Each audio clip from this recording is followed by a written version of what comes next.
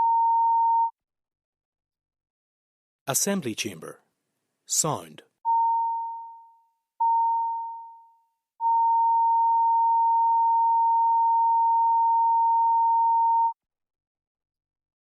Assembly Chamber. Sound.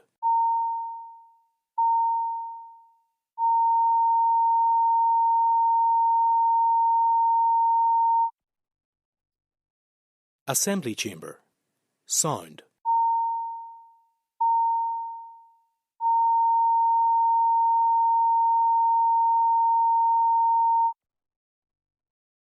Assembly Chamber.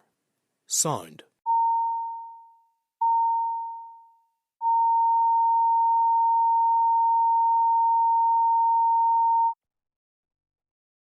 Assembly Chamber. Sound.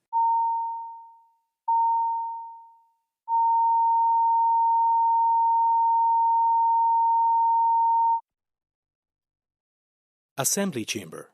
Sound.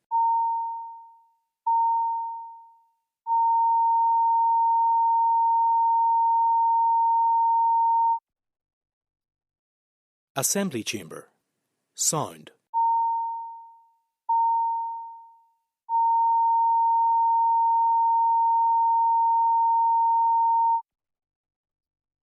Assembly Chamber. Sound.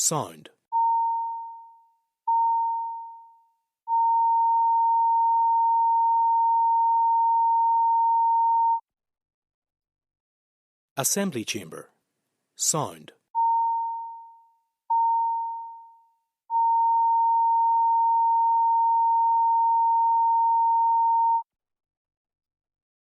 Assembly Chamber. Sound.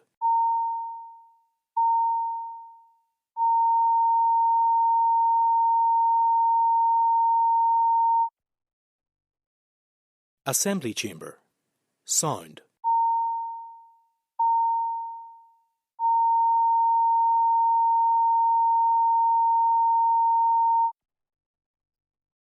Assembly Chamber. Sound.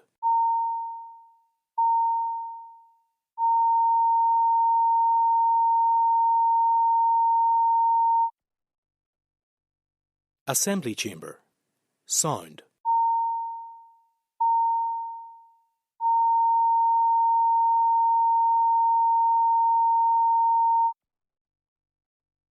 Assembly Chamber.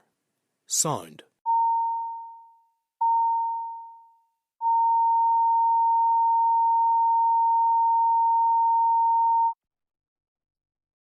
Assembly Chamber. Sound.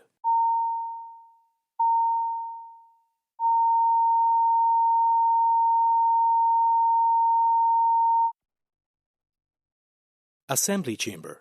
Sound.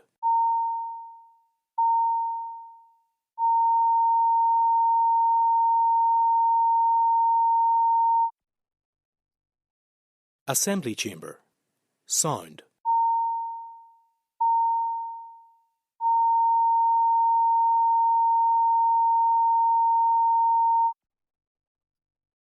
Assembly Chamber. Sound.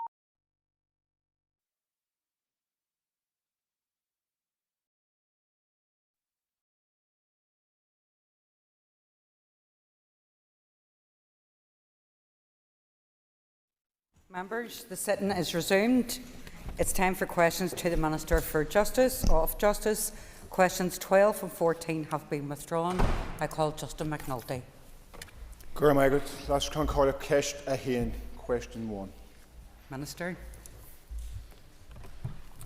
In recent days, we have seen how the use of threatening and abusive words and materials targeted at those most vulnerable in society can spread fear and division in communities and incite hatred. I'm continuing to prioritise actions to deliver support for victims of hate crime, including those targeted by hate expressions. The delivery of foundational hate crime legislation provisions in this mandate remains a key priority for DOJ. These provisions, delivered through a sentencing bill and a Victims and Witnesses of Crime bill, will modernise hate crime law in Northern Ireland and provide a more robust system to sanction offenders.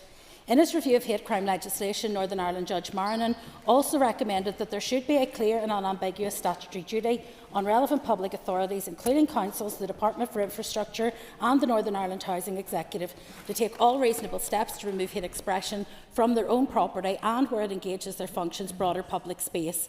Policy development work on the removal of hate expressions is ongoing, including liaising with the named authorities in the recommendation, PSNI, local councils and DFI.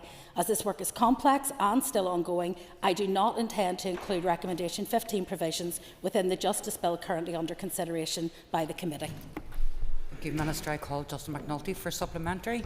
Thank the Minister for her answer. We saw a very positive example of this last number of weeks, where Magdalene and Harvey were contracted to remove hate crime graffiti on bridges in the Newry area. Minister, adoption of Recommendation 15 would include a requirement that there should be a clear and unambiguous statutory duty on public authorities to take all reasonable steps to remove hate expression from their own property and broader public space. In other words, removal of material facilitating racist and sectarian intimidation from housing. Would you agree with me that this is a vital legislative step given recent attacks? Well, first of all, I agree that it is vital that those hate expressions are removed from public display. I believe that them remaining in place normalises and makes acceptable expression of sentiments and violent thoughts that are not acceptable in a civilised society. And I think we need to acknowledge that. I think the issue here is about how we actually take this forward. You know that there was the FICT Commission report, for example, which looked at the display of emblems and symbols in public spaces, and we were unable collectively as 5 parties to get agreement as to how that would be taken forward. What I want to do is look very specifically at the recommendations which have been brought forward by Judge Marrinan. However, given that it creates duties on local authorities that fall outside the purview of the Department of Justice, I will need the cooperation of other departments in the Executive to be able to bring that into effect. Jonathan Buckley for supplementary. Well, Deputy Speaker, Minister, there are those in society who seek out offence even when no offence exists. One of your former Alliance Party colleagues on Causeway Coast and Glens called for the removal of a completely inoffensive biblical verse on a wall in Port Stewart.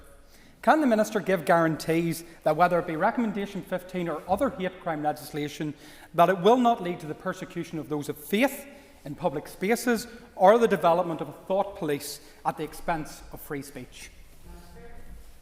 Well, Madam Principal Deputy Speaker, there is of course a salty retort I can make about those who go seeking offence, but I'll set that aside and be more ministerial in my approach to the member's question. I'm, first of all, as the Speaker has already acknowledged, not here to answer questions on behalf of the Alliance Party, and the member already knows that. What I can say is, and I say this as a person of faith, there is nothing in my faith or any other faith that justifies the use of hateful language, of hateful expression, or of hateful behaviour. And I think that those who believe that their faith justifies such expression and behaviour need to reconnect with it. Excuse me, Jonathan. Excuse me, Jonathan. Neil McAllister. Minister for her answers, and I want to move on to some questions that the Minister can answer because it's within her department's portfolio and remit. At the heart of a lot of these assaults over the last few weeks are victims. I want to ask the Minister if you could outline a little bit more about the work your department has undertaken to support victims of hate crime. Well, first of all, providing guidance and practical assistance in the aftermath of hate crimes offers vital support at a critical time. Enhanced protections for victims is available through a range of mechanisms. There is direct support provided through the Hate Crime Advocacy Service, which is jointly funded by DOJ and PSNI. That supports victims as they journey through the criminal justice process, signposts them to support services, and can assist with third-party reporting to the PSNI. DOJ, PSNI, NIHE and the Department for Communities also jointly fund the Hate Incident Practical Action Scheme, HIPA, which is there to provide personal and home protection measures if someone's home has been damaged or they have been the victim of hate crime at their home. And the Help in Hand app actually provides multilingual avatars to help support victims of hate crime in their own language and provide understanding on how the criminal justice system works. We also support the work of PCSPs, and their work includes raising of awareness and education initiatives on reducing hate crime in local communities and introducing legislative provisions, as you're aware, which will modernise race hate crime law in Northern Ireland as part of the sentencing bill and provide a more robust system to sanction offenders and improve support for victims of hate crime. Thank you, Minister. I call Deirdre Harkey. Minister, for your answer so far. Minister, there was an attack obviously on the Belfast Islamic Centre, and there was swift follow-up action with a person appeared in court yesterday. Can you also ensure that there will be swift follow-up responses and accountability to those that have carried out recent attacks across the north? Thank you. Well, first of all, I would want to condemn the attack on the Islamic Centre in Belfast at weekend. It has caused distress and alarm, not only among those who were at prayer at the point when it happened, but also at those who use the centre regularly and other members of the community. We're committed to playing our part in DOJ in terms of trying to deliver a safer community for all, including victims of race, hate crimes and Islamophobia, in partnership with other government bodies and beyond. I have been reassured by the Chief Constable that he intends to take swift and robust action when it comes to following up on those offences. I've also been reassured by PPS and by the courts that they do have the capacity to be able to do that, and I have said publicly that if more resources are required in order to expedite that, we are open to listen to those calls for additional support. I call Cheryl Brownlee. Question 2. Significant support provision has already been made available under the 7-year domestic and sexual abuse strategy for 2024 to 2031, which my department leads in partnership with the Department of Health. The support and provision pillar of the strategy is intended to ensure that all victims of domestic and/or sexual abuse can access tailored, responsive and specialised support and provision to recover and build their lives.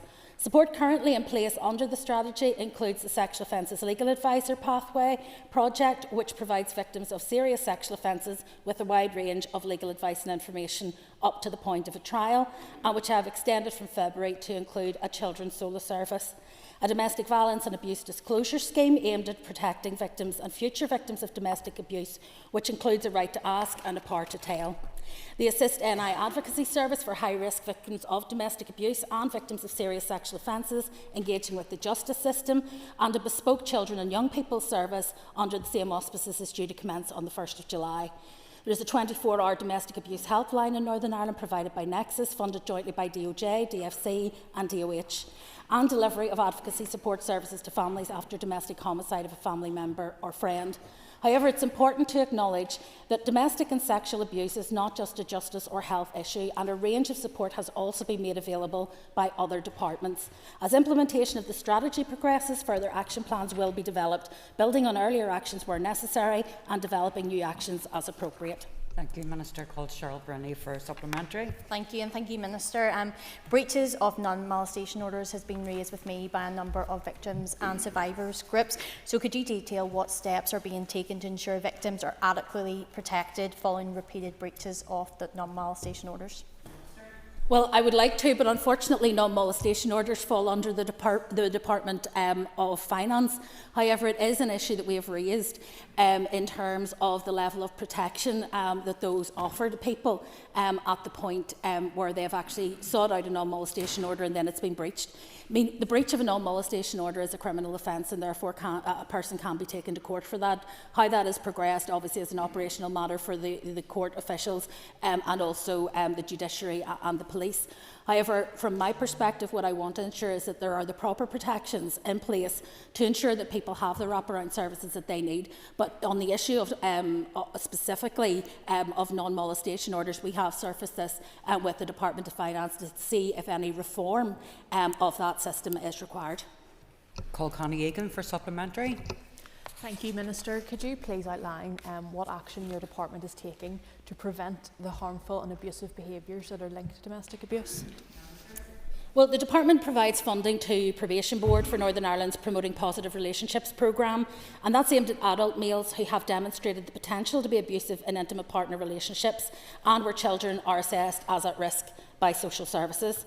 A key feature of that programme is the inclusion of a dedicated partner support worker who provides support to the current partner of the participant, and it's delivered across all 5 trust areas. In addition, we've recently approved a significant increase in investment in the programme, which will allow the number of programmes delivered annually to rise from 60 to 90, and that will help with intervention and support. As part of the new DSA strategy, the Department will also be undertaking work to look at costed options to enhance measures to address abusive behaviours. We also work hard to tackle the toxic masculinity and misogynistic ideologies that are so closely linked to domestic violence and cannot be achieved by DOJ DOJ alone. TEO, as the departmental lead for VOG, for example, has an important role to play, as does the UK Government, which holds a reserved power to regulate online environments where these ideologies are often spread. Call Cara Ferguson for supplementary. Thank you, Principal Deputy Speaker. Minister, what more do you feel can be done by the Department to raise awareness of legal aid waivers for domestic violence protection? Thank you. Well, there are a couple of things.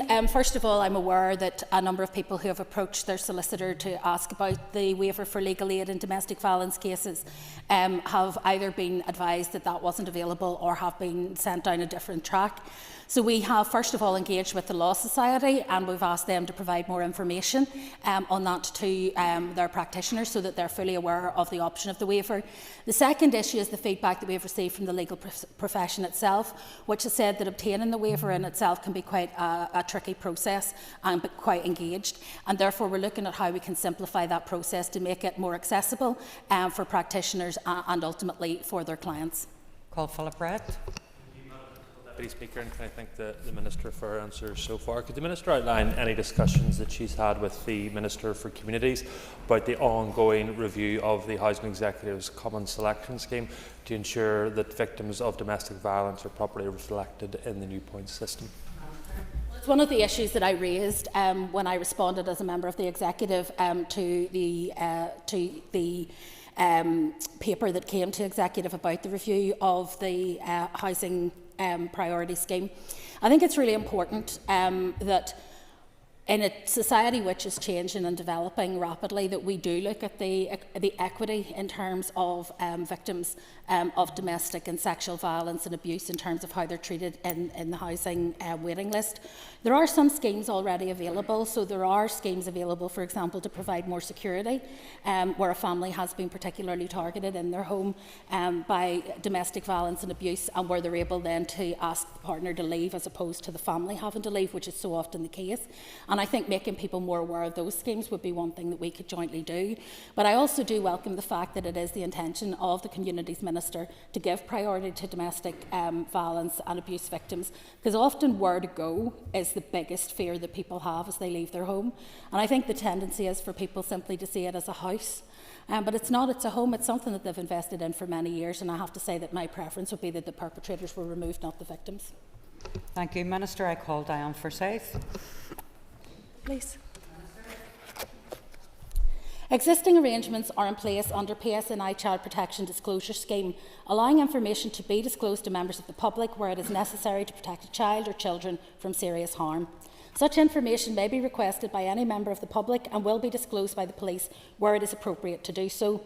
Police or other agencies may also proactively disclose information in relation to serious offenders where it is necessary to protect victims, potential victims or other persons in the community. These mechanisms are in line with set out in Article 50 of the Criminal Justice Northern Ireland Order 2008 and with the statutory guidance which my department has issued to agencies involved in the public protection arrangements in Northern Ireland. I consider that these arrangements are consistent with child safeguarding requirements. I would encourage anyone who is concerned about an individual posing a risk of harm to children to contact police in the first instance to seek that disclosure. Thank you. I call Diane Forsyth for supplementary. Thank you, Madam Principal Deputy Speaker, and thank you, Minister. Minister, I have had a couple of cases recently within my constituency where people have been moved and housed, and it has come out some way later on that in fact there's a child sex offender living within the park, much to the alarm of the local residents. Are you suggesting that it should be the case that whenever somebody new moves into a particular estate where children are, that the local residents should be seeking information about every individual that moves into the area in the interest of safeguarding their children?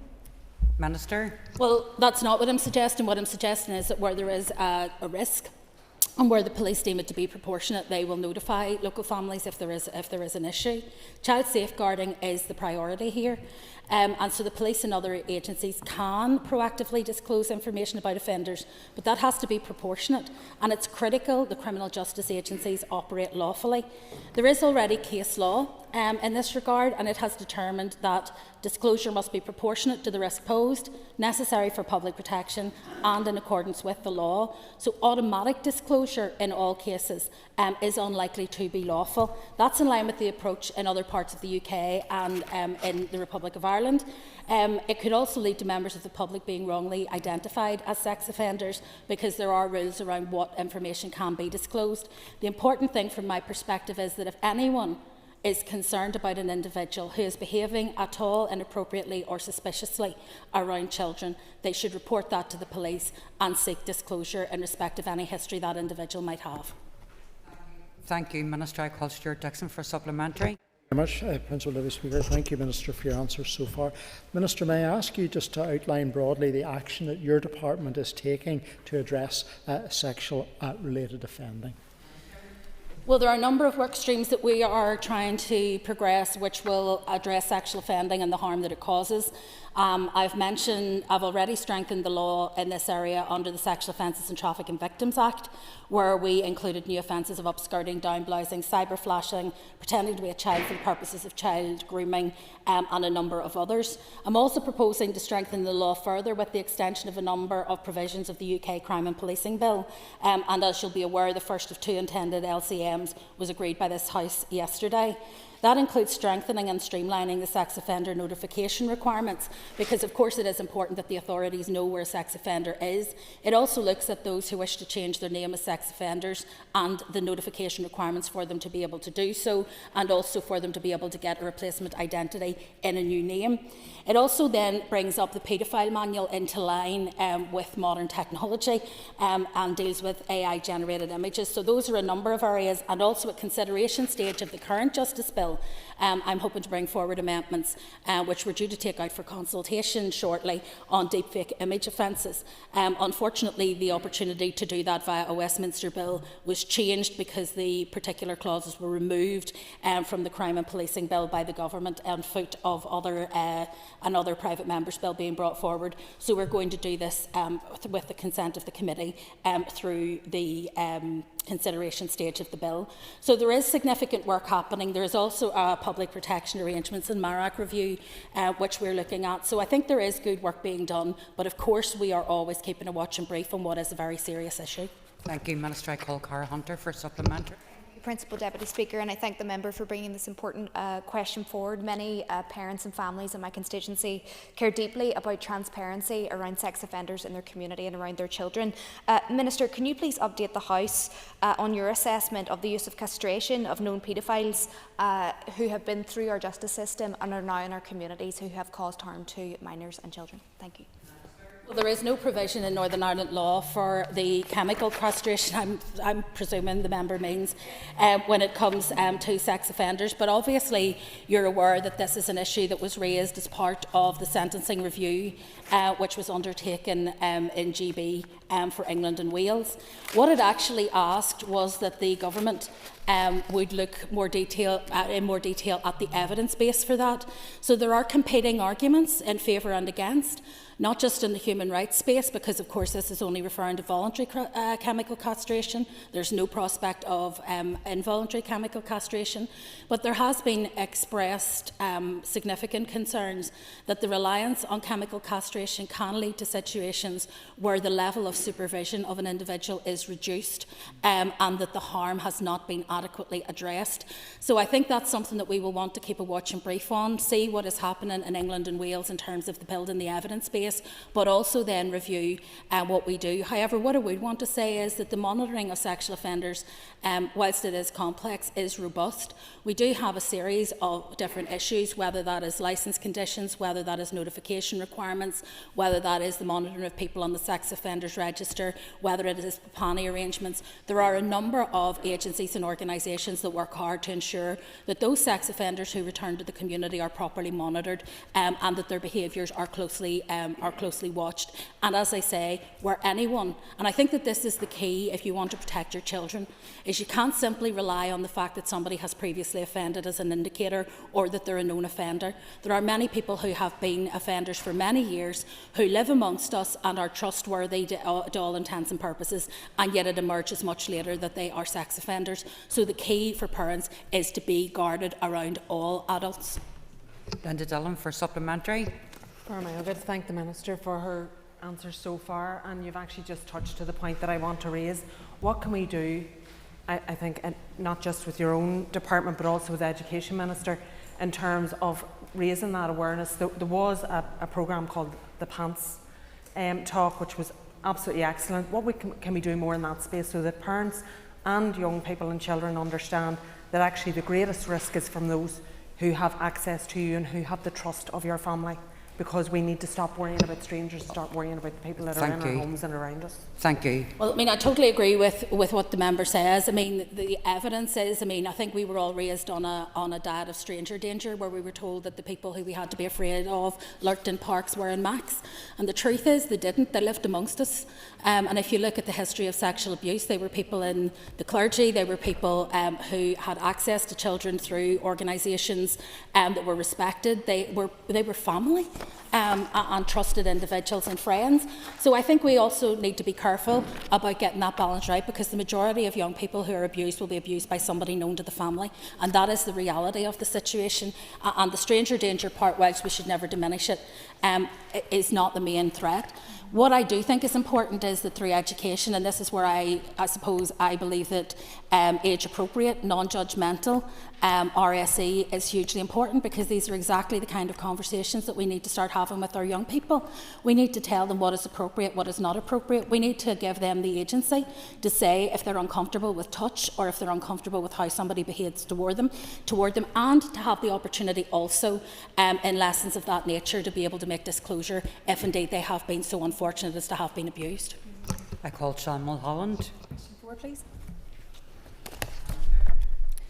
The current law in Northern Ireland on the physical punishment of children is based on the concept of reasonable chastisement.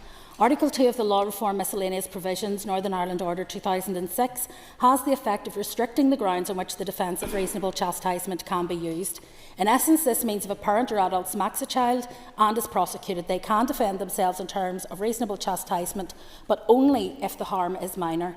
Anything which causes more than transitory or minor discomfort is unlawful and can result in prosecution.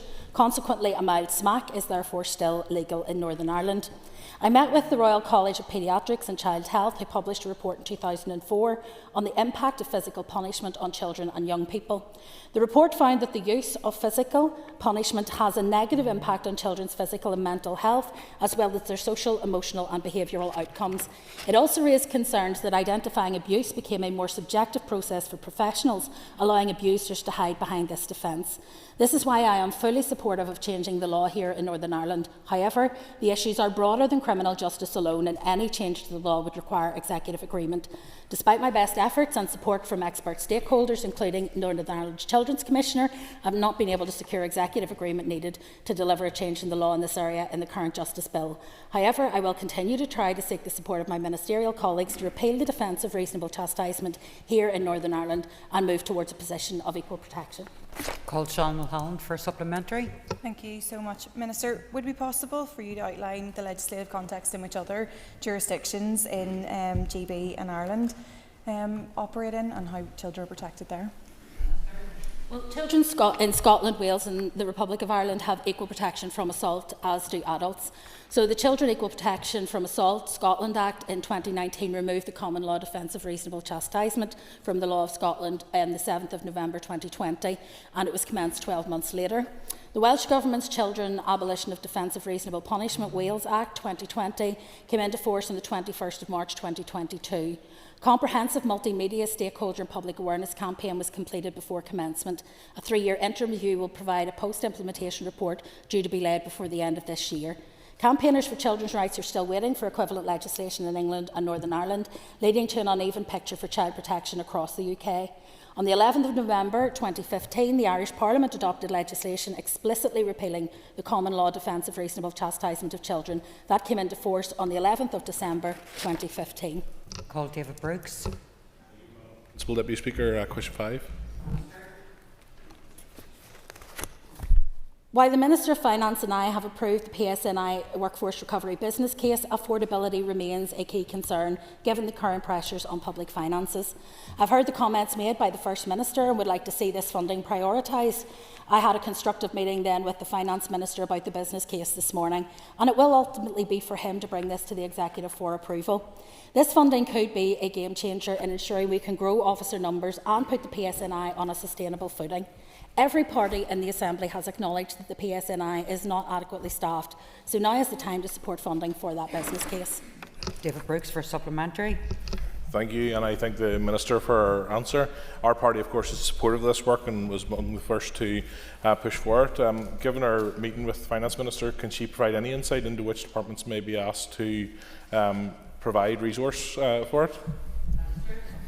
Well, as things stand at the minute, just to provide some clarity, PSNI have set aside a provisional £7 million this year for recruitment in the first year, which is the first year of the business plan. However, that adds to their pressures because it hasn't been as yet funded by the Executive. Those pressures at the minute are around £21 million. So 7 of that is for the business case for recruitment. So even if they were to get the 7 million, we would have to find a way of bridging the gap on the remaining 14 for it to be affordable. But the Chief Constable has agreed to go away and do a piece of work on that. Next year it would cost about 26 million.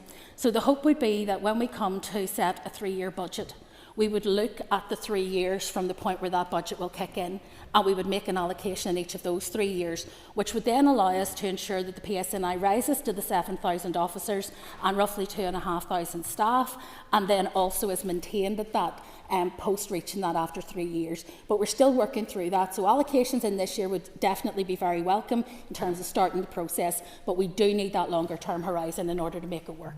David Honeyford for supplementary. Thank you, Principal Deputy Speaker, and thank you, Minister, for your response so far. Could you outline the steps that you have taken to prioritise resourcing of the PSNI within the current budgetary environment? Look, I've taken every opportunity to do this. I mean, first of all, in the opening budget allocations, and also as we have gone through the year to date, which in fairness in this year is only about 10 weeks in. So if we look at the PSNI, 65% of the funding that came into the Department of Justice went to PSNI, and 35% provides the entire remainder of the system. So that gives you some idea of the proportion, the proportional split. We have to run everything else, courts, probation, everything, prisons, on the basis of 35% of the remaining budget. We also know that there are other challenges, so we got an additional 5 million towards making our community safer, which was one of the priorities in the executive programme, and the PSNI will receive 4.75 million of that, which is 95% of it. In addition to the baseline allocation, we also had additional executive allocations of 132.3 million, and PSNI received just over 86 million of that. So I think from my perspective, there has been a prioritisation when it comes to the PSNI. Sadly, they also, I should say, got 3.3 million towards the increased cost of employer national insurance contributions. I also submitted a bid in light of the recent riots for £5 million to help the PSNI with the additional cost of mutual aid. However, it is sad that that £5 million has gone essentially in supporting the policing of riots when it could have gone directly into increasing the number of officers available to do general policing. Thank you, Minister. I call Matthew O'Toole for a supplementary. Thank you, Deputy Speaker. A very quick one. I hope we will hear that this business plan will be met later this year, because some of the words from the First Minister indicated that they would. But can I ask, when that workforce plan is published, will it address what now appears to be a crisis in Catholic recruitment to the PSNI numbers are at an all-time low? I don't want to necessarily get into all of the old categories, but we do need to rescue Catholic levels of recruitment. Does the Minister agree? 60 seconds. I think it's very important that our police service is representative, and I look forward to working with the member to ensure that it is so going forward. Thank you, Minister. That ends the period for listed questions. We'll now move on to 15 minutes of topical questions, and I call Justin McNulty. Last week, a headline in the Belfast Telegraph reported that a lot of young people believe they missed out on the Troubles. Minister, many of us grew up with and were shaped by the violence, the maiming, the murder, the fear and the terror of the Troubles. So how is it that young people today, born after the peace process, are coming to the view the horrendous violence and the devastation of the Troubles that still haunts and scars people to this day as something they missed out on? And what measures are being taken to address the underlying causes of youth disengagement and susceptibility to paramilitary propaganda and influence? Minister. Well, I'll answer the first part of that question as best I can, though it isn't necessarily one for the Department of Justice alone. I think there are a number of factors. I think, first of all, the lack of lived experience, that people see stuff on television and they think it looks exciting. And if you've never actually been fearful for your life in the way that the people who lived at interfaces when riots were taking place, in the way that they felt, then you're not going to recognise the potential risks. Young people, because of the stage of their development, are often risk takers. They often don't see long-term consequences in the same way as we do as adults, and therefore I think that there is a tendency for them to engage in high-risk behaviours, and that obviously is challenging. I think there are also those who are subject to criminal coercive control within communities, and I think that there has been both online and in communities a degree of indoctrination and radicalisation of young people to think it's exciting. But I would also say this very gently to members in this chamber: if we glorify and put people on a pedestal as heroes because of things they did during what was a horrendous period, there is a risk that young people, instead of looking up to those who were law-abiding throughout and who adhered to the normal rules in society, will see that those are people they should emulate. And we have to be conscious as we work through how we respect those who have passed, and at the same time don't glorify situations or behaviours that could endanger another generation of young people. Justice McNulty for supplementary. So would the Minister therefore share my concerns that the executive that your party occupies, that supposedly aims to stop paramilitarism, is led by a party that uses propaganda on illegal billboards, on social media, and uses every channel possible to glorify the IRA violence and bloodletting, and who are allied with unionist leadership who are soft on the erection of UDF flags and paraphernalia, and thereby collaborating to perpetuate a sectarian hate divide across our community? It's questions, Justin, not speeches. Minister, please. Well, I think my initial answer makes clear my views when it comes to paramilitarism. I have been consistent throughout my political career that there can be no place in our society for paramilitarism. And whilst I respect the right of every community to respect their dead and to commemorate those matters that are important to them, I think we all need to be conscious of the impact and influence that that can have on young people and what they see as how to be a champion or a hero in your community. Let's create the positive role models that young people want to emulate, who are able to do things without ending up spending considerable lengths of time in jail. Thank you, Minister. Call Philip Brett. Minister, you'll be aware of the campaign that's been launched by the Police Federation for Northern Ireland, Let Them Protect. Would the Minister join with me in giving her full support to that campaign to ensure our brave police officers right across Northern Ireland get the protections that they deserve? Minister. More than happy to do so. I was at the launch of the Let Them Protect campaign, and I think anyone who has seen the very hard-hitting advertising on television will be struck by the vulnerability of the people who the police are attending to day and daily, and the risks to those people if PSNI officers are instead in hospital waiting rooms seeking treatment for assault. It is not acceptable that when people run towards harm to protect us, that they end up being spat on, bit, kicked, having masonry dropped on their heads, and a whole host of other abuses, their cars rammed and other things. When people step forward to protect this community, they deserve to have the respect of this community and its cooperation. And for those who attack the PSNI, they are not just attacking the PSNI. They are attacking, first of all, people who are members of families and communities themselves and whose families are distressed by what happens, but they're also attacking the wider community because they're preventing the police from attending to those crisis situations and they're delaying them in their response. And that could cost any of us. That could cost any of us if we ever need to dial 999 in an emergency.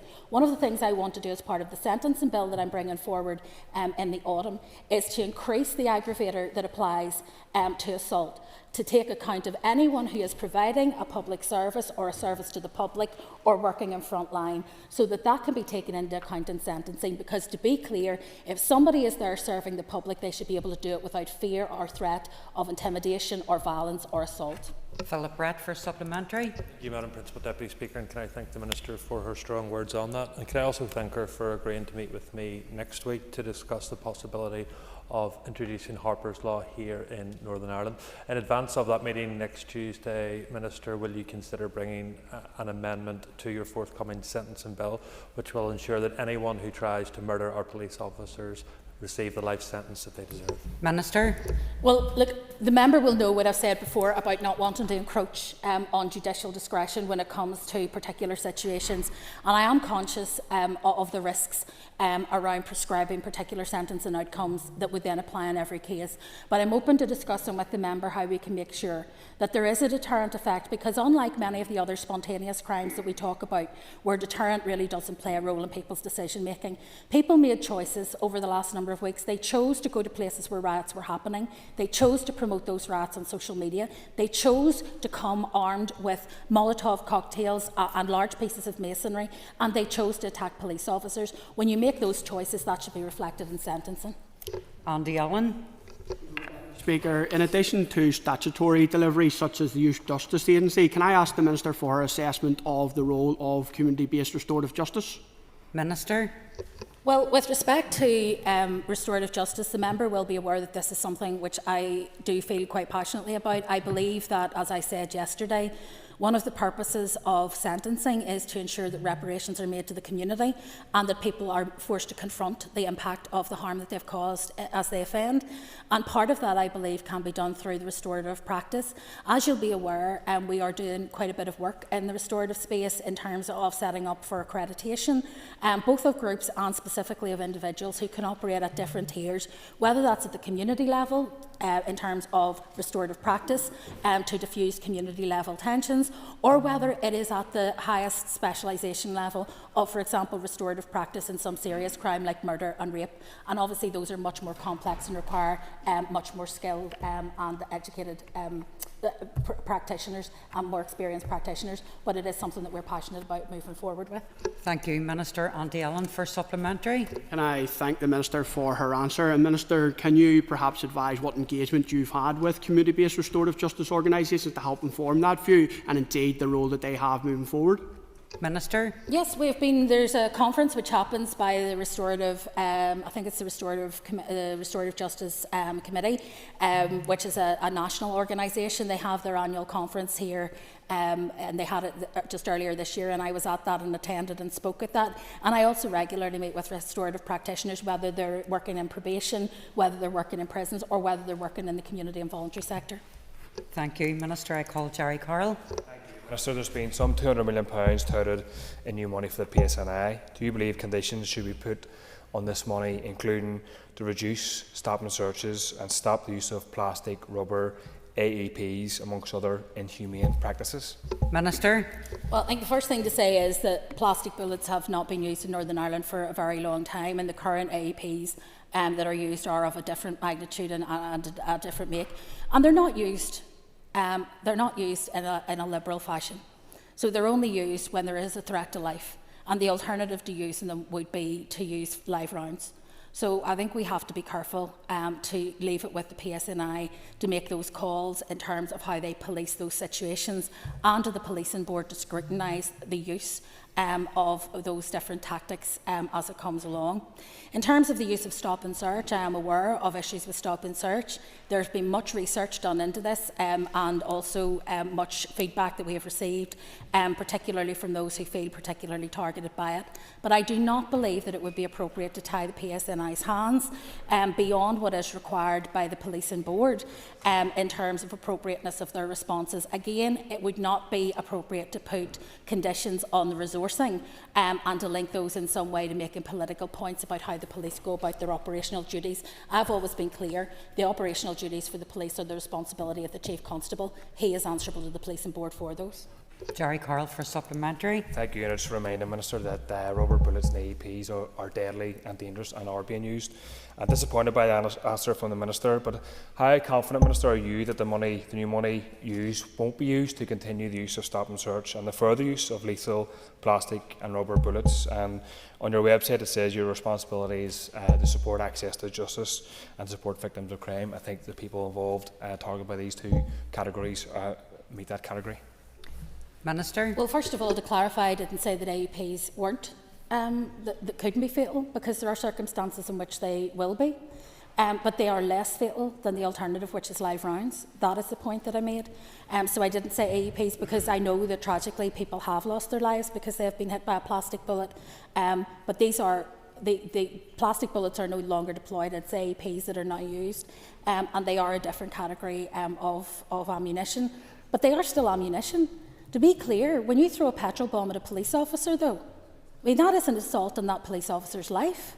And if a police officer's life is under threat anywhere else, they would resort to live rounds. So, you know, I'm not going to get into a situation where I try to dictate to the police how they go about their job. As I've said, that's a matter for the Chief Constable, and he is accountable to the Policing Board. I am aware, however, that the Policing Board are looking very carefully at the issues around powers of stop and search and how those are used to ensure that there are robust safeguards in place, because of course the human rights of us all as citizens matter, and police powers have to be fettered within the law, and therefore that is something that the Policing Board are doing. But I don't believe that that is something that should be tied to what is a basic resourcing issue. We do not have enough police officers, and with respect, if we had more police officers engaged in more direct community policing, we may not have young people on our streets placing themselves in danger.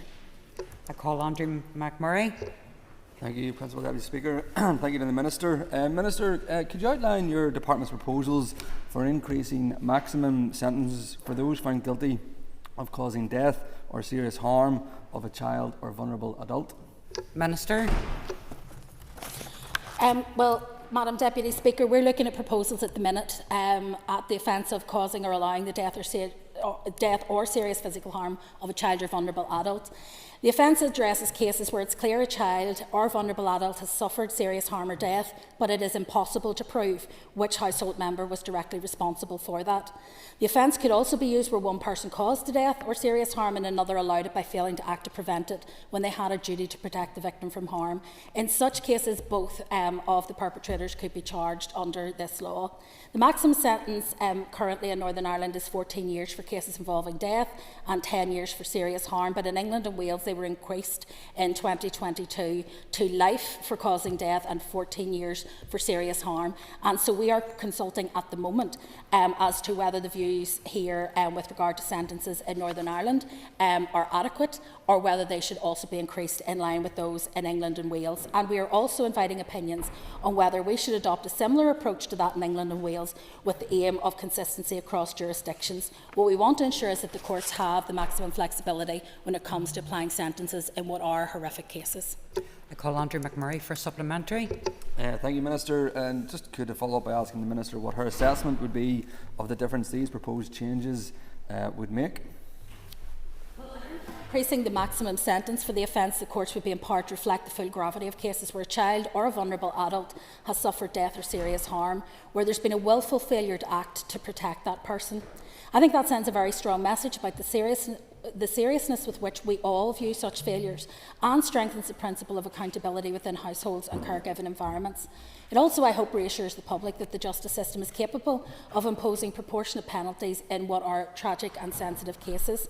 In practical terms, it would allow the court to differentiate between lower-level neglect and much more significant conduct, such as prolonged inaction in the face of obvious risk. I think we will all have been horrified at some of the cases that we have seen over recent years, where children and vulnerable adults have clearly been abused over a protracted period of time, and yet astonishingly no one in the household took the time to report that neglect or abuse. That's what we want to drive out. Maurice Bradley for question. Thank you very much, Principal Deputy Speaker. Minister, over 60 PSN officers have been injured throughout the recent disorder in Ballymena, Larne and Portadown, including naked sectarian attacks in Londonderry directed at residents in the Fountain. What financial help is your department giving to the PSNI to improve community engagement and build public confidence in areas affected by this disorder? Minister, you've less than a minute. Well, I think in the first instance what we're doing is providing them with the money that allowed them to build resilience by getting mutual aid, and that's around £5 million, and we're very hopeful of that coming through. In terms of the wider resources available to the PSNI, I think the best way for the PSNI to build confidence in communities is to be in those communities, policing them at neighbourhood level, and that's why I've put forward the business case, and I'm hopeful that the Executive will buy into that business case very soon. Thank you, Minister. Regrettably, Morris, there's no time, so time's up for questions to the Minister for Justice. We move on to questions to the Assembly Commission. Just to inform you all that questions 6, 9 and 15 have been withdrawn, and I call Keith Buchanan. Principal Deputy Speaker, question 1, please. And Sinead Ennis is going to answer this on behalf of the Commission. I thank the member for his question. The Assembly Commission takes security extremely seriously, and while it does not comment on the detail of security arrangements, I can confirm that the last review of security at Parliament buildings was carried out by the PSNI in 2022. Earlier this year, the PSNI confirmed that the findings of that review remained valid, and any further exercise would be of limited value at this point. The Assembly Commission has always sought to strike an appropriate balance between protecting everyone in Parliament buildings and being welcoming to the public. In 2024, the Assembly Commission transferred responsibility for the reception desk to the Visitor Experience Team. This followed consultation with the PSNI, but this was not considered to have any adverse impact on security, as there is a continuing presence of Assembly ushers and PSNI officers in the Great Hall and the reception area. The partial electronic access control system is due to be installed at Parliament buildings later this year, primarily focused on the Great Hall and some areas of the first floor. It will significantly improve overall security by creating a visitor zone from which access to restricted areas will not be possible without the appropriate authority. Security arrangements at Parliament buildings are continually monitored on an ongoing basis and includes those arrangements pertaining to guests and visitors. And as I've said, it is not wise to discuss details of security arrangements publicly, but if any member has a specific concern, they should feel free to approach any senior Assembly Commission officials directly. Thank you, Sinead. I call Keith Buchanan for a supplementary. Thanks the member for the response so far. After the recent comments by NECAP, Kildare MP, is the Commission content that it's doing all it can to keep us safe whether we're here or at home or anywhere? Sinead. I thank the member for his follow-up question. As I've said, we take the security of members and visitors and staff of this building very seriously. Plans, as I said, are underway for the installation of the partial access control system for Parliament buildings. That will be later this year. As I said, the system will primarily focus on the Great Hall and some areas of the first floor, and we feel that this will significantly improve overall security as it will create a visitor zone from which access to restricted areas will not be possible without the appropriate authority. And as I've said as well, the Assembly Commission endeavours to balance security measures with the desire to keep Parliament buildings welcoming and accessible as possible against the backdrop of the broader security situation. I call Deborah Erskine. Madam Principal Deputy Speaker, question 2, please. And I ask Trevor Clark to respond on behalf of the Assembly Commission. Thank you very much, Principal Deputy Speaker. Can I thank the member for her question? The Education Service provides educational programmes and resources to support teaching and learning about the Assembly. It also encourages and facilitates the participation of young people in the work of the Assembly educational programmes and with young people from primary and secondary schools, colleges and universities. The schools programme supports the Northern Ireland curriculum, the subjects of government and politics at GCSE and A-level, and learning for life and work and history at post-primary level, and learning areas including the world around us and the personal development and mutual understanding at primary level. The education programme affords members the opportunity to participate, giving young people the opportunity to meet with their elected representatives and to see democracy in action. Schools are also invited to get involved in the work of the Assembly, and in recent years over 80 schools have taken part in committee consultations on the issues of Bill of Rights of Northern Ireland, the impact of the school lockdown on young people and climate change. The Education Service also provides tailored programmes for school councils and eco-schools. The Education Service promotes its programme widely to schools via mail shots, email, the C2K notice board, and Irish medium schools now receive a mail shot information in the Irish languages. Thank you, Trevor. I call Deborah Erskine for supplementary. Thank you for that answer, and I just want to put on record thanks to the education team, because it's probably one of the lesser known things in terms of the business that happens up here in the Assembly, and I know from schools in my own constituency they really appreciate coming up to Stormont and hearing about the work that goes on. But can you detail how many pupils take part in the Assembly's education programme on an annual basis? Trevor. I should maybe at the outset thank the member for commending the work that's done within the Education Service. Many of us have brought schools up from within our constituencies, and I know the children really enjoy the interaction with the Education Service and get that opportunity to see round the building. But in terms of the substance of your question, during the 24-25 academic year, 7,700 pupils visited Parliament buildings, and a further 825 joined an online session. These pupils came from a range of schools right across all 18 constituencies. Thank you. I call Gemma Dolan. Question number 3, please. And can I ask Neil McAllister to respond on behalf of the Commission? Thank you, Principal Deputy Speaker. I thank the member for her question, and there is a bit of background to this, so I might take longer than the minute. During 2019, the then Permanent Secretary of the Department of Finance had been liaising with the Assembly Clerks, Chief Executive and other stakeholders to explore the feasibility of opening a preschool childcare facility on the Stormont estate, and the intention was that that facility could be used by members, member staff, Assembly Commission staff and civil service staff working on the estate. The department had advised that at the time the feasibility of a childcare facility on the Stormont estate could have been considered as a potential action for inclusion in a draft childcare strategy which was being developed by the Department of Education. However, in November 2022, the Department informed the Assembly Commission that work on the childcare strategy had been paused due to the pandemic, and it was unknown if the strategy would now include the provision of a childcare facility. Due to the significant changes of the civil service workforce within the estate, notably with regards to hybrid working. Subsequently, the Department then confirmed in September 2023 that it had no immediate plans for a childcare facility on the Stormont estate. However, in October 2024, the head of the Civil Service initiated a meeting with relevant stakeholders, including the Assembly's Chief Executive, to once again consider the feasibility of a childcare facility on the Stormont estate, and a further meeting took place at the end of April. At the beginning of June, however, the Assembly Commission and other stakeholders were informed that there would be no Northern Ireland Civil Service-wide initiative on workplace nurseries, and that colleagues should, however, continue to pursue viable options within their own business areas as appropriate. The Assembly Commission remains open to exploring cooperation in such a project, but without other partners, the viability of the proposal is questionable. Thank you, Nuala. I call Gemma Dolan for her supplementary. And I thank the member for that answer. I'm just wondering, are there any plans to look at a creche facility at Parliament buildings, given the Department of Finance's confirmation that there are no plans for one on the wider estate? Nuala. Unfortunately, there are no current plans or proposal being taken forward by the Assembly Commission to actually provide a creche facility at Parliament buildings, and as stated before, without partners, such a facility wouldn't be viable at this stage.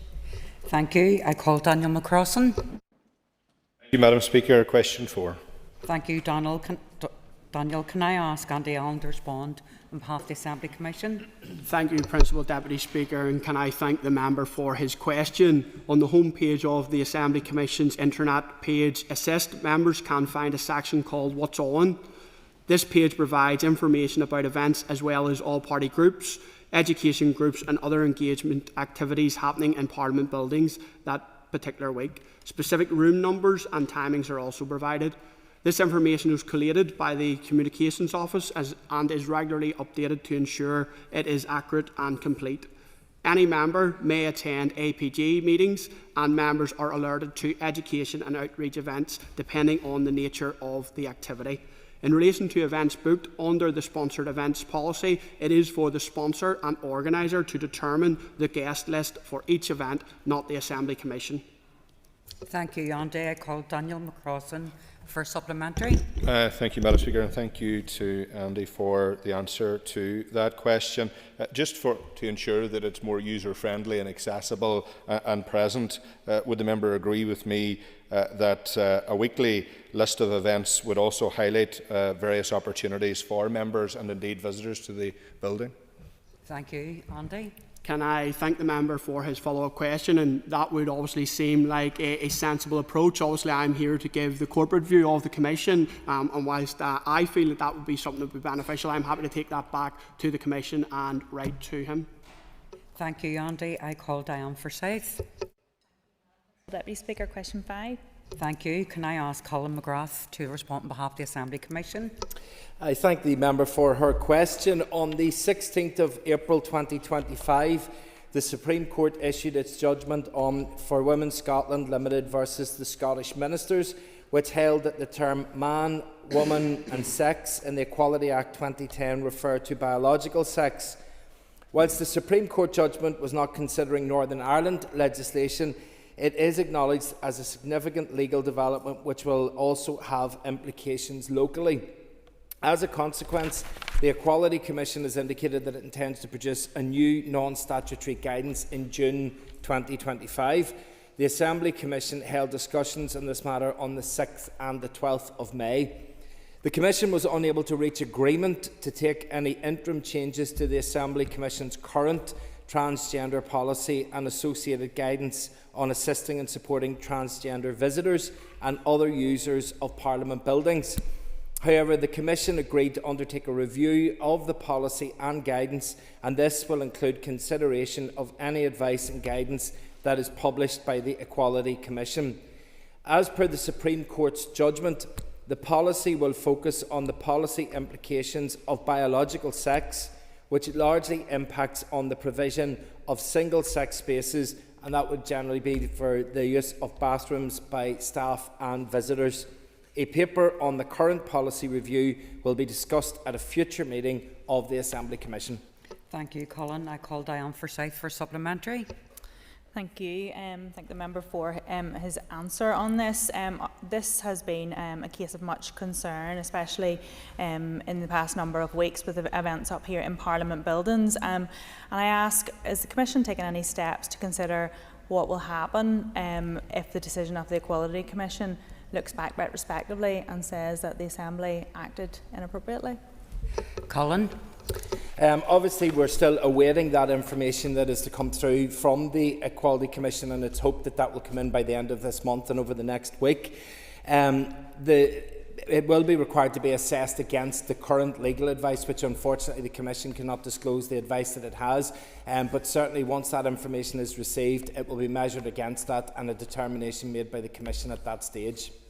Thank you. I call Timothy Casson for supplementary. Very much, Principal Deputy Speaker. Can the member confirm that the changes to the storm toilet policy were made after consultation with the widely distributed trans lobby group Stonewall, but there was no consultation with parties not presented or represented on the Commission, even though both us and our staff use these facilities? Colin? Well, as has been highlighted, there's been no change to the policy as taken yet by the Commission, but the Commission's transgender policy involves changes to the Assembly Commission staff handbook, which were in keeping with the settled legislative and legal position at the time and were approved by the senior management team. Therefore, there were no political parties that were consulted then. And as per the Assembly Commission's equality scheme, consultation on the draft policy sought the views of those directly affected by it, and that includes representative of the Section 75 categories, the Assembly Commission staff and NIPSA. In relation to whether the Commission will undertake to include MLAs not represented on the Commission in consultations moving forward, those directly affected by a draft policy are reviewed prior to each of the consultation processes that takes place. Thank you. Question number 6 had been withdrawn, and I call Claire Ferguson. Speaker, question number 7. Can I ask Trevor Clark to respond on behalf of the Assembly Commission? Thank you very much, Principal Deputy Speaker, and can I thank the member for the question. The Assembly Commission recognises the importance of a family and care-friendly working environment, and it contributes to a healthier, more engaged and productive workforce.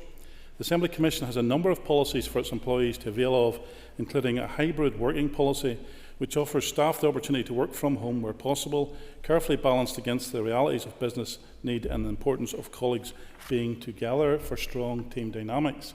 The balance between working in Parliament buildings and working at home varies depending on the post that they hold and the business needs and the preference of the member of staff. Staff hours at work policy, which affords a staff member the opportunity to accrue additional time worked, which can be taken during recess or when business is quieter. A flexible working and partial retirement policy, which allows a member of staff to adjust their working pattern either permanently or on a temporary basis.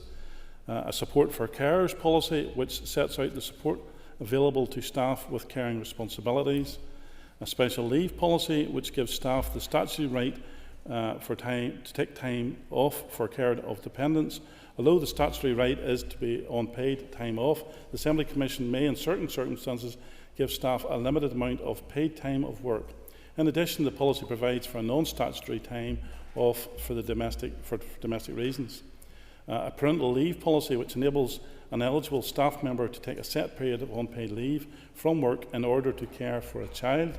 And a shared parental leave policy, which sets out the rights of staff members to take shared parental leave. And finally, an annual leave policy, which makes provision for carryover of annual leave, which may assist staff who are aware that they will need a long period of annual leave during the following year for caring purposes. Thank you, Trevor. I call Ciara Ferguson for supplementary. Can I thank the member for his answers thus far? Member, you mentioned hybrid working. Is hybrid working available to all staff? And what provisions is available in relation to annual leave? Trevor for response. I'm not sure which one to take. The first one or the second. I'll go for the first one, possibly for the hybrid one. The balance between working in Parliament and working at home varies depending on the post, business need and the preference of the member of staff. But given that the wide range of varied roles within the Assembly Commission staff carry out, staff in some business areas will be required to work up to and including 100% of their contracted hours in the week in Parliament buildings. For all roles, consideration is given to up to 60% of contracted hours being worked from home. During recess periods, greater flexibility may be considered subject to the business need. Thank you. I call Patrick Delargy. Could I ask Nuala McAllister to respond on behalf of the Assembly Commission? Thank you, Member, for your question. And Principal Deputy Speaker, with permission, I may need an extra minute for this answer. People visit Parliament buildings for a range of reasons, and the Assembly Commission is committed to providing an exemplary and accessible service for all our visitors in a manner that respects their dignity and independence and which promotes equality of opportunity and choice. Our approach to accessible services has been developed in consultation with the Equality Commission and underlines our commitment to be an assembly for everyone. The Assembly website has comprehensive information about visiting Parliament buildings in a variety of formats, including easy read and a video. The website also has contact details of staff who can assist visitors and answer any questions via telephone or email. We encourage visitors who have additional accessibility requirements to make advance contact with officials so that they can discuss their individual needs. For people who are blind or partially sighted, there is Braille Tour Guide, which provides information on Parliament buildings and the Assembly. It includes a tactile map of the spaces in Parliament buildings, and we also welcome assistant dogs in the building. Assembly information can be provided in alternative formats on request. Assembly committees will also make reasonable adjustments to allow people with disabilities to submit evidence in an alternative form, and the gallery rules for attending committees are provided in Braille. For people who are deaf or hard of hearing, a sign tour in British and Irish Sign Language is available on request. In the Assembly Chamber, we sign one question time each week in both BSL and ISL. The Assembly also has an external disability advisory group who provide feedback and assistance in relation to the accessibility of Parliament buildings and the activities that take place within. Our engagement team is currently coordinating a Disabled People's Parliament to facilitate people with disabilities, including those with visual or hearing impairments. The Parliament is due to take place in November of this year. Thank you, Nuala. I call Patrick Delargy for supplementary. Thank the member for her really comprehensive answer, and you've answered a lot of my supplementary questions as well. But I suppose there's obviously a lot on there for individuals, but can you provide clarity on whether or not there's an option for adapted tours for groups? Lula. Yep, thank you for your question. And groups who have specific requirements can make prior contact with the visitor experience team, and if the required adaptations are possible, the team will facilitate those. And if they are not immediately available, they'll explore other options to support the group to visit Parliament buildings. It's very important that any member of the public who wishes to visit Parliament buildings can do so regardless of whether they have a disability or not. Thank you. Question 9 has been withdrawn, and I call Linda Dillon. Can I ask Colin McGrath to respond on behalf of the Assembly Commission? Thank you very much, and thank the member for her question. The Assembly Commission is committed to promoting a healthy lifestyle and provides a number of schemes and initiatives within the Parliament buildings to do so. Given the recent weather that we've had, it is also worth noting how fortunate we are here in this building to have access to the parkland that is outside to take in some exercise and fresh air before or after work or during lunchtime, which I'm sure many of us do. In relation to Assembly staff, the Assembly Commission has established a health and wellbeing group which is staff-led and encourages staff to take part in a variety of activities. And while there are constraints in relation to the additional facilities that can be provided in terms of the nature of the building and budget, the Assembly Commission is always open to new ways and new ideas for considering new suggestions. Thank you, Colin. Can I ask Linda Dillon for a supplementary? the member confirm how many showers are located in Parliament buildings, and are there any plans to increase the shower facilities? Colin? Yeah, I thank the member for the question. There are 2 showers that are available for use. One of those is located on the 4th floor near room 435, and the other is on the 3rd floor beside room 386. And at the moment, there are no plans to provide any extra, but it's something that will always be taken into consideration if the use requires it. Thank you. I call Cheryl Brownlee. Question 11. Can I ask Sinead Ennis to respond on behalf of the Assembly Commission? I thank the member for her question. The Assembly Commission engaged the Department of Finance to carry out a multifaceted listed building survey for Parliament buildings, which included a disability access audit. This audit commenced on the 26th of March, and an initial report was received at the end of May. The final report is expected by the end of June. Assembly Commission officials are working with staff within the Department for Finance to determine the next steps. Thank you. I call Cheryl Burnley for supplementary. Thank you, Madam Principal Deputy Speaker, and thank you for the update. And I know the report isn't with us at the moment, but a few weeks ago I had met a lady who was attending an event at the Lawn Gallery, and the toilet's just opposite the members' tea room. There's 3 very heavy doors. She was in an electronic wheelchair and she couldn't get in to use the facilities. So just if I can put that on the record, I think it's something we definitely need to look at. Thank you. Sinead.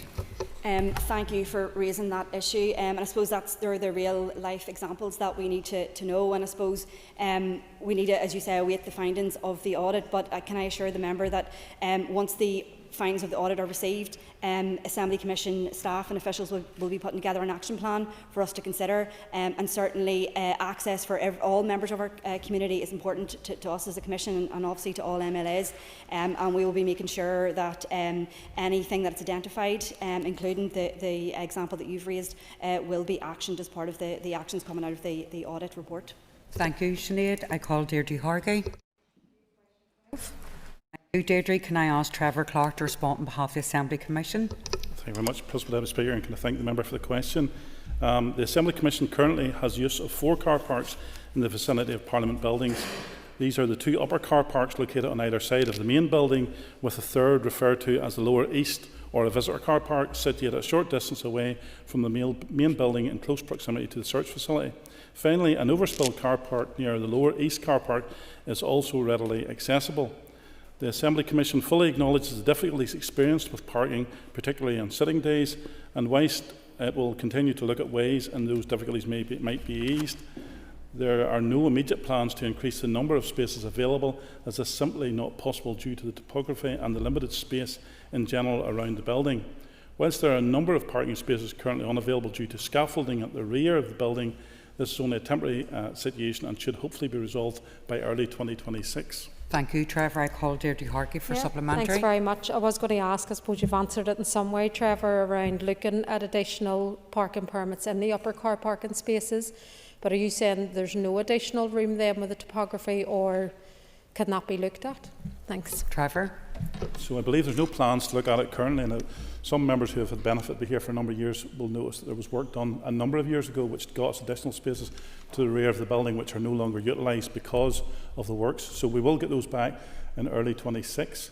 But other than that, there is no plans to look at that beyond that. I suppose it does say in terms of the success to the building about the number of visitors who are coming here, and whilst we're privileged to have spaces allocated to each of the members and indeed some of our support staff, it is unfortunate in terms of the distance that some people have to travel, but there's no immediate plans to look at that any further. Thank you. I call Sean Mulholland. Speaker, question number 13, please. Thank you. Sean, could I ask Neil McAllister to respond on behalf of the Assembly Commission? I thank the member for her question. A wide range of energy efficiency measures have been implemented in Parliament buildings to reduce energy consumption.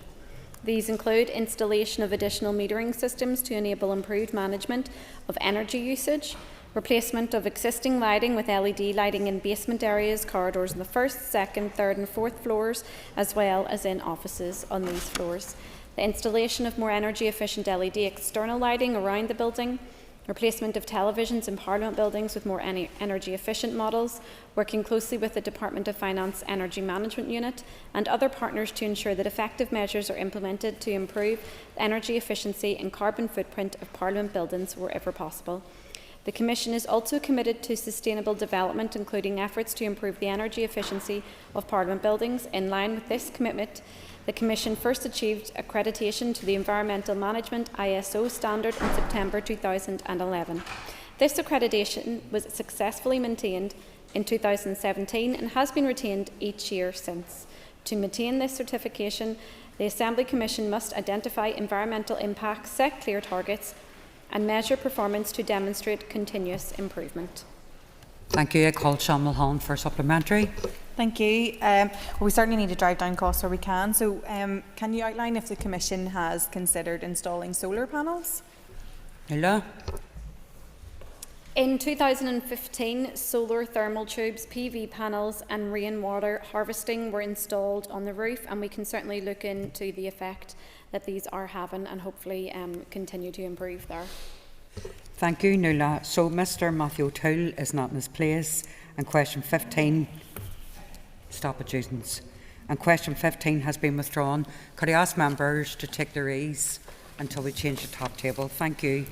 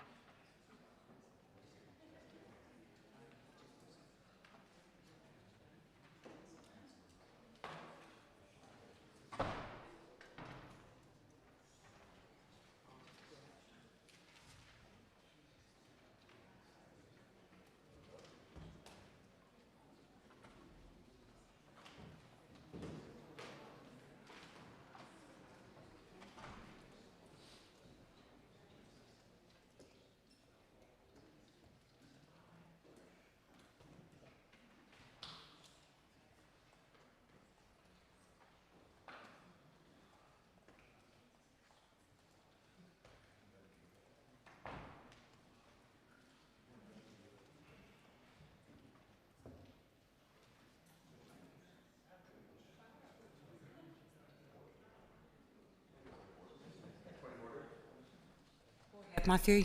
Madam President, I just wanted to apologise. I believe I wasn't in my chamber for my question to the Assembly Commission.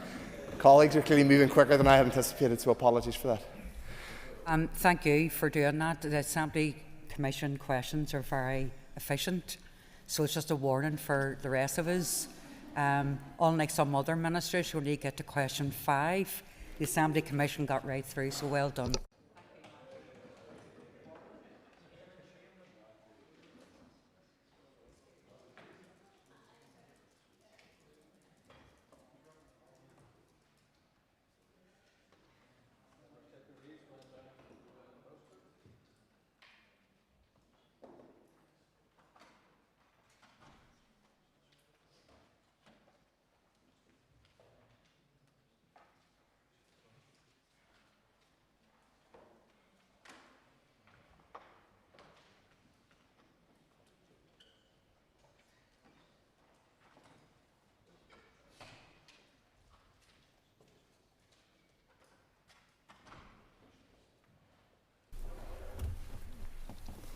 Order members, Deborah Erskine has given notice of an urgent oral question to the Minister for Infrastructure, and I would remind members if they can keep their questions concise. Clerk, please read the question.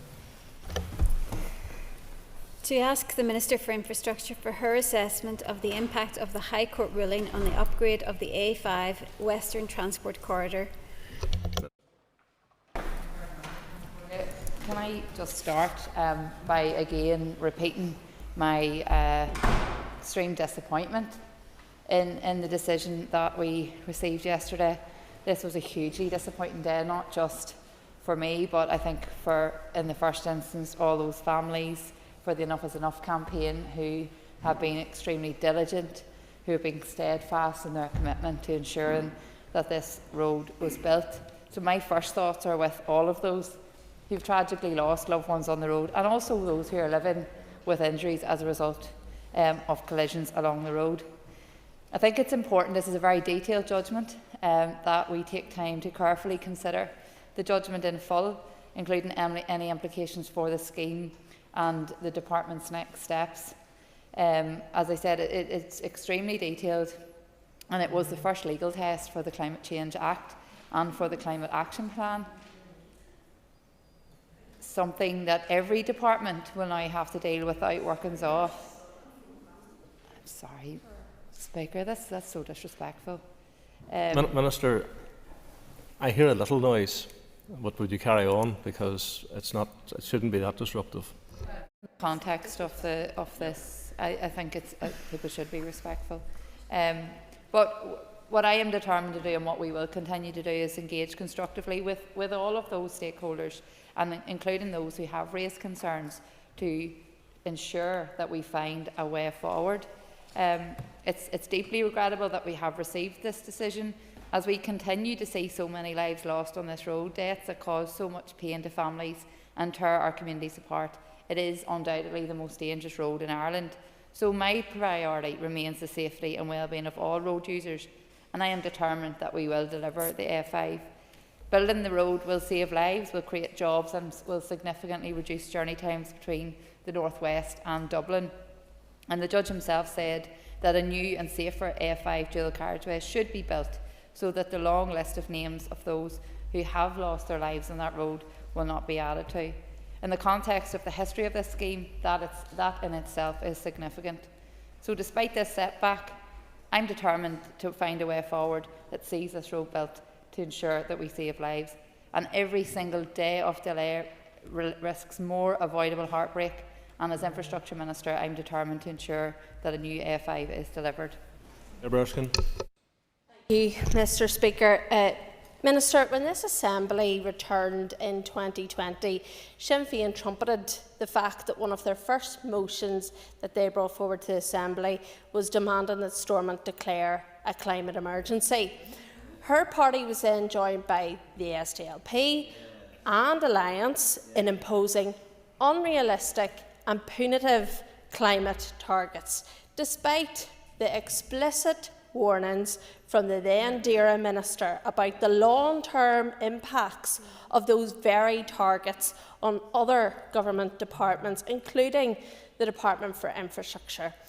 Will you now take responsibility for the real-world impacts of virtue signalling that has led us to this point and apologise for it, and outline how you intend to solve this mess of which other parties and your party created here? Well, I think that across the world people are taking action in terms of climate change and our responsibilities to deal with that. I think in the context of what we are talking about here today, I think it's important to remember the families who are impacted by this decision. This is not a time for point scoring. This is a time about looking for solutions. That's what I'm committed to doing, and that's what I'm determined to do. Anna McCrossan. Minister, the responsibility of any and all governments is to protect the lives of its people. To be clear, the scale of avoidable mistakes is staggering by your department. You failed with a series of unenforced errors. The DFI ignored the PAC's clear recommendations, especially around human rights, climate duties and consultations, and without waiting for carbon budgets, sectoral plans or the CAP, your minister in October passed this on and put this project in jeopardy. Chillingly, the judge yesterday said that more lives will be lost as a result of this ruling. Ministers, observers since yesterday have said that this project can be delivered and save lives while upholding climate legislation, just to alert the DUP. How on earth, Minister, did your department and your predecessor, John O'Dowd, fail so catastrophically with the basic requirements of what was needed for this project? And what are you going to do about it now? Because I haven't heard a solution yet. Minister. So I think it's very clear that the SLP have the ability to analyse a judgment as detailed as this in full in less than 24 hours, because they have all the solutions, it sounds. But what I'm committed to doing is ensuring that we have a clear understanding of what this judgment means. That takes time. We have to examine this very thoroughly. This is a space that nobody in this House has been in before as a result of relatively new legislation. So that's what I'm doing. My priority is the families and to ensure that we save lives. I don't think this is unsurmountable. I think that we can find solutions. So what I have been doing is engaging with officials. We're ensuring that we are getting a clear report on what the judgment means and what the options are to move forward. That's what I'm determined to do, and I will do that. I was in the court yesterday, the judgment was made, and I share her disappointment and her regret at that. But this is nothing compared to the pain that is experienced by the families who have lost loved ones in this tragic road. Can the Minister give us her assurance that she will keep working to deliver the A5 and to save lives? Yeah, absolutely. And I thank the member for reflecting on just that unimaginable grief. That those families who continue to campaign very strongly on this issue to save other families from the heartbreak that they experience. And I can't begin to imagine the grief that they experience every single day. So that I am determined to do that, and I will continue to work as hard as I can to ensure that we do deliver. This is too critical, and I think that is so important to remember. So I will work with everybody. I've just come out of a meeting there with the A5N2 cross-border group. 5 councils coming together, a good meeting, and we talked about how we can continue to work together. So I want to commend that group for the huge amount of work that they have done. They have stuck together, they've worked really hard, and I'll continue to work with all parties who are willing to work constructively and in a positive manner to ensure that we get this job done. Andrew McMurray. Thank you, Mr. Speaker, and thank you to the Minister. Minister, recess in summer is nearly upon us. What actions will be taken to address the issues raised in this judgment around habitats regulations and general environmental law before the autumn? So, as I've said, we are working through the judgment and what that means, and both my officials and the legal team are considering that very, very thoroughly. I hope to have a briefing on that later this week, and then we'll be able to identify what the next steps are. There's a number of options being considered, so at this point in time, everything is on the table to see what is not just the quickest route to get us to where we need to go, but what is the route that will give us the successful outcome. So that's what I'm continuing to do, and as we progress through that, I'll continue to keep the House updated. Diana Armstrong. Minister, your department is currently in possession of thousands of acres of farmland across Tyrone, and it's still unclear as to whether your department can still hold this land following the judgment. Can you give assurances that if the land is returned, compensation for the environmental destruction will be issued from your department? Yes, so the judge has indicated that the decision and the subsequent orders will all be quashed as a result of yesterday's ruling. So once that is in place, those lands will be returned to landowners that they were vested from. Officials will write to all the landowners in the coming days, setting out how it plans to manage the process of returning the vested lands. Al Boylan. Can I thank the Minister for answers so far, and in particular on behalf of those families who have lost loved ones on the road. Minister, this is the third legal challenge in 18 years in this scheme. Could you, Minister, outline what is the cost of this delay? Yeah, well, I think this is a very important point, because every single delay costs not just money but costs lives, and I don't think you can put a price on people's lives. Since I've come into this role, I've consistently emphasised that any delays to this project delivery is just prolonging that pain, and we need to ensure that there are no further delays. As many will know, this scheme first got the go-ahead in July 2007 by both the Executive and the Irish Government at the North-South Ministerial Council Plenary meeting, and since then it's been fraught with challenges. And I note that the representatives of the challengers yesterday described the campaign against this scheme as a 16-year crusade. Over the course of 18 years, costs have risen, but more importantly, over 50 people have lost their lives. These were mothers, fathers, sons, daughters, friends, and that can never be forgotten, which is why I'm determined to get this road built. So for those people that have been impacted in that way, this is not a crusade. This is their aim to ensure that no one else experiences the heartbreak that they have. Done. This is truly a shocking situation indeed, and very worrying. The High Court has concluded that if the A5 road is to be built and emission targets met, other infrastructure projects may have to go by the wayside and other sectors may have to be squeezed. Does the Minister believe that it is acceptable that climate change legislation can create a hierarchy in which only certain roads or schools or hospitals can be built? And how will this ruling impact other major infrastructure projects going forward? Well, as I've said, I think we still need to understand exactly what this ruling will mean and what those implications are. And that's not just for my department. That will be something that all ministers will be considering, I'm sure, in terms of all their projects. But I think it's too early to make any call on that until we have a clear and thorough understanding of what this ruling means.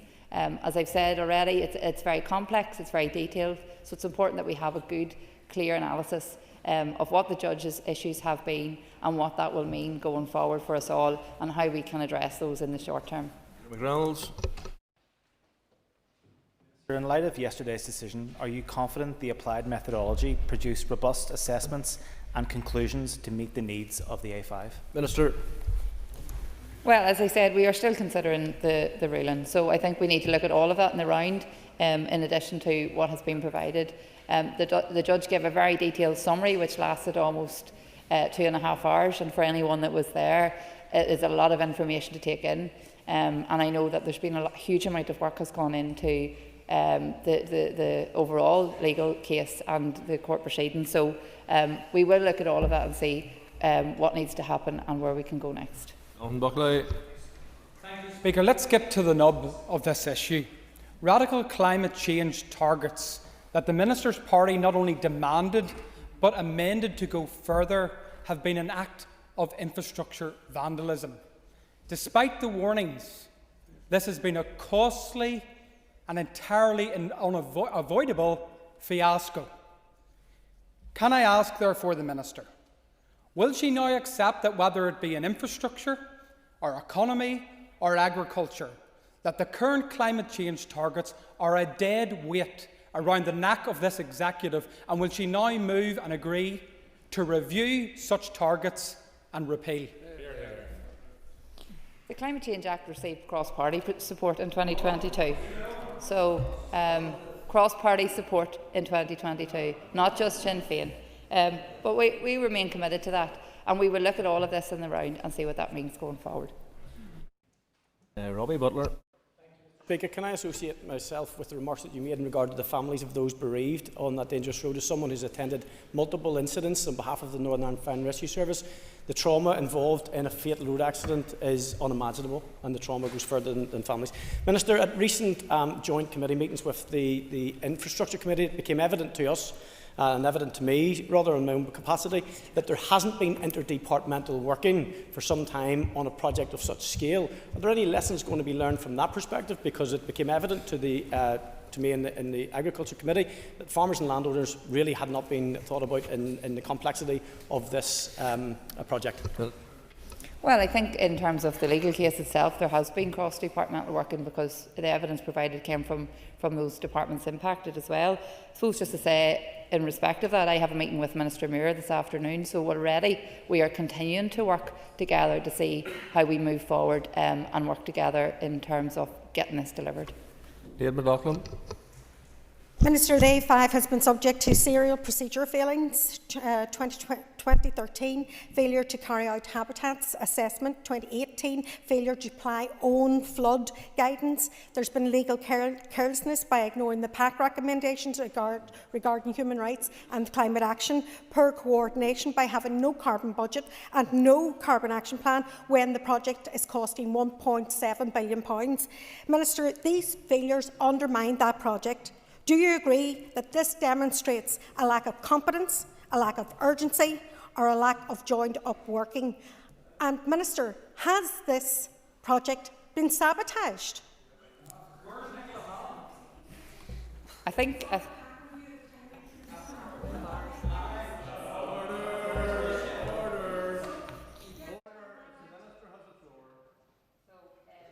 suppose again, just to reiterate that we need to think of the people who are impacted here, and we need to remember the families at the forefront of this.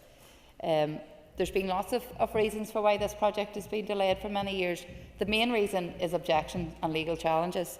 And as I've said earlier, it's just over 24 hours since this judgment has been made. It's very detailed, it's very complex, and I think that it's important that we consider that in full before making any assumptions of what is required. As I've said before, this is an executive flagship project, and it is why the decision was brought to the executive so that all departments were on the same page. And I suppose it's important to say, out of the 7 grounds for challenge, only 3 of those were upheld.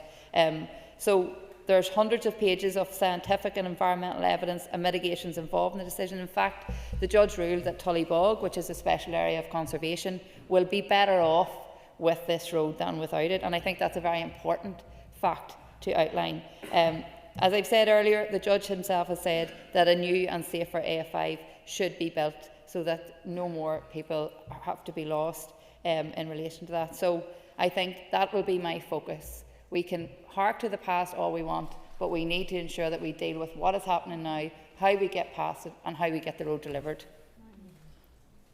Keith Buchanan. Mr. Speaker, Minister, you referred to another colleague there with response to farmers in the land going back to them. Can you indicate what that's going to cost? To put that, I referred in this chamber to devastation in December, and that's exactly what it was. You motored on, you wrecked, and you ripped through farmland. You didn't consult with them. Devastation in December. You're going to have to put it all back, plus loss of income.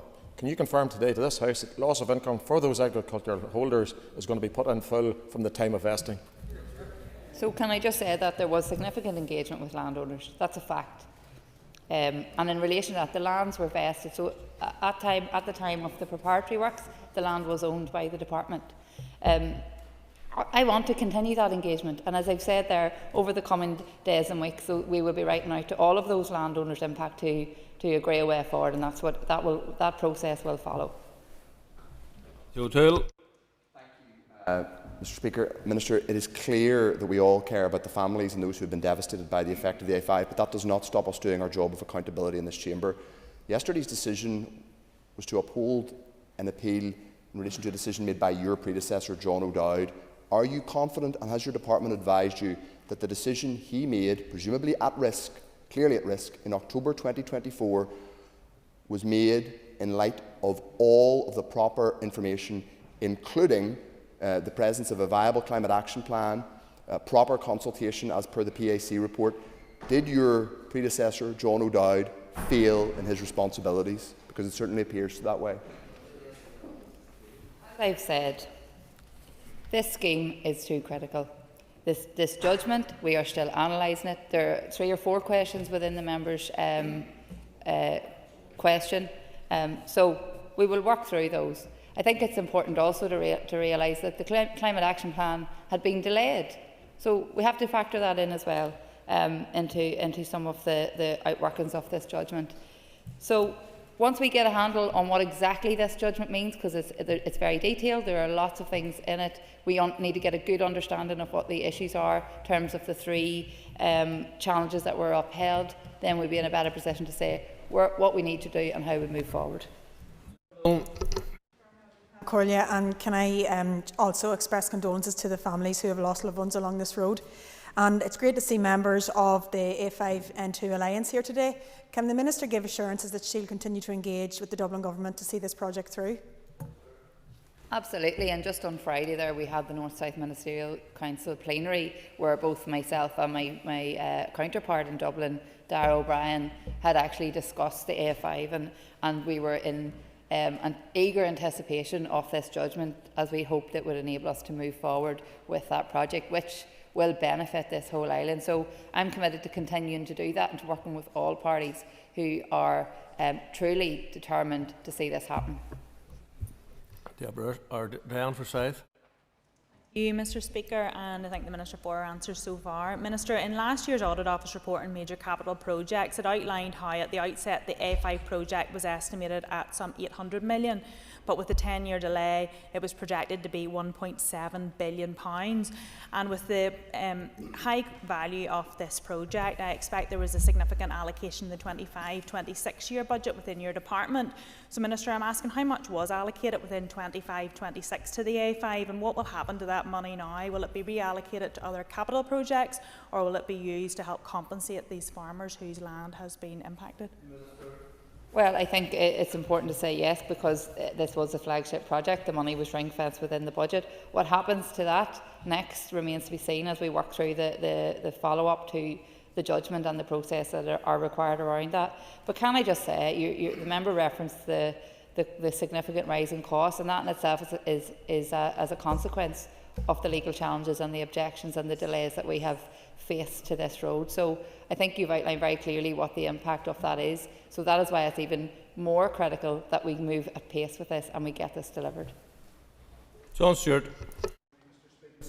Another monumental failure, and my thoughts are with the families of the loved ones who have lost their lives on the A5. Minister, to date over £110 million has already been spent on this scheme. Diggers are on site, contractors have been appointed. Have you made any assessment in terms of the compensation payments that may need to be made to contractors, and what additional cost could this add to the overall cost of the scheme?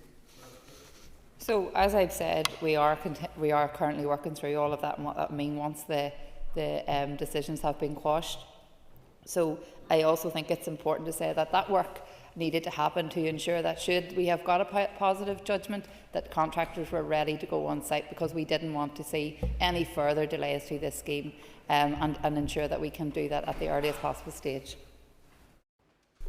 Paul Fruit. The bereaved families who have been affected by the A5 and also the landowners who are now left in limbo. Mr. Speaker, what good is an infrastructure minister who can't build infrastructure when the same person who is now infrastructure minister voted for unrealistic climate change targets that has blocked building any infrastructure by any department? Well, I think the member obviously has the analysis of the judgment already, as others seem to have. But what I'll do is I'll carefully consider the ruling, what the implications are, and we can take it from there. Mr. Speaker, this is the latest in a growing list of executive failures. Northern Ireland Water, Casement, the maternity unit at the Royal Victoria Hospital, and now the A5. While I'm not questioning the competence or indeed the commitment of individual officials, surely it is time that we questioned the systemic capacity of our civil service to deliver on major infrastructural projects. They're not done on budget, they're not done on time, and sometimes they're not done at all. Where is the Executive with its deliberations on an infrastructure commission, a mechanism that would improve delivery but that itself has fallen foul of Executive dithering and delay? I think that's probably a question for TEO, maybe not for me. Dan Dodds. And I want to associate myself with those remarks and condolences to the families that have lost loved ones in the A5. I think that is very important to say at the outset. But Minister, this is a mess. And it's a mess of the creation of those who voted for the climate change targets, but it's also a mess of the infrastructure department. Could you tell this chamber,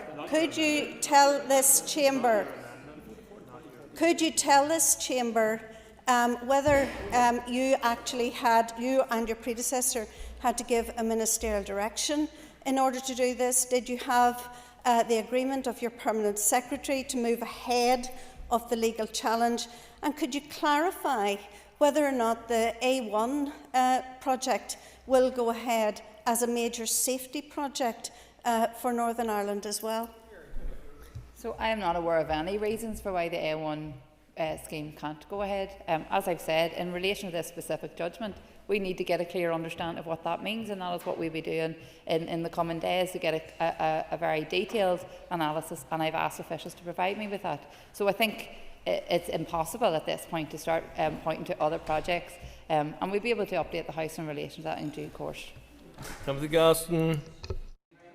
Mr. Speaker, well, the net zero fanatics in this House were warned about the dangers their Climate Change Act posed, but they chose not to listen. Will the Minister provide an assurance to the House today that there won't be any attempts made by either you or your department to exempt the A5 from the Climate Change Act, and that to move this project forward, and indeed other projects, the only option is to repeal the entire Climate Change Act? So, as I've said, we are looking at what the judgment means, what the analysis will be, and how we resolve that, and what the options are to do that. David Brooks. In this place, the Sinn Féin member for West Tyrone, Nicola Brogan, spoke passionately in favour of the interim climate targets and the draft carbon budgets brought forward by the Alliance Environment Minister. Indeed, she reiterated the Climate Change Act is one of the most important bills we have passed here. Given the part it played in yesterday's ruling, does the Minister agree? Yes, sir. Well, as I've said, we're too early to say what the outcome of this is. So I think it's important that we get the analysis and then make a call on what has to happen next. So I think that it's very clear that the DEP and others are trying to suggest that we can't do both. We absolutely can. We absolutely can. You finished?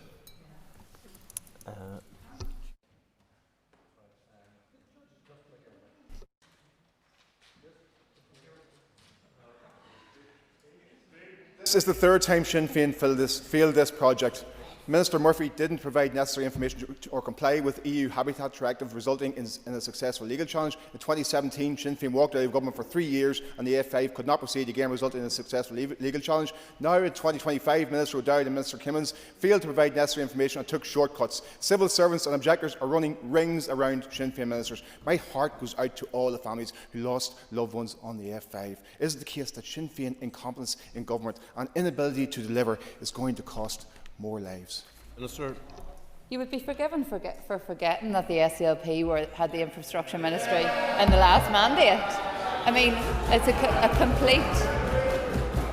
complete absence of memory. However, I am not going to get caught up in point scoring on something that is as critical and as important as this scheme, and it's disgraceful, the behaviour of some members in relation to that. Everyone in this chamber has agreed this road has to happen. Everyone has committed to it, and we will continue. And it will probably, I have no doubt, it will be Sinn Féin that will deliver it. David Honeyford. Mr. Speaker, and I also the thoughts with the families that the Minister and the words you've said, I reiterate that as well. But can the Minister, so we're about to go into recess, you've talked about moving forward quickly and having analysis and having the time. The Department will have time over the next 2 months. Can you commit to September being the time whenever you'll come back to this House with an update of the way forward, that we can start to look forward and get this road finally built? Minister. Absolutely, and I think even if we have a time ahead of that, I'm happy to come back to the House if required. But as I said, I want to ensure that we do this very thoroughly. It's important that we get absolute clarity on what's required, what the options are, and how we can move forward at the quickest pace possible, but also that we can achieve the successful outcome that is required. So if that is sooner than September, I'm happy to come back to the House if needed. Philip Brett. My thoughts are with all those concerned by this judgment, but Minister, my constituents in North Belfast are also concerned by this judgment, where the judge makes clear that other infrastructure projects may have to be sacrificed. The York Street Interchange project, which is continuously delayed, is a transformational project for the entirety of the island of Ireland. Will the Minister commit today that she remains committed to delivering the York Street Interchange without delay? Absolutely, and I think once we do get a handle on what this judgment means, we will have to look at what the learning is and how that will impact on other projects. But I think it's very unfortunate that members are quick to write off infrastructure projects. From what I have seen, I don't think that it's insurmountable. I think that we can remedy this. The judge himself said that he feels it can be remedied, and that's what my focus will be. Alan Chambers. Minister, you reported this morning that you had commissioned a report into shortcomings in Northern Ireland Water. Will you carry out a similar exercise in your own department if you identify any internal failures in preparation for the legal challenge? Sir. As I've said earlier, I've already met with officials and asked them to provide a report on what the outcome of this judgment means and an analysis of that in conjunction with the legal team. Once I've considered that, we will look at what the next steps are. But for now, my focus is getting this done. Hi, Harvey.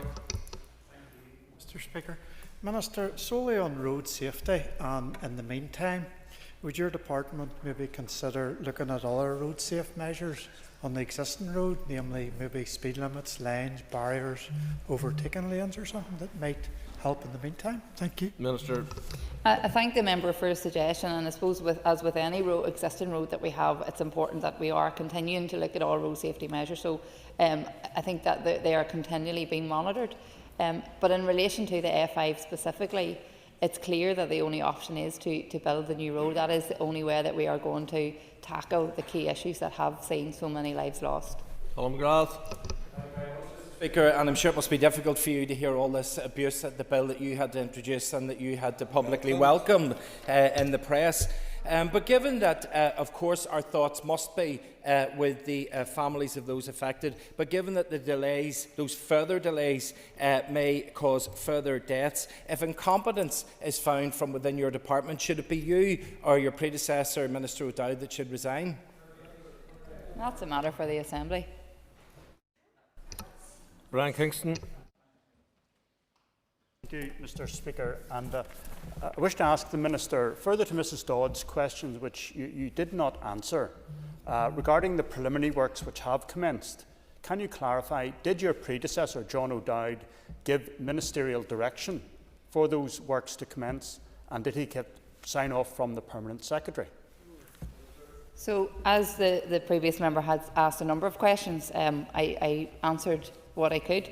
In relation to your question, and through the Speaker, as I've said in answer to your colleague, the lands that were vested and were owned by the department, we were entitled to, and we were within the law to go ahead, do the preparatory works in advance, so that we were able to get on site as soon as the judgment was heard. That concludes questions to the Minister. Thank you all, and if you take your ease to move to the next item.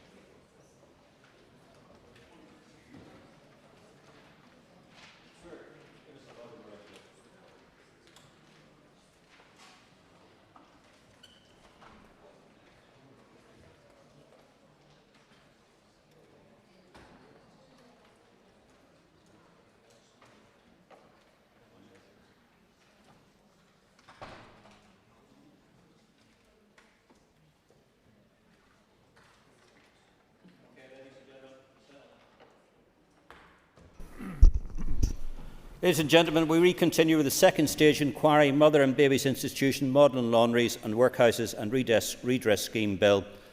And I call on Stuart Dixon to continue with his statement. Thank you, Stuart. Thank you very much, Deputy Speaker. And as it actually happened, while members do find it somewhat frustrating that they have to break mid-speech when they are talking about a topic, nevertheless, the reality is that the next section of what I was going to say has even more meaning now, because in the interim, members of the committee will have received a number of emails from people who have been and are involved and affected by the implications of this bill. And indeed, my next sentence in my preparation would be to say there are huge questions about those who have been left out. And the reality is that this afternoon I at least have received 2 emails from people who believe that they have been left out of this bill.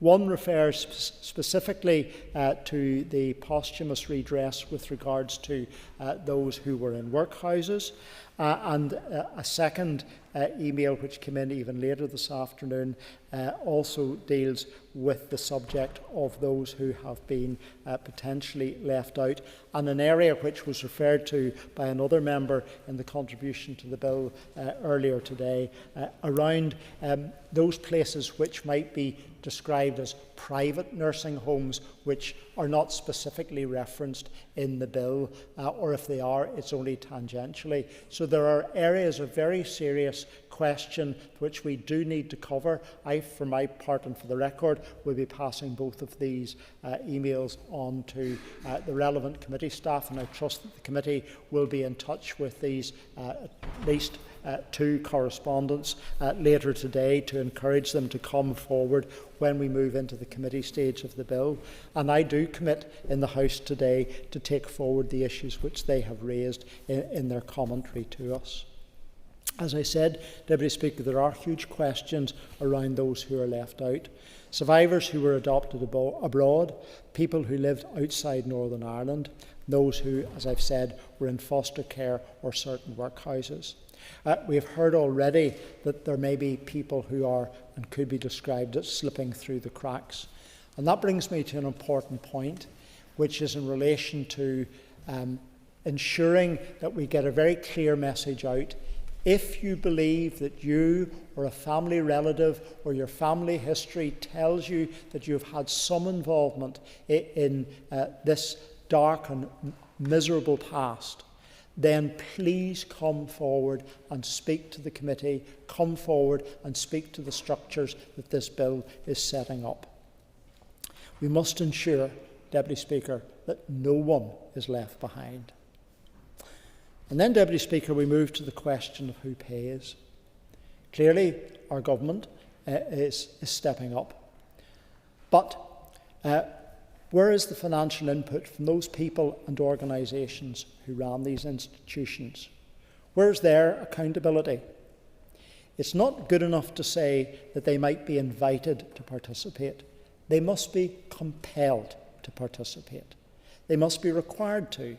If they put people in harm, they must be part of not only a financial redress scheme, but they must be part of the healing. We need to hear clear and proper and fulsome apologies. We need to hear a genuine understanding of the hurt and damage that their predecessors caused over many, many years. Deputy Speaker, I for one appreciate very much the human rights elements and protections that are built into those organisations and for those organisations. You cannot say that an organisation is guilty of one of these offences until that has been proved so. But equally well, we have to balance that with the absolute human rights of the victims and survivors of this terrible past. And therefore, I am determined to see that we find a way forward that has been failed in other jurisdictions, and particularly in the Republic of Ireland, to ensure that we explore every single legal avenue to ensure that those who are perpetrators will be made to pay. That is a determination. I can't make it a promise, but it is a determination which I have in seeing this bill come to fruition. In committee, I also asked about those the role of those people who recommended girls and women into those places. The truth is that there are people and the systems who were complicit and yet have to be named. Our inquiry must be wide-reaching enough to look at that. We need to be clear that this is not just a failure of care. This was a systemic abuse of power, one that was rooted in misogyny, shame and silence. There are to this day those who provide cover-up for those who pressurised or said or suggested that people should be placed in these positions. Deputy Speaker, to put it plainly, no two stories are the same. Some people want justice, some people want recognition, and some people simply want an acknowledgement and peace in their lives. Our job here is to make sure that this inquiry and the redress scheme is strong enough to meet all of those requirements, flexible enough and respectful enough to hold all of those truths. Legislation is not the end, Deputy Speaker, it's the start. But it will work only if survivors are not just consulted, but the survivors are at the centre and heart of this legislation. This means changing what needs to be changed. This means being honest about where we have fallen short. And it means keeping our promises, especially to those who have waited decades for us to get to this stage. Deputy Speaker, in passing this bill and moving it to the committee stage today, we have a lot of hard work to do to make things better. Finally, Deputy Speaker, I do want to recognise the work and the presentation that has been done by the Office of the First and Deputy First Minister and by the contribution of the junior ministers today being present in this chamber. And while I am not chiding, I am nevertheless going to say this and place it on the record. I want to express my disappointment that the First and Deputy First Minister are not present here today, whether they participated in the debate or not. I find it disappointing and truthfully disrespectful to those victims and survivors who are sitting in the gallery today. I don't know what their diary commitments are, but I really do feel that they should have been in this chamber to hear this second stage debate today. Thank you very much, Deputy Speaker. Thank you very much indeed, Stuart. I call on Nuala McAllister. Nuala. Thank you, Deputy Speaker. I stand to welcome the legislation that's finally being laid before the Assembly here today. Women and adoptees have waited too long for a public inquiry and for redress, so this is a welcome day. However, that's not to say that this legislation is perfect, and there will be opportunity to make changes, and I note specifically the arbitrary date of 29th of September 2011, but I will come on to that later. Unfortunately, across the island of Ireland, we are no stranger to the harm perpetrated against women and girls over the last century. Whether it's Magdalene Laundries, mother and baby homes, retention of babies' organs, or symphysiotomy, and if you don't know what the latter is, I recommend looking it up. It's too graphic to describe. All of these scandals that have caused lifelong pain and distress for many women and their families right across this island, and the ones transferred right across the globe. I've had the opportunity since being an MLA to meet with many of the women and men affected by a mother and baby home or a Magdalene laundry. And this legislation today is a big moment for many because it's closer to accountability, to validation, the truth about what they or their loved ones have suffered. And I thank each and every one of them for their strength and their resilience to continue to ensure that this day comes. These women and men have been through trauma, either as a birth mother or an adoptee.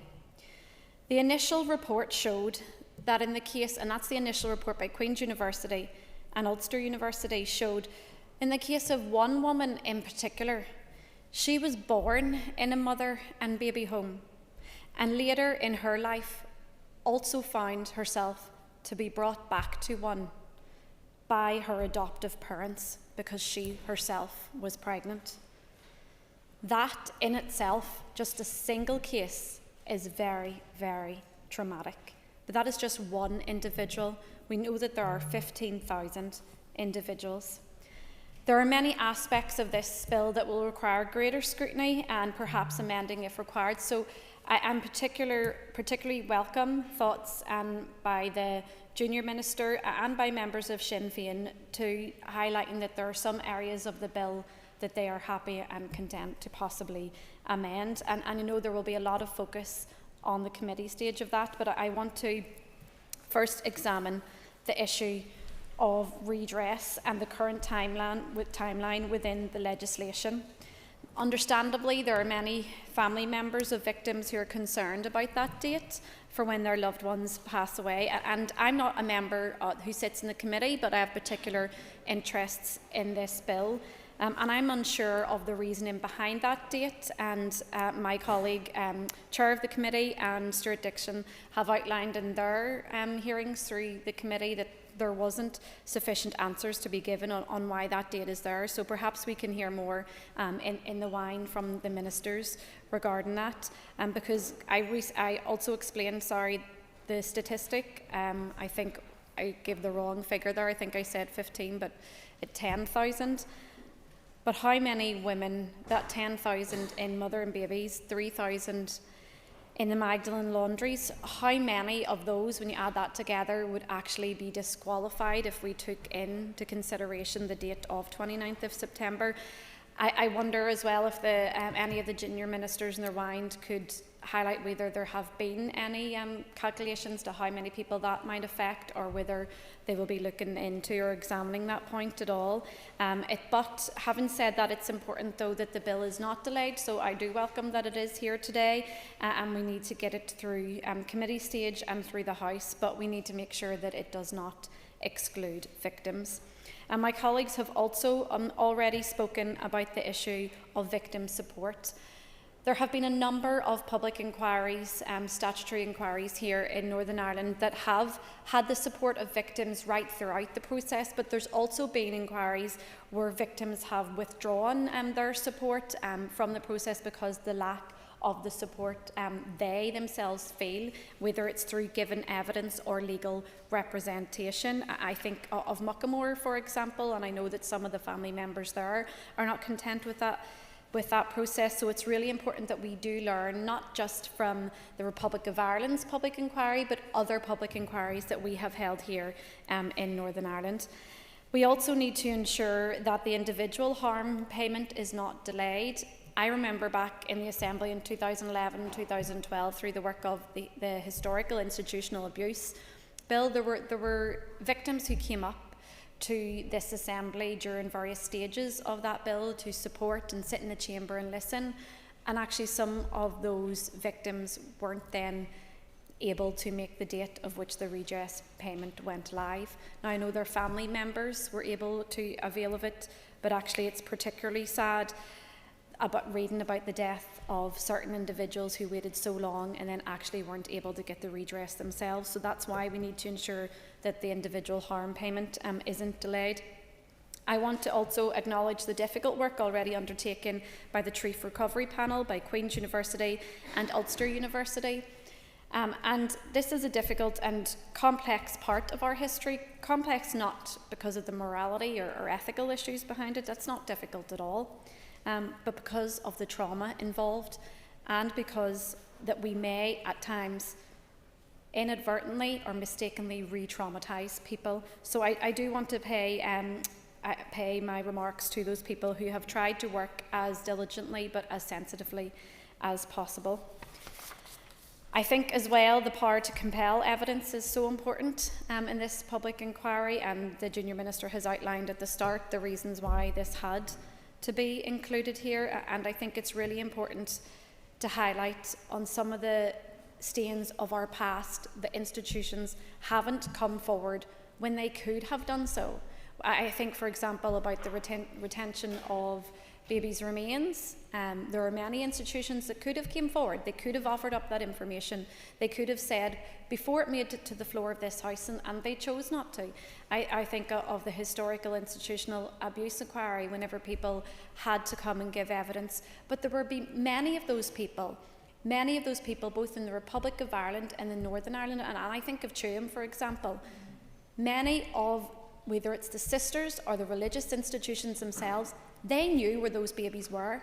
There were people who knew where those babies were all along, and they didn't come forward before it reached to the Houses of Parliament in the Republic or up here. But lessons can be learned from inquiries elsewhere and from schemes in the Republic. I know that the Commission turned down 2 opportunities to brief the Oireachtas Committee on the final report, but they took part in external academic seminars. That's something that we would have to keep a brief on, ensuring that our committee is given its right and proper process. I know that victims and survivors lost faith in the process, and that there was an alternative report as well that was published. We don't want to reach that stage, so it's important that victims and survivors are kept on board at all stages. I also want to reflect on the issue of vaccine trials. Again, I don't sit in the committee, so I'm not sure if that's included within the scope of the terms of reference of the inquiry, but it would be important to hear whether that is the case, because I know some of the adoptees specifically have talked about that too. I also want to turn my attention to burial sites, and Junior Minister Cameron will be aware of the many conversations that we have had around this issue. Women and their adoptees and of mother and baby homes and survivors of Magdalene Laundries for years chose to not talk about their experiences, but there were others who did. But whether they talked about it or not, everyone knew what was going on. People knew what was happening. They didn't know the full scale of it, but they were aware. But because of the way in which society was, not many years ago, they turned a blind eye. But back in 2016, 2017, we saw the uncovery of the Tyrone site, and I want to pay tribute to Catherine Corliss and all of the work that she took to actually painstakingly locate the records of all of those young babies and try and find where they were buried. And one of the issues raised by the initial report by Queen's University and Ulster University was the mortality rates amongst infants from mother and baby homes and associated children's homes. You know, it's not at all surprising that we will see parallels here in Northern Ireland with parallels in the Republic of Ireland. And whilst I don't want to put fear or scare anyone with highlighting this issue, I think it's really important, because we do not have the records of all of the babies that were born into mother and babies' homes, and we need to find out where those that did die, why and where they are buried. And that brings me on to the topic, and it's no surprise that I am mentioning this, is the preservation and recognition of burial sites. Tyrone showed us that where there was no respect in life, there was even less in death for many of these precious souls. I've raised in this chamber many times concerns about the protection of burial sites, and in particular around Milltown Cemetery in Belfast. We know that infants who died in mother and baby homes in Belfast were buried there, with some relatives speaking up and asking for help to locate remains. I think of the sister of Paul Vincent O'Hanlon. He is the big brother to Fionnuala Boyle, who died of bronchial pneumonia at 7 months, having been in the care of a mother and baby home. His burial ground lies at the bottom of Milltown Cemetery, an area at risk of being disturbed by digging works already disturbing the burial grounds of thousands of young infants. But we do not know the true reflection of the amount of babies who came from mother and baby homes there. And this is why I asked the First and Deputy First Minister to include burial sites within the public inquiry, and I was given assurances in this House that they would do that. But whilst the full detail of the terms of reference within the face of the bill are not contained within the face of the bill, I am concerned around the preservation of those sites, and it's something that I hope that the committee can look at further and in ways in which it can be contained within this bill. I am glad that the Junior Minister mentioned the 4,500 records that have been preserved due to the 2022 legislation. It's really important that records being kept at hospitals and churches are accessed to, because we know that there are a number of churches right across Northern Ireland with links to various mother and baby homes and Magdalene Laundries where they themselves will have the records. I want to return to the issue of accountability. It's very important that this bill aims to bring answers to who was responsible. We know it, we see it, we hear it in the stories of survivors of women forced to give birth in secret and their babies removed from them without their consent. We hear it in the spoken memories of women in Magdalene Laundries, some heavily pregnant, forced to do hard labour. And just to reflect on that, forced to do hard labour without being paid.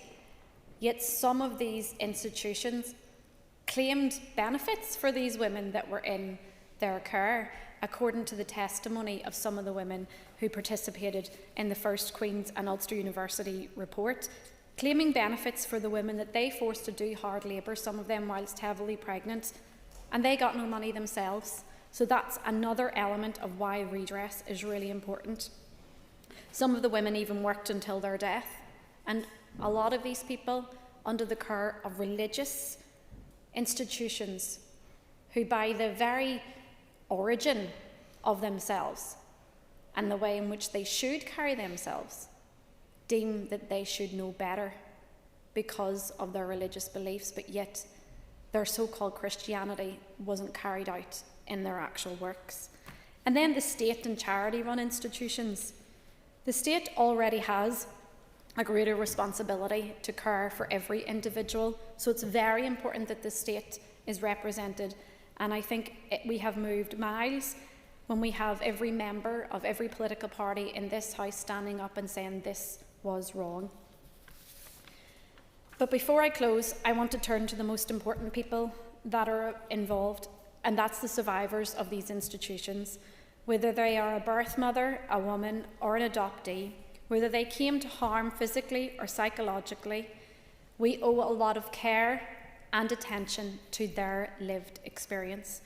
We must ensure that throughout this entire process, they are at the heart of this legislation and of the redress scheme and the public inquiry. I look forward to continue to work with them and my colleagues on the Executive Office Committee in ensuring that this bill passes. Thank you. Thank you very much indeed, Nuala. Jerry Carroll, please. Thank you, Deputy Speaker. Deputy Speaker, the cruelty meted out by mother and baby institutions is really difficult to comprehend, and I want to commend all those who have spoken out and those who are here today. The reality is, women across the north were kept prisoners in these secretive institutions, largely controlled by religious orders. The church and state authorities were fully aware of what was happening in these homes. This was collusion between the church and state, collusion to enforce a repressive, misogynistic regime on the population, especially women. And those who didn't comply faced institutionalisation. Women were subject, as we've heard, to flagrant human rights abuses, arbitrary detention, forced labour, abuse and the removal and forced adoption of their babies. They were subject to flagrant human rights abuses, as I stated.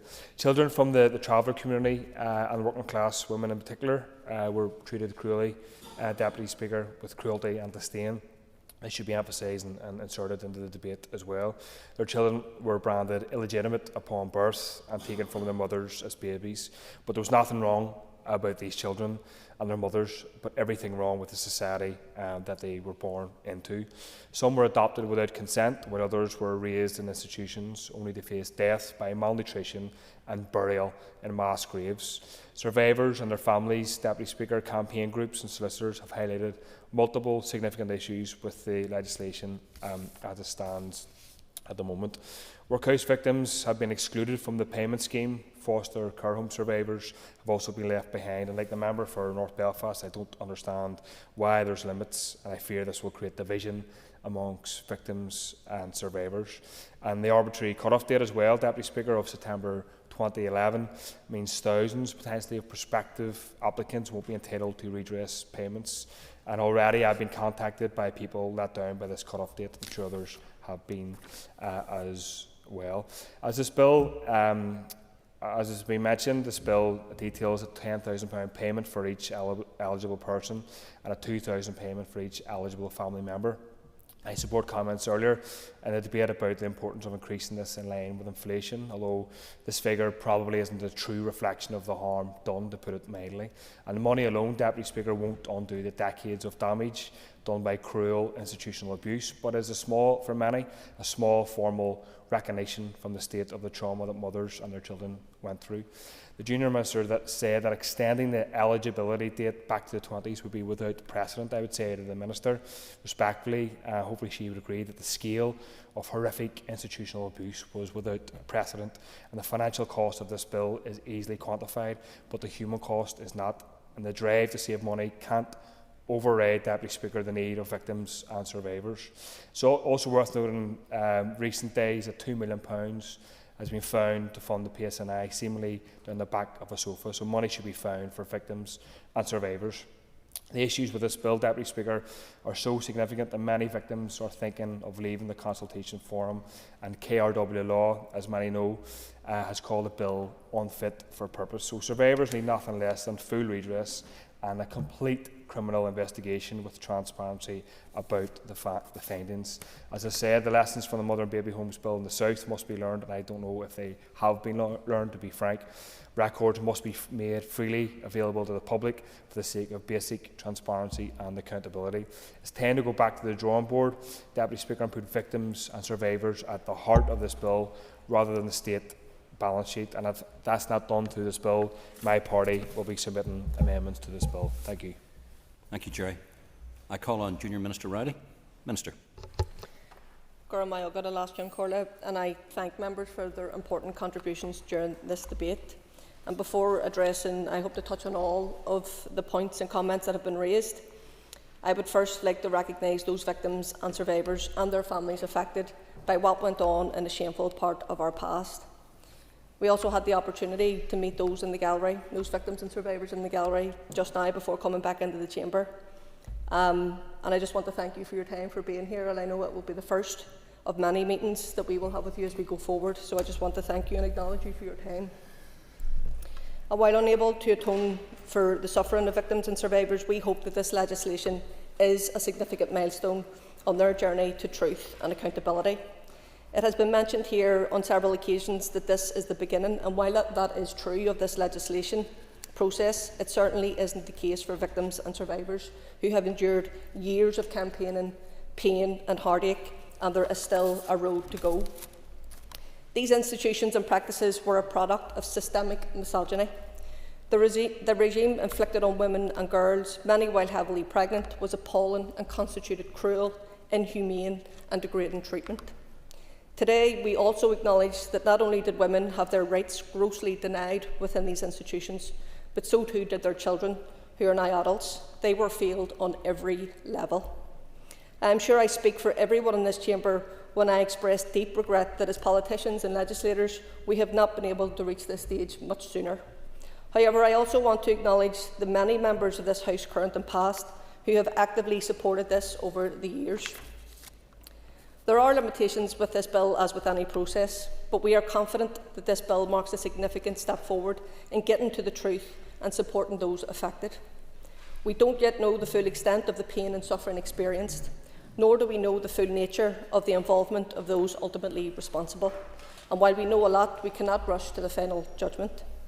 That is why it is important that the public inquiry which this bill will establish is an independent inquiry which can examine and consider the facts and provide an objective, supported and a fair approach for all those involved.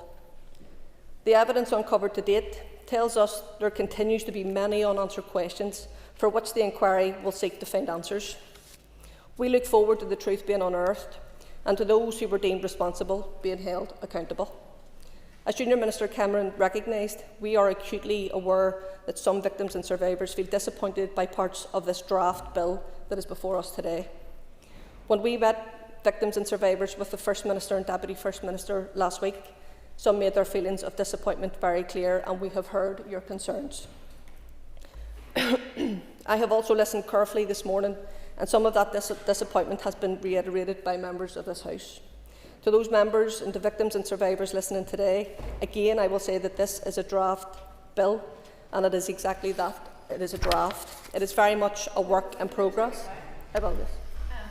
Thank you. I thank you for giving way. I'm maybe reading too much into what you've just said, Junior Minister, there, but in terms of the posthumous date, for example, is that something that you'll be working with the departmental officials on over the summer to bring an amendment yourselves as opposed to the committee having to do so? Thank you. I thank the member for that intervention, and I think we will absolutely work with everybody, including the committee, the chair and the vice chair, as we work through this progress in terms of how this bill. We know that this is very much a draft bill, and we will absolutely, along with officials, we will work with the committee and other members to ensure that what comes out at the other end of this process is absolutely what people want to see. It's a bill, it's not a draft bill, it's a bill that's going through the process, it's a draft process. Okay, thank you. Having said that, we also welcome the positive feedback from some victims and survivors that has also been received, and the recognition that this legislation has been carefully and methodically developed with many positive elements. We are pleased that many of those who have had an opportunity to consider the bill recognise that the proposals are flexible enough so as to provide for an inquiry that will be driven by the independent inquiry chairperson, and the fact that this will leave the door open for them to examine the facts and to go where the evidence takes them. We hope this approach will mean that the inquiry will be as inclusive as the chairperson deems necessary and appropriate. I am sure that as the bill works its way through the legislative process, it will become increasingly clear to all just how complex the considerations have been, which has meant that for many of the issues it has been difficult to find a perfect landing spot. Importantly, though, we are in listening mode, and that is incumbent on all of us to aim for the best possible bill. I thank members for their comments around the timing of the first redress payments. The scheme will enable acknowledgement payments to be made and therefore achieve the goal of getting some financial redress to a large number of people as soon as possible. I want to reassure members that significant work is ongoing in the background to make sure that as soon as the requisite legislation has been passed, that there will be no undue delay in getting the redress service up and running. This is imperative, as we know. Victims and survivors have already waited more than long enough, and particularly too given the age profile of so many. To this end, let me inform members where the department is in terms of the establishment of the redress service. The department will maximise existing mechanisms, structures and frameworks of the current redress service so that there are no unnecessary time delays to the establishment of such a service. I also want to take this opportunity to thank the Justice Minister for her personal support on this matter. Subject to legislative passage, we expect the first payments to be made next year in 2026. I also thank members for their comments around the standardised payment of £10,000. There is no amount of money that could ever compensate for the pain and trauma and, in many cases, loss experienced by victims and survivors. First and foremost, it is an acknowledgement payment that is based on admittance and that the associated shame and stigma that brought with it. It is also important to note that it is the first of 2 redress payments for which victims and survivors may be eligible. To take a step back, the Truth Recovery Design Panel considered financial redress with a view to learning lessons from the other redress schemes, as a result of which it ultimately recommended that there should be 2 payment schemes. The first, an admission-based payment, is different to many other schemes like the Historical Institutional Abuse Scheme, for example, which was a harm-based scheme. There was also a strong desire to avoid the situation where victims and survivors would have to wait many years to receive any financial redress, as is necessarily the case with harm-based redress schemes.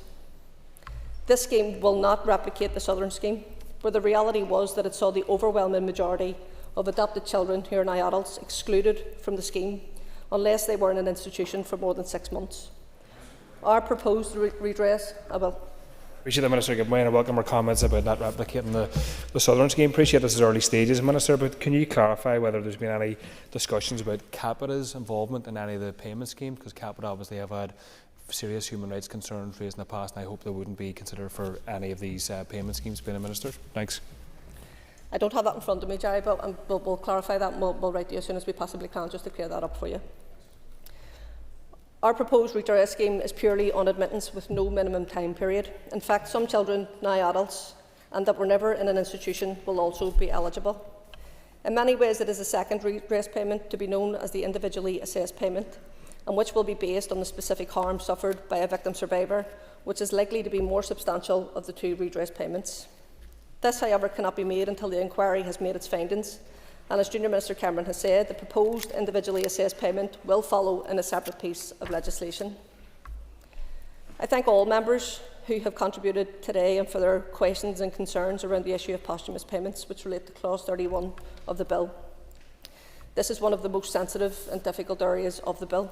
Indeed, ministers have heard first-hand of the disappointment it has caused many victims and survivors. I don't want to repeat what Junior Minister Cameron has already said about this aspect of the Bill, as she has provided a fulsome explanation of the relevant clause, and she has also talked to comparable schemes and helpfully explained the thought processes and challenges faced in arriving at the decision before us. While admittedly imperfect, we hoped it felt like a reasonably fair solution to a really complex issue. It is important for us to balance both the standardised payment scheme with the future individually assessed payment scheme to come, in addition to the wide range of considerations at play. Following the consultation response, the original proposal was positively amended to be more inclusive, and to clarify again, the clause now includes all eligible family members, which in practice means the surviving spouse or partner and all the surviving children, including a person who was adopted into another family. All will be able to make an independent application in respect of posthumous payments for those eligible, now deceased birth mothers. Members should be aware that the views received during the consultation responses in relation to this aspect of the Bill were as strongly held as they were diverse. They range from some requesting that there be no posthumous scheme at all, given the sensitive nature of this issue and the related and understandable fears around privacy issues, to requests that it be extended back to 1922. Suffice to say, for now, it is important that victims and survivors take the opportunity to provide their views to the committee in due course, and it will be an ongoing matter of consideration for us, for the committee and this Assembly. I thank the Chair, Nuala, Sinead and Brian for their comments around the important issue of adequate and meaningful contributions from those institutions who may be deemed responsible. We recognise that this issue is equally, if not more, important to victims and survivors than it is to members of this House, not least as it would demonstrate a tangible recognition from those institutions of the harm caused, and to some a more meaningful form of accountability than words alone can provide. I note the important contribution by Carol about ensuring institutions are held to account in a public inquiry and that they cannot hide behind closed doors. Let me assure the House that ministers also regard this as an important part of the process. It has been and it remains a matter under consideration. We are committed to obtaining financial contributions from the bodies and institutions responsible for these historical wrongs. This includes the British Government for its responsibility during periods of direct rule. Ministers have been engaging with Treasury and the Secretary of State on this matter and will continue to press the Government to step up to the plate. Albeit there has been no agreement reached to date, this process remains ongoing. In terms of the institutions, the same commitment applies. We hope adequate and meaningful arrangements can be put in place. However, this has proved not as straightforward a matter as it might first appear, not least as the standardised payment will be paid on a no-harm basis, and crucially will be paid before a public inquiry has concluded and reached its finding of where responsibility lies. As a result, some institutions may be unlikely to contribute to this first part of the scheme. We note the disappointment, the lack of adequate and meaningful contributions received by the Irish Government, with only 1 out of 9 institutions making a material contribution. It should also be noted that some of the organisations that ran mother and baby institutions no longer exist. The second individually assessed payment scheme, which to be clear requires a future separate piece of legislation, will be a harm-based scheme. And where deemed appropriate, this is the one where institutions will most definitely be pursued for adequate and meaningful contributions. As members will know, and I think some of you touched upon, other similar financial redress situations to date involve a process of mediation, negotiation and arbitration, and all of those options remain open.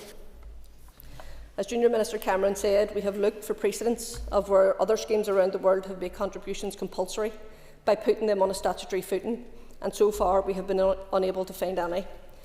This is a difficult legal issue, but let me assure the House, again, we are open to looking into and finding effective solutions. Nuala and Carol raised the important and sensitive issue of burial sites and infant mortality. This has caused untold distress, and it remains our desire to do what we can to help those searching for answers. In relation to burial sites, this bill will contain powers equivalent to those of the Inquiries Act 2005, which will allow the inquiry to determine if there were any systemic failings in the practice of recording deaths and burials. Furthermore, the power to compel, provided for by this bill, would require a person to give evidence or produce documents such as death and burial records. This will help establish the evidence base regarding sites of inappropriate burials, for example in unmarked graves, and linked to that of infant mortality. Of course, if there is a specific concern, any evidence will be brought to the PSNI to investigate and potential allegations of criminality. A complicating factor here is that existing burial grounds legislation, which is the responsibility of the Department of Communities, only relates to local council cemeteries and does not cover private graveyards. However, the bill as it stands also provides the inquiry chairperson with the ability to commission geophysical surveys with the consent of the landowner. Having said this, we absolutely recognise that there are limitations in the bill insofar as further powers would be needed to enable the chairperson to enter potential burial grounds and conduct surveys if the landowner refused permission, and we are again exploring all options available to us. Separately, yes, I will, yes. I thank the Minister, and I really do welcome that, particularly around the geophysical surveys. But what is really important is what happens when they're carrying it out, and who is carrying it out, and that institutions or churches, because they are not covered by the public cemetery rules, they don't have a say in determining who can and where and when that they do carry those out. I think that is really important, especially when it comes to Milltown Cemetery, as I've mentioned before. Yeah, and I'm going to touch on Milltown Cemetery, and I agree. And again, as I say, all options. Sorry, you're just jumping. All options are available. We will be exploring all the options as they're available to us.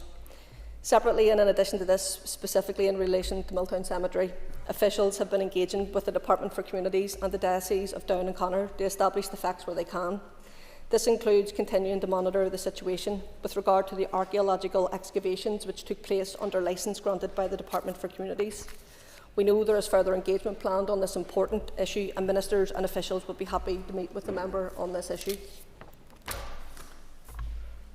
The devastating impact this period of our past has had across all of our society and to those on these islands more generally. We need to reach out to everyone that was affected. Gender discrimination, which permeated societal attitudes, not only underscored but helped perpetuate the shame and stigma which ran so deeply across our society. Evidence shows that these practices were not limited by religious belief, culture or class. And of course, while in many ways these institutions and practices embodied the worst of this, it wasn't a characteristic unique to these places. But rather, its effects were also felt much more universally in our homes, our villages, our towns, our cities, and right across these islands and internationally. It's important to us to do everything that we can to encourage all victims and survivors to come forward to be a part of this inquiry and redress scheme. As we all know only too well, like with so many aspects of our past, regrettably there has been a tendency for people to be divided from one another, and this was no different in many cases for these women and girls. So let me take you back in time. On the Antrim Road, adjacent to the waterworks end, we had the Mater Dei Mother and Baby Institution, which closed its doors in 1984 and saw approximately 1,400 admissions in its time. And less than a 15-minute walk away, we had the Salvation Army's Thorndale Mother and Baby Institution, which closed its doors in 1977 and had over 2,000 admissions during its lifespan. This example brings to light that this experience affected women and girls and their children who are now adults from right across society. And it hopefully underlines the importance of shining a light on the experiences of people from all backgrounds. Of course, the undeserved shaming and blaming of women and girls, unfortunately, was not unique to this place. It also impacted all parts of these islands. We know from evidence that many institutions operated on an all-island basis with the cross-border movement of women and girls and their children. This was highlighted in the Truth, Recovery Design Panel's report, and it is an area which the public inquiry that this bill will establish will undoubtedly investigate. We know too that these practices were part of society in England, Wales, Scotland and further afield. Indeed, many young women from here found themselves across the water with the unedifying official label of PFI, pregnant from Ireland.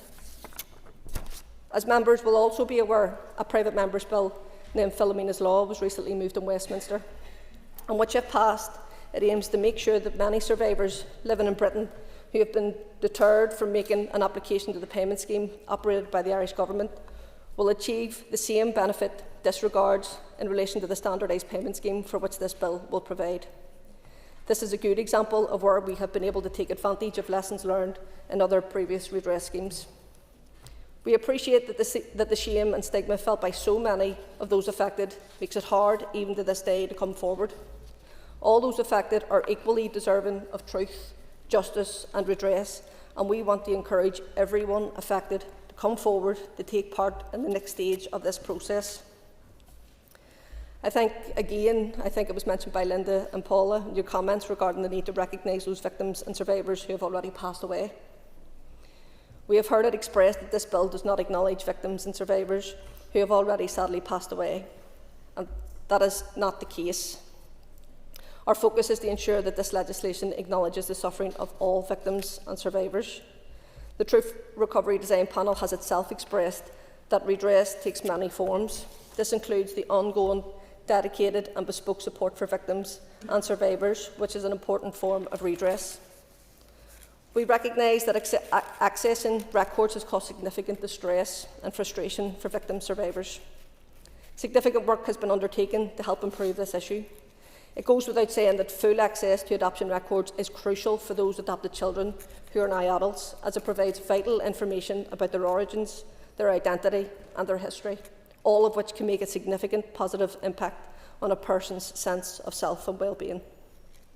Understanding the circumstances of their adoption, creating the potential to connect with biological family members and access as much information as possible about medical and family history are of utmost importance. Finding answers to these fundamental questions is a fundamental part of redress.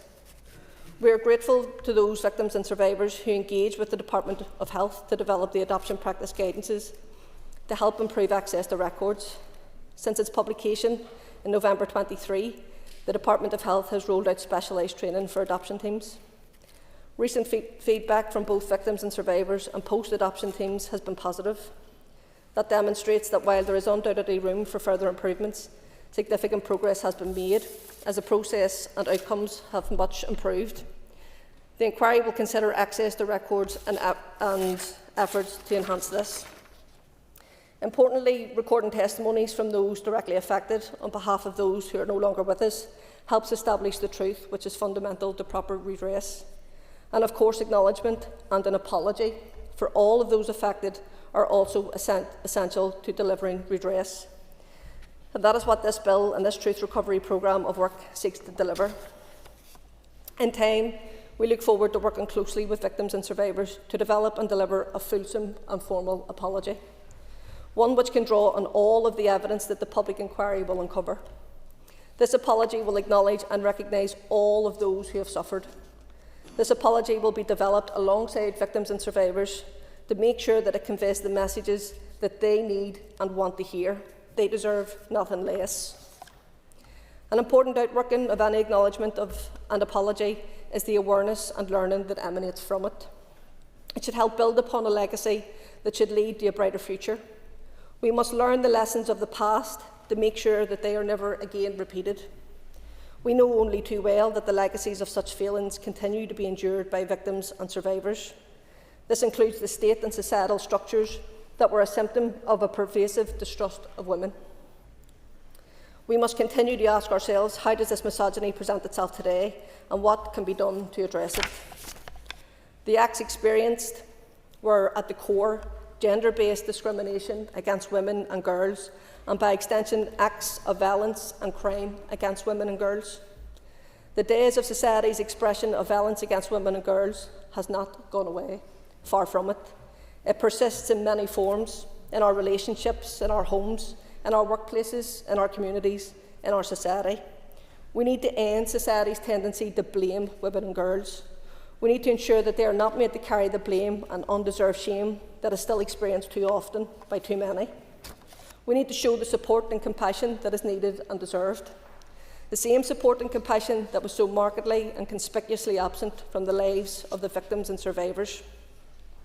We owe a debt of gratitude to these victims and survivors, for they have shown perseverance, a sense of justice and courage. They have shown that it is possible to shine a light on the wrongdoings of the past and not only begin to hold those responsible accountable, but with that help to recalibrate society's attitudes. In closing, I would again like to thank members of this Assembly for engaging so thoughtfully and constructively in this debate on the general principles of this significant bill. Again, we recognise that this bill is not everything. However, it is a significant step forward in this process of achieving truth, acknowledgement and accountability. The inquiry it brings about will help us collectively acknowledge our past and work towards building a future based on compassion, accountability and protecting the rights of others. We will learn lessons from the investigation that this legislation will establish. Lessons that we can take forward to make the lives of women and girls as equitable and dignified as they deserve to be. We will continue to strive to make sure that the voices of victims and survivors are heard and respected in their creation of policies that affect their lives. And as we move forward, let's work together to weave a tapestry of hope and resilience from the threads of our shared history. To all those who have suffered today, is another step toward acknowledging and mending the scars of our past. We stand in solidarity with you, the victims and survivors, as we seek to face the wounds of the past. Together, we will make sure that the lessons learned from this dark chapter light the path toward a more just and equitable future for all. Finally, we would like to again thank those victims and survivors who have been on this journey for so long. We see you, we hear you, and we are with you. We would also like to thank our officials, Martin, Michaela and Pauline, and their team for their time, effort and dedication in supporting the progression of this work. And just to make comment on Mr Dixon, the First and Deputy First Minister have tasked us with taking this legislation forward, and I can assure you that they are as committed to this piece of legislation, which is really important, as we are. And I know on behalf of them, the Executive Office and this Assembly, we will do our utmost with it. As Junior Minister Cameron has said at the outset, we look forward to working with the Committee, the Chair, the Vice Chair, and refining this important bill and ultimately collectively empowering those affected to achieve truth, acknowledgement and accountability. Our officials will be on hand to help and support the Committee in their work of scrutinising this bill going forward. I commend the bill to the House. Thank you, Minister. The question is that the second stage of the inquiry, Mother and Baby Institutions, Magdalene, Laundries and Workhouses and Redress Scheme Bill be agreed. All those in favour say aye. Aye. Any contraries? The ayes have it. The ayes have it. That concludes the second stage of the inquiry, Mother and Baby Institutions, Modern Laundries and Workhouses and Redress Scheme Bill. The bill now stands referred to the Committee for the Executive's Office. Please take your ease where we hand over the top table. Thank you. You come on to the next item?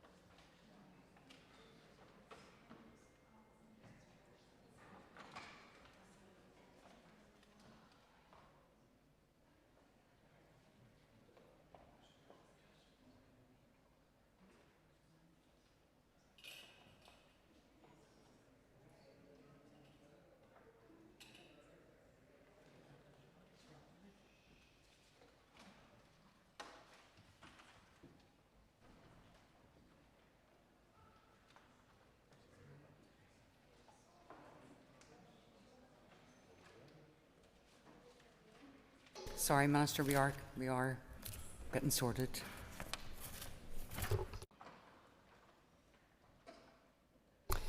Okay, apologies for that. So the next item of business is a debate on 3 motions to approve draft statutory rules, all of which relate to legal complaints and regulation. I'll ask the clerk to read the first motion and then call on the Minister to move it. The Minister will then be invited to commence the debate on all 3 motions that are listed on the order paper. When all who wish to speak have done so, I will put the question on the first motion. The second motion will then be read into the record and I will call the Minister to move it. The question will then be put on that motion straight away. The same process will follow for the third motion. And if all that's clear, it is, I shall proceed. So, Clerk, would you please read the first motion? That the draft Legal Complaints and Regulation Penalty Order Northern Ireland 2025 be approved. Thank you. I call on the Minister of Finance to move the motion. Moved. Thank you, Minister. So the Business Committee has agreed that there should be no time limit on this debate. So therefore I call on the Minister to open debate on all 3 motions. Minister. Thank you, President Loscan. The legal profession is crucial for upholding the rule of law, ensuring access to justice and protecting individual rights. Their work ensures fairness, accountability and proper functioning of the legal system. We must therefore ensure that there are proper mechanisms for people to raise concerns or to complain in cases of poor performance. Let me therefore put today's debate into context for members. In December 2005, a legal services review group chaired by Professor Sir George Bain was established to recommend to the then Minister of Finance and Personnel how the legal profession should be regulated. The group included representatives of lawyers, voluntary organisations, the business sector, consumers and academics from law and economic fields. Following an extensive consultation in 2006, the group made 42 recommendations across a number of areas, leading to the Department consulting on draft Legal Complaints and Regulations Bill in 2013. The consultation included provisions to change the way in which complaints against lawyers are dealt with, create new oversight arrangements for complaints handling, and make provisions for other aspects of the regulation of lawyers. The main change was the proposed introduction of an oversight arrangement in respect of complaints against barristers in addition to solicitors. After consultation, the bill passed its final stage in the Assembly and received royal assent in April 2016. A Legal Services Oversight Commissioner, Maureen Cree, was appointed in April 2017, with Maureen also fulfilling the existing lay observer role overseeing complaints against solicitors. The full provisions of the Act to provide the Commissioner with the full range of powers were not commenced for a number of reasons, including the lack of an executive and the prioritisation of resources during COVID. Work has now progressed in collaboration with professional bodies, the Law Society and the Bar Council, to a stage where I am glad that the Assembly is able today to debate the 3 statutory rules which will give effect to the Act's provisions. Statutory rules being debated are the 3 statutory rules debated today detail the policy around the issues of a levy paid by the professional bodies to meet the cost of the Commissioner's office, penalties the Commissioner can direct in certain circumstances, and appeals against the terminations of complaints under the new system. As I have already noted, we have been working collaboratively to agree with the professional bodies the policy intention underpinning these statutory rules. We have also secured the agreement of the Lady Chief Justice to these appeal regulations, allowing those appeals to be made to the High Court. This ensures we are on course to commence the Act and give effect to its full provisions from the 1st of September. I would like to reassure the Assembly that these statutory rules do not change the fundamental regulatory position with regards to the legal professions, nor do they duplicate any area of regulation. The day-to-day operational regulations of solicitors will continue to be the responsibility of the Law Society, and the regulation of barristers will continue to be the responsibility of the structures of the Bar. The Department has consulted and engaged regularly with the professional bodies in the development of these statutory rules.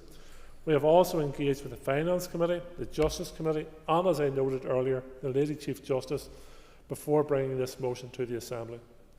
I thank everyone involved for their positive engagement. The Department will of course continue their engagement as the Act's proposed commencement on the 1st of September approaches and after that commencement. This will be particularly important as we will review the Act's implementation after 3 years, with the Act requiring the Department to bring any terms of such a review to the Assembly by negative resolution. To conclude, these statutory rules give effect to provisions in Legal Complaints and Regulations Act, NI 2016.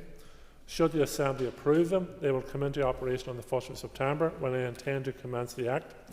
This is an important and long overdue step towards providing anyone dissatisfied with aspects of service provided to them by solicitors and barristers here with an appropriate complaints process.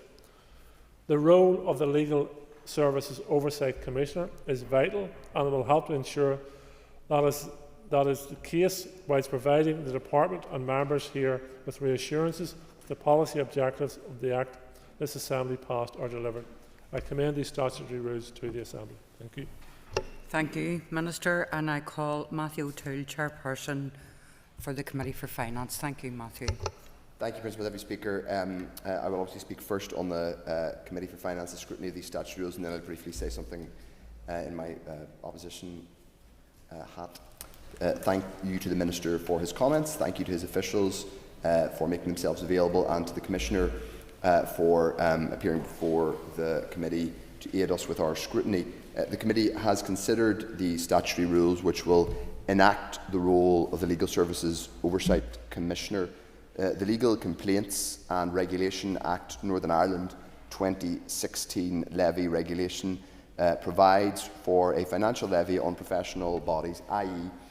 The amount they will pay each to cover the costs of the Commissioner's office. The Legal Complaints and Regulation Act Northern Ireland 2016 Appeals Regulations will provide for the rights of appeal from respective complaints committees. The Legal Complaints and Regulation Penalty Order NI provides for the amount of financial penalty the Commissioner can impose on the professional bodies. These SRs follow on from the Legal Complaints and Regulation Act 2016. The Committee, in our deliberations, noted disappointment that it has taken 9 years for these regulations to be laid in order to give the requisite powers to the Commissioner, though the Committee accepts the Department's rationale for this delay.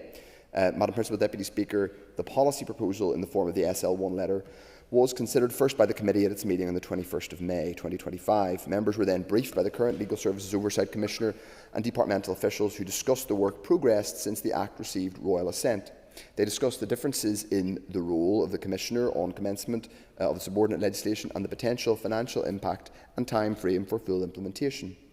I want to highlight to the House that the Committee agreed that they were content with the policy proposals, but also agreed to seek further clarification on a number of issues, including the mechanism used to set the levy for the Law Society and the Bar Council, the estimates of the levy, and the estimated costs of the Commissioner's office once it is fully established.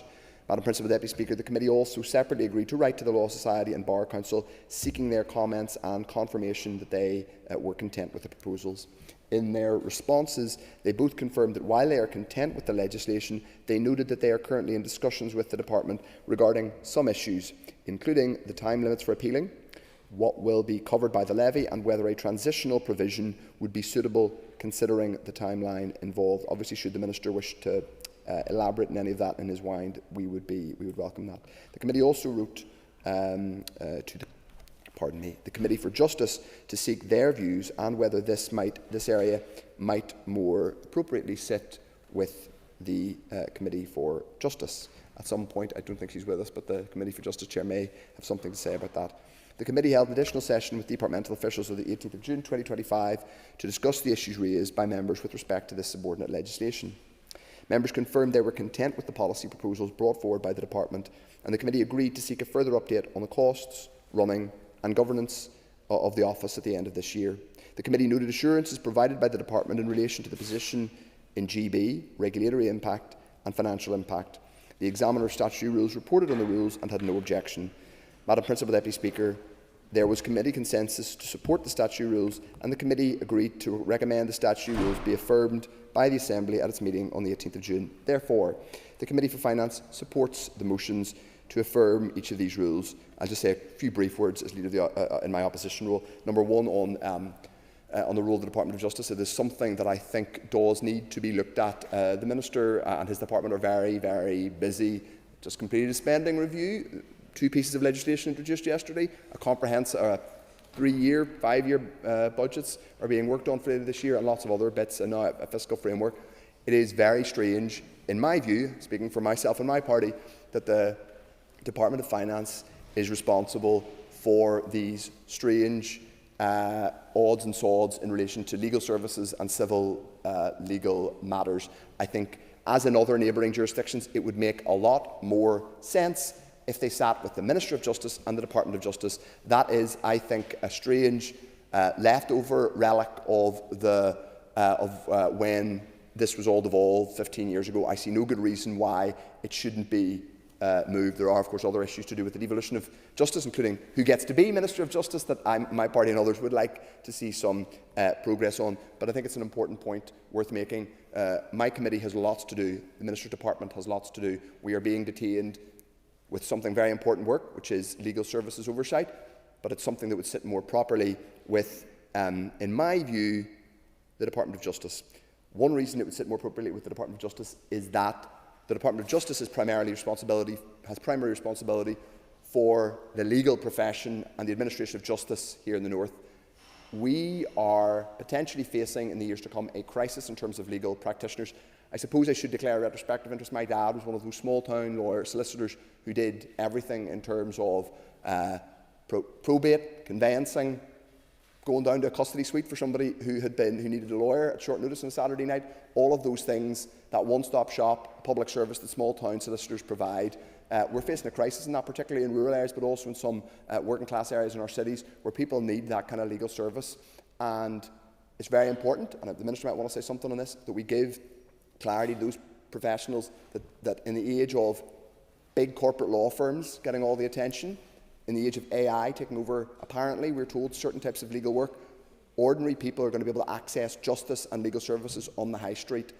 I think reassuring them that these costs are going to be relatively minimal, and if the Minister is able to say something about the fact that those costs will be relatively small for individual small solicitors, I think that would be an important reassurance.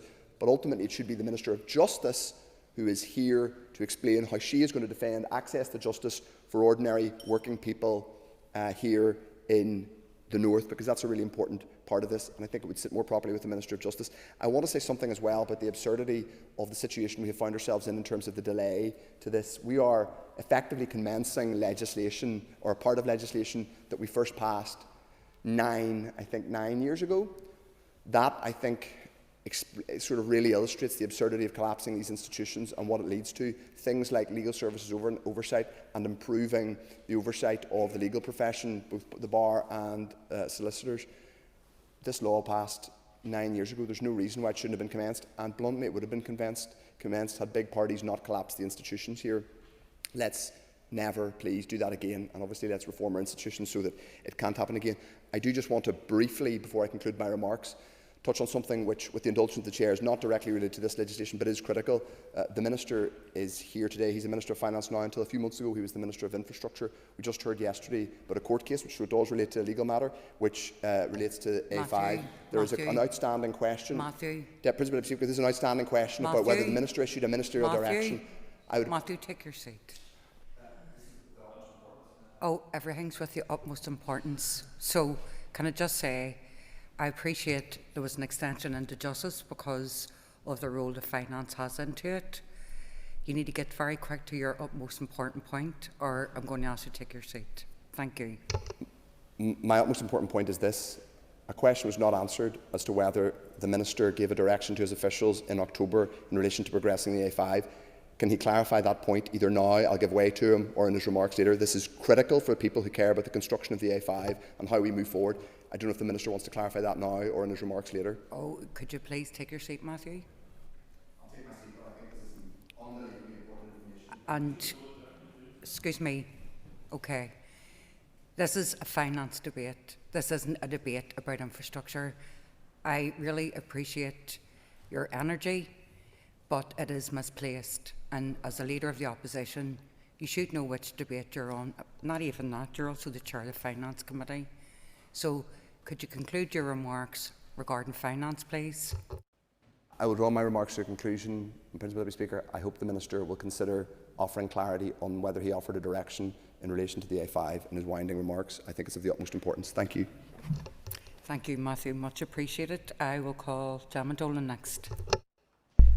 I welcome that we have now reached the stage of being able to move forward with providing the Legal Services Oversight Commissioner with their full range of powers from September of this year, particularly as the Act was passed in 2016, so there has been a considerable delay in getting to this point. As we heard during the committee, however, one benefit of this gap was that it enabled engagement about the changes to the complaints process and collaboration between the Legal Services Oversight Commissioner and the Law Society and Bar Council. I note that the Law Society and Bar Council have sought greater clarification from the Department in terms of the levy to cover the running costs of the office, which is understandable, and while assurances have been provided by the Department that this will be minimal for solicitors and barristers, it is important that this expenditure is governed effectively. Implementation of these regulations is a positive step, as it will improve the regulatory framework by providing more powers for the Legal Services Oversight Commissioner and enhance the openness and transparency in the complaints process for solicitors and barristers. Thank you, Gemma. I call Diane Forsyth. Thank you, Madam Principal Deputy Speaker.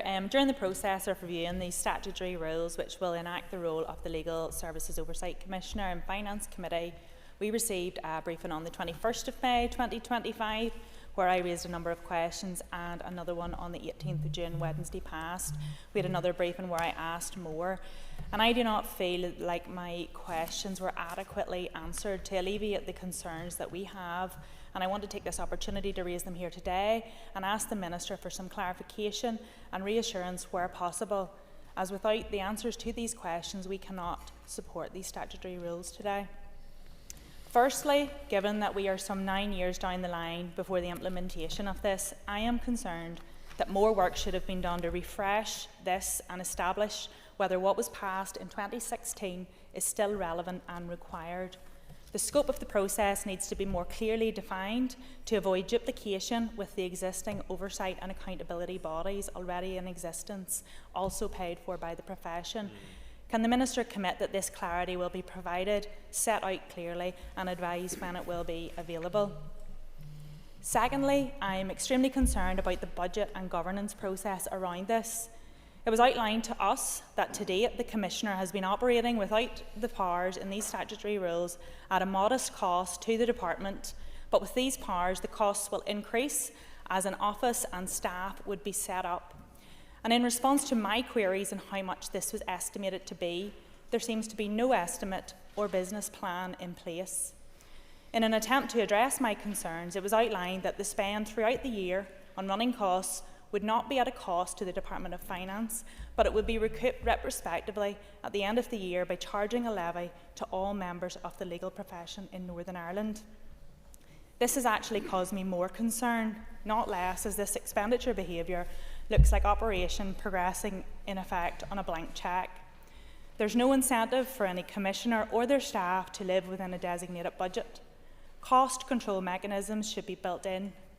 They want to commence this from September, but it is clear that they do not know what they need or what the costs will be. And just because the final cost doesn't lie within the Department of Finance's budget, it does not mean that it's not their responsibility to manage the finances, manage the governance, and ensure that the levy to be passed on to the sector is of fair value. I ask the Minister, can he please outline what the financial governance process will be over this as it progresses through his department? Will there be a business plan? Who will it be presented to? Who will oversee this? I also ask what is in place to prevent expansion and for this to increase to the level of some other commissioners which are hitting around £1 million a year, or other ombudsmen which have a much higher annual cost. We need assurance that this is future-proofed and a review mechanism built in. And I'm somewhat surprised that the Leader of the Opposition does not appear to share my concerns utmost importance to him is referring to which minister should be in the chamber and bringing questions on the A5. But my key concern with regard to this is the financial controls around these statutory rules which we are debating here today. I want to also highlight my concerns over the issue of access to justice in Northern Ireland. My colleague Joanne Bunting, Chair of the Justice Committee, has outlined to me how many evidence sessions from the profession to the Justice Committee have indicated that many solicitors' firms are closing, particularly those small, more local firms which also undertake legal aid work. I know this in my own area. It's widespread in rural communities, and I even note there's an adjournment debate this afternoon on access to legal services in Fermanagh and South Tyrone, but this is also happening in our cities. Northern Ireland is facing an access to justice crisis, and we have seen a new all-party group here in the Assembly established on this topic. From this point, I want to highlight the need to closely monitor and control what the impact of this new Commissioner will be on the legal profession, which is facing significant pressures currently. And my final query, which I raised at committee that has not yet been answered, was whether this Commissioner is being granted powers with any built-in safeguards, that if, in the unfortunate circumstances that it would be required, that the Commissioner may be suspended pending investigation. Have we learned the lessons from the recent issues with the police ombudsman was bizarrely unable to be suspended whilst under investigation? I asked the Minister, are safeguards built in here? As again, no answer was forthcoming in committee, and we are here today. So in closing, I note the Chair of the Finance Committee has stated that the committee agreed to seek a further update on the costs, the running and governance of the office at the end of the year. But I wanted to draw these points out today because I feel so strongly that this needs to be addressed up front. Plans under these statutory rules will commence from September 2025, and I do not believe that it's appropriate to approve the establishment of a Commissioner's office on which what is effectively a blank cheque, with no budget in place, unclear controls, no review mechanisms, and to impose levies on the legal practitioners to cover the cost.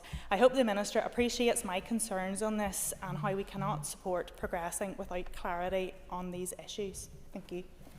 Thank you, Diane. Our next speaker is the Minister of Finance to conclude and wind up on the debate on the motion.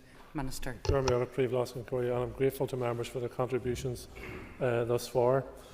As I've set out, these regulations give effect to the Legal Complaints and Regulations Act 2016 by establishing the post of Legal Services Oversight Commissioner, introducing a layperson-led complaints process against solicitors and barristers will ensure members of the public and users of legal services here can have confidence in the services provided, and where that falls below expectations, an appropriate mechanism for complaint.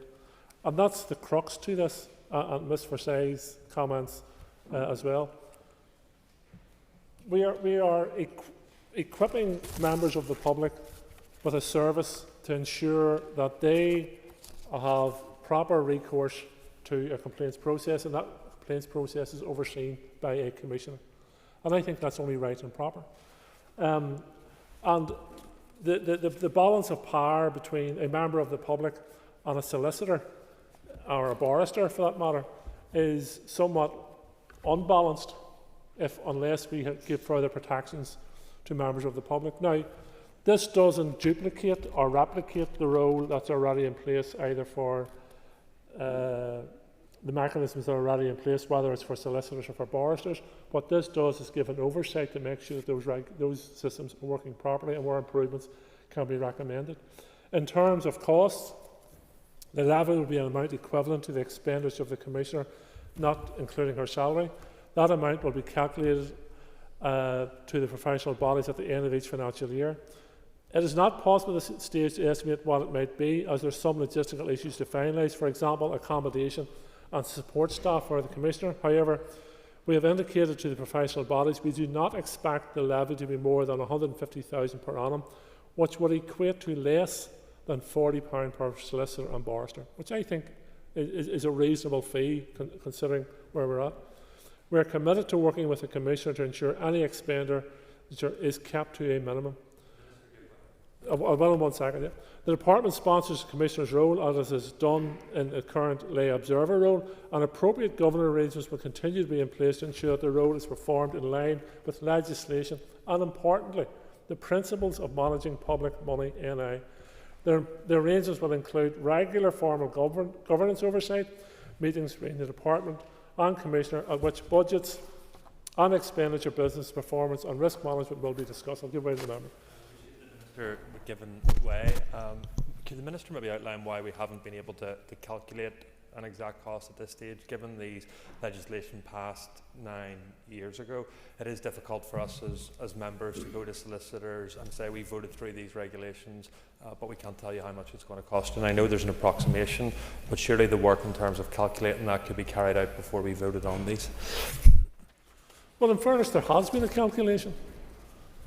It is estimated that we don't expect the levy to be more than 150,000 per annum, which would equate to less than £40 per solicitor and barrister. I think that's good value for money, given that we are putting in place protections for members and support to members of the public, and an oversight of the already working practices within the legal profession in terms of how they deal with complaints. I think it's only right and proper that there's independent oversight of that, and we have worked quite closely with the professional bodies in this regard to bring the legislation to this stage, and we will continue to work with the professional bodies as we move forward in the role of the Commissioner. So we're not talking about an extravagant amount of money here. The estimated cost per solicitor and barrister is £40. I think that's reasonable for what we're asking and what services we're bringing to. The legislation is also open to review and will be reviewed within 3 years' time. And any changes proposed by any future minister will have to be brought forward before the House for a vote on that. So there's protections built into this as well.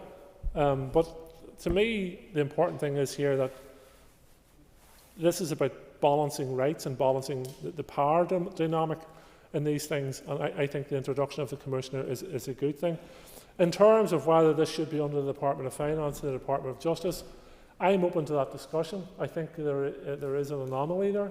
And whether we have time in the remainder of this mandate to correct that or not is open to question. But I am open to having that. I'm not certainly protective of this in the sense that I want to retain it in my department. I think there's a sensible conversation to be had. If it makes more sense for it to be in the Department of Justice, I'm more than content for it to move over to the Department of Justice moving forward. And just to clarify, Príomh Las Concordia, I have not issued any ministerial directions in this last 2 years or more. Thank you. Okay. So the question is that the Draft Legal Complaints and Regulation Act Northern Ireland 2016 Appeals Regulations 2025 be approved. All those in favour say aye. Aye. Contrary of any noes? No. I think the ayes have it. The ayes have it. We will now move on to... Sorry, I've jumped ahead. No, I haven't. Sorry, I need to go back one. So you can say no to this as well. Just let me repeat it. So the question is that the Draft Legal Complaints and Regulation Penalty Order Northern Ireland 2025 be approved. All those in favour say aye. Contrary of any noes? No. I think the ayes have it. We will now move on to the second motion, which has already been debated. Clerk, could you please read the motion? That the Draft Legal Complaints and Regulation Act Northern Ireland 2016 Appeals Regulations 2025 be approved. Thank you.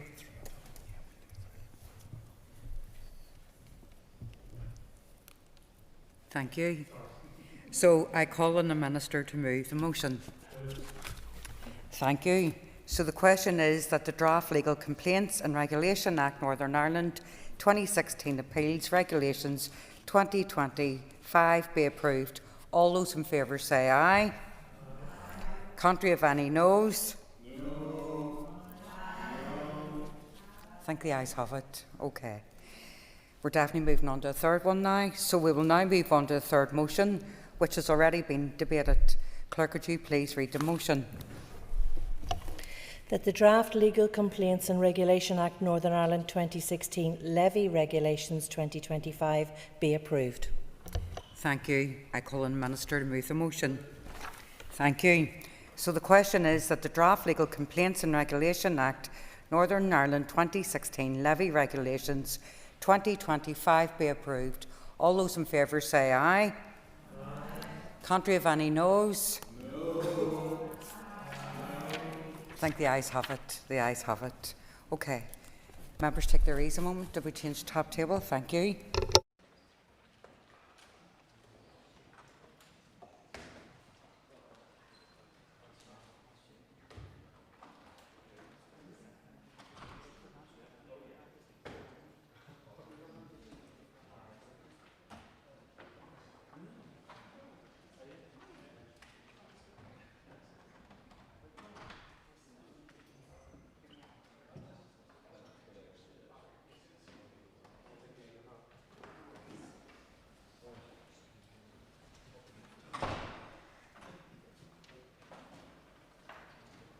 Order, members. The next item of business is a motion on Israeli impunity in Gaza. Clerk, please read the motion.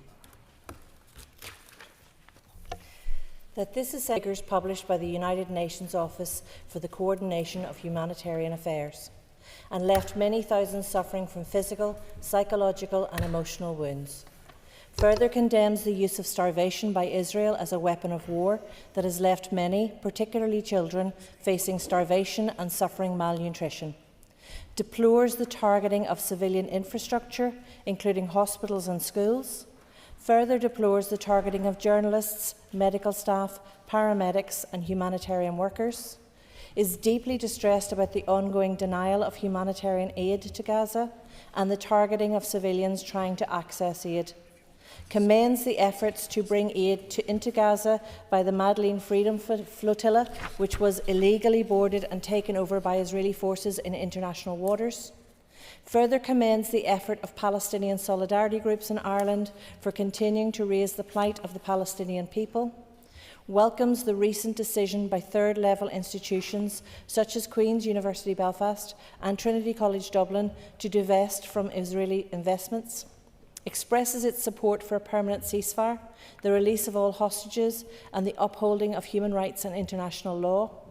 Calls on the British Government to immediately suspend all arms sales and transfers to Israel and to recognise the State of Palestine. And further calls on the Irish Government to pass and enact the Occupied Territories Bill in full and put an end to the Central Bank of Ireland facilitating the sale of Israel's war bonds. Thank you. I call Declan Kearney to move the motion. Moved. Just before a point of order, Mr. Aiken. Mr. Speaker, under Standing Order 13, I would like to make a point of order on the inclusion of the private member's motion entitled End Israeli Impunity on Gaza on the order paper. I wish you to adjudicate as to whether this motion is compatible with the IHRA definition of anti-Semitism that our Northern Ireland Assembly adopted on the 27th of April 2021. I believe that this motion is not compatible with the IHRA definition of anti-Semitism, and I respectfully wish that you would judge on this motion, Mr. Speaker. Thank you, and the member did correspond previously, so we did note your view that the motion is compatible with the previous resolution from the Assembly made in 2021 to adopt the IHRA definition of anti-Semitism. However, while private members' motions express the political will of the Assembly, they have no procedural effect on the future business and do not restrict parties from tabling motions that they wish to table. And private members' motions are generally non-binding and have no legal effect, as indeed would this particular motion. You've raised the points today, but within my role, I would have no powers to stop this coming forward. The Business Committee has accepted that, and therefore we will proceed, and I call Mr. Kearney.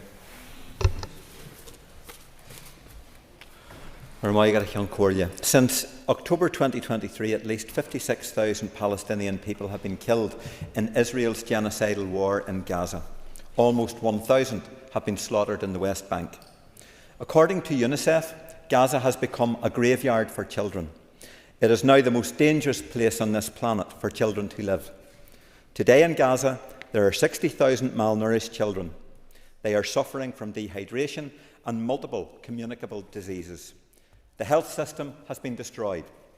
Water infrastructure is collapsing, and the population is now threatened with both drought and famine. According to the United Nations, there are more than 2.1 million people trapped, bombed and starved. Food, medicine, fuel and shelter supplies are being blocked from entry to Gaza due to the Israeli siege. Hunger is being used as a weapon of war. A World Health Organization trauma surgeon has stated that there is a constant correlation with the positions of the 4 announced food distribution sites and mass casualty incidents.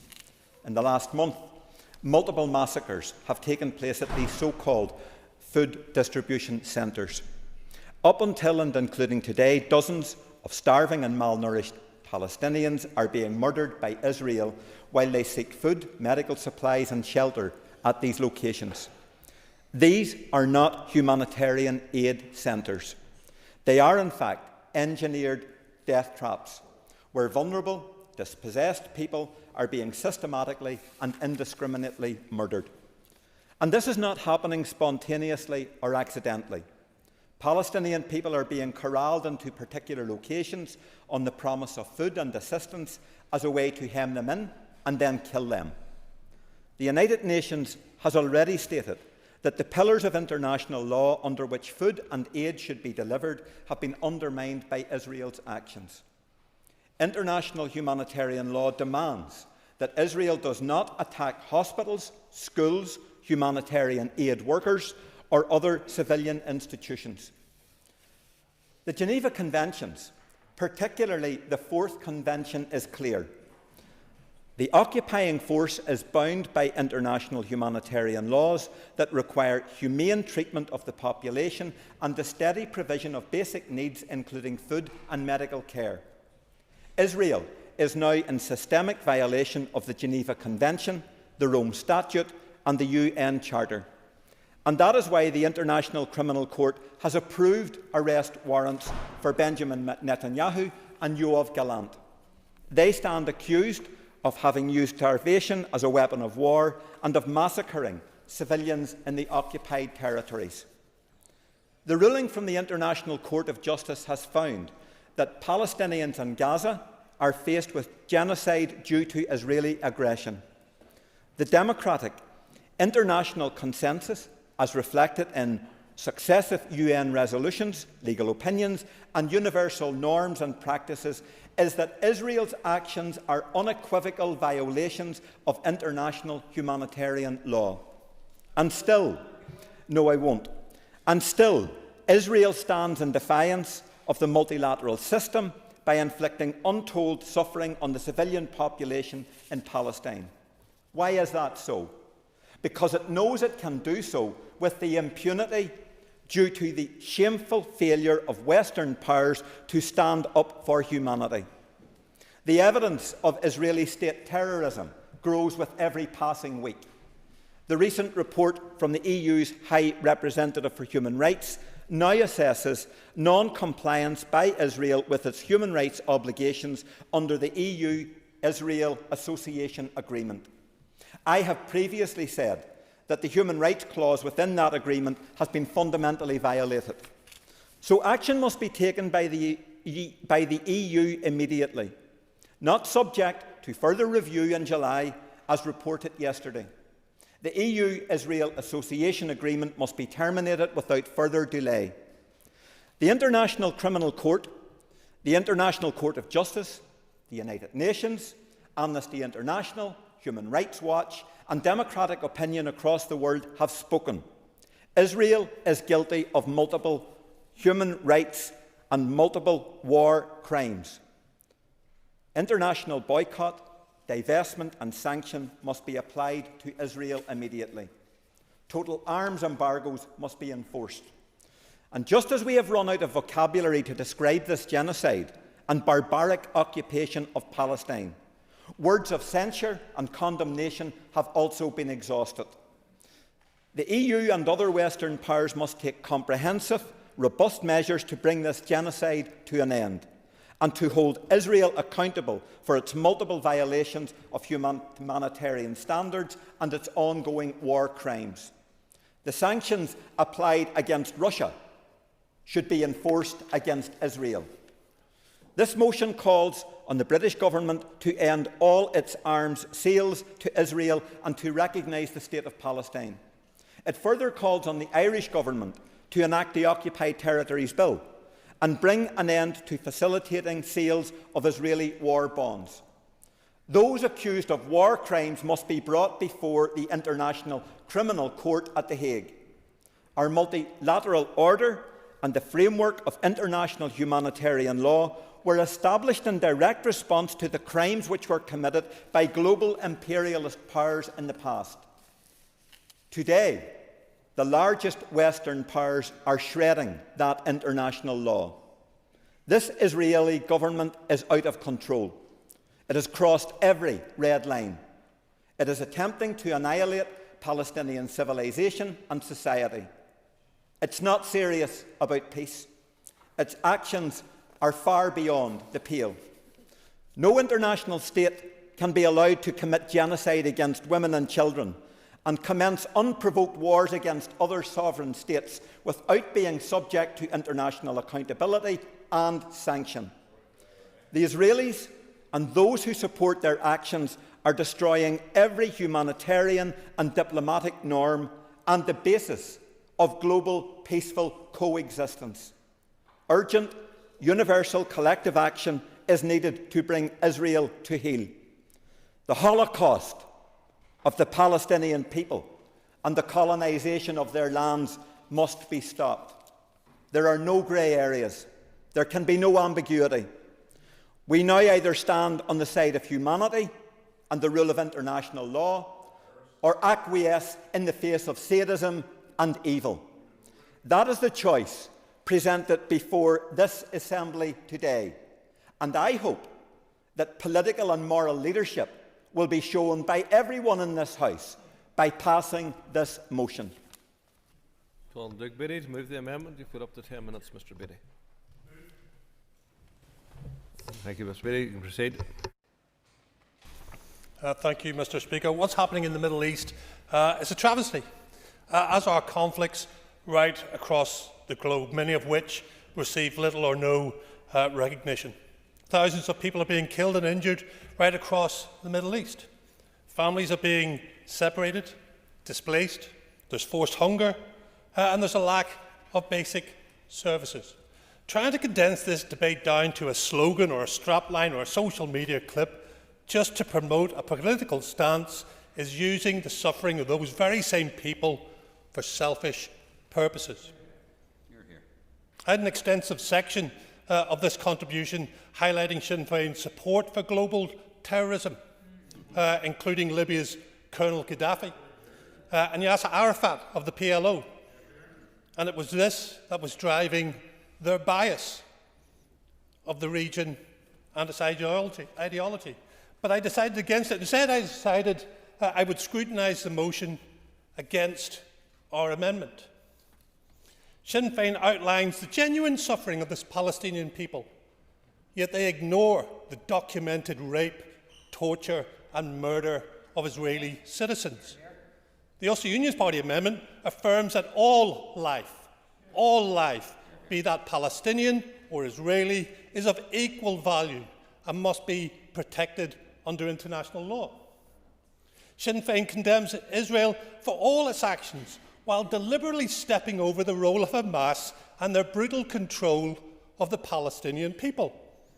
Their arbitrary detention of its citizens, including 17 journalists and 6 human rights activists, the torture and isolation of minority groups, the extrajudicial executions, the indoctrination of children, the failure to protect women and girls from gender-based violence, while supporting marriage of girls under the age of 15. And also supporting violence in the home, giving their husbands free rein to do what they want to do in their own home. The Ulster Unionist Party amendment condemns Israel's actions of using hunger as a weapon of war, outlines their disproportionate military campaign in Gaza that is not in keeping with humanitarian international law or the law of armed conflict and the principles of necessity, distinction, proportionality and humanity. We do so while we outline Iran's destabilising role in the region, using terrorist organisations such as Hamas, Hezbollah, the Houthis, and Iraq militias to attack Israel, its people and its interests, as well as other Western organisations through global terrorism. Sinn Féin's motion commends a media stunt, the Magdalene Freedom Flotilla, which had no aid that would be of any substantial use to Gazans, but was used to boost their egos. Yes? Would the member actually like to note the fact that when that so-called flotilla was making its way towards Gaza, it actually left Somalis sitting in the water and actually created an international incident when they should have actually been rescuing people? Some form of humanitarian effort, eh? Yes, but they got the likes on YouTube, so that's what really matters, because what it was about was promoting themselves on social media. It was shameful narcissism, making the suffering of Gazans all about them. The Ulster Unionist Party amendment, on the other hand, calls for a rejection of any form of collective punishment. Again, rallies against the denial of food, water or essential services, opposes forced displacement of the Gaza population and supports the urgent establishment of UN-led humanitarian aid corridors with sustained and continuous aid, medical access and essential services. Sinn Féin motion welcomes the recent decision by the third-level institutes such as Queen's University Belfast and Trinity College Dublin to divest from Israeli investments, a key privileged tool that will help the starving children of Gaza. Really, we need to get a grip.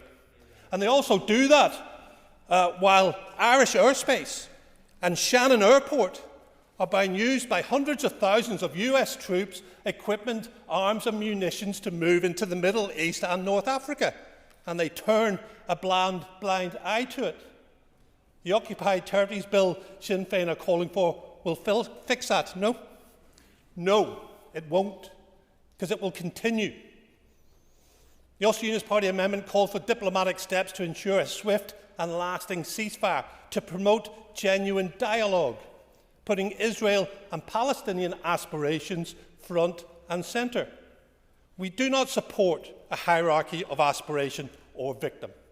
Taking a single side in a long and complicated conflict is simply counterproductive. Sinn Féin calls for the UK to recognise Palestine, while many surrounding countries believe Israel doesn't have the right to exist. The Ulster Unionist Party calls for a two-state solution as envisaged by the Oslo Agreement, with both states having a right to exist in peace and security, free from threats.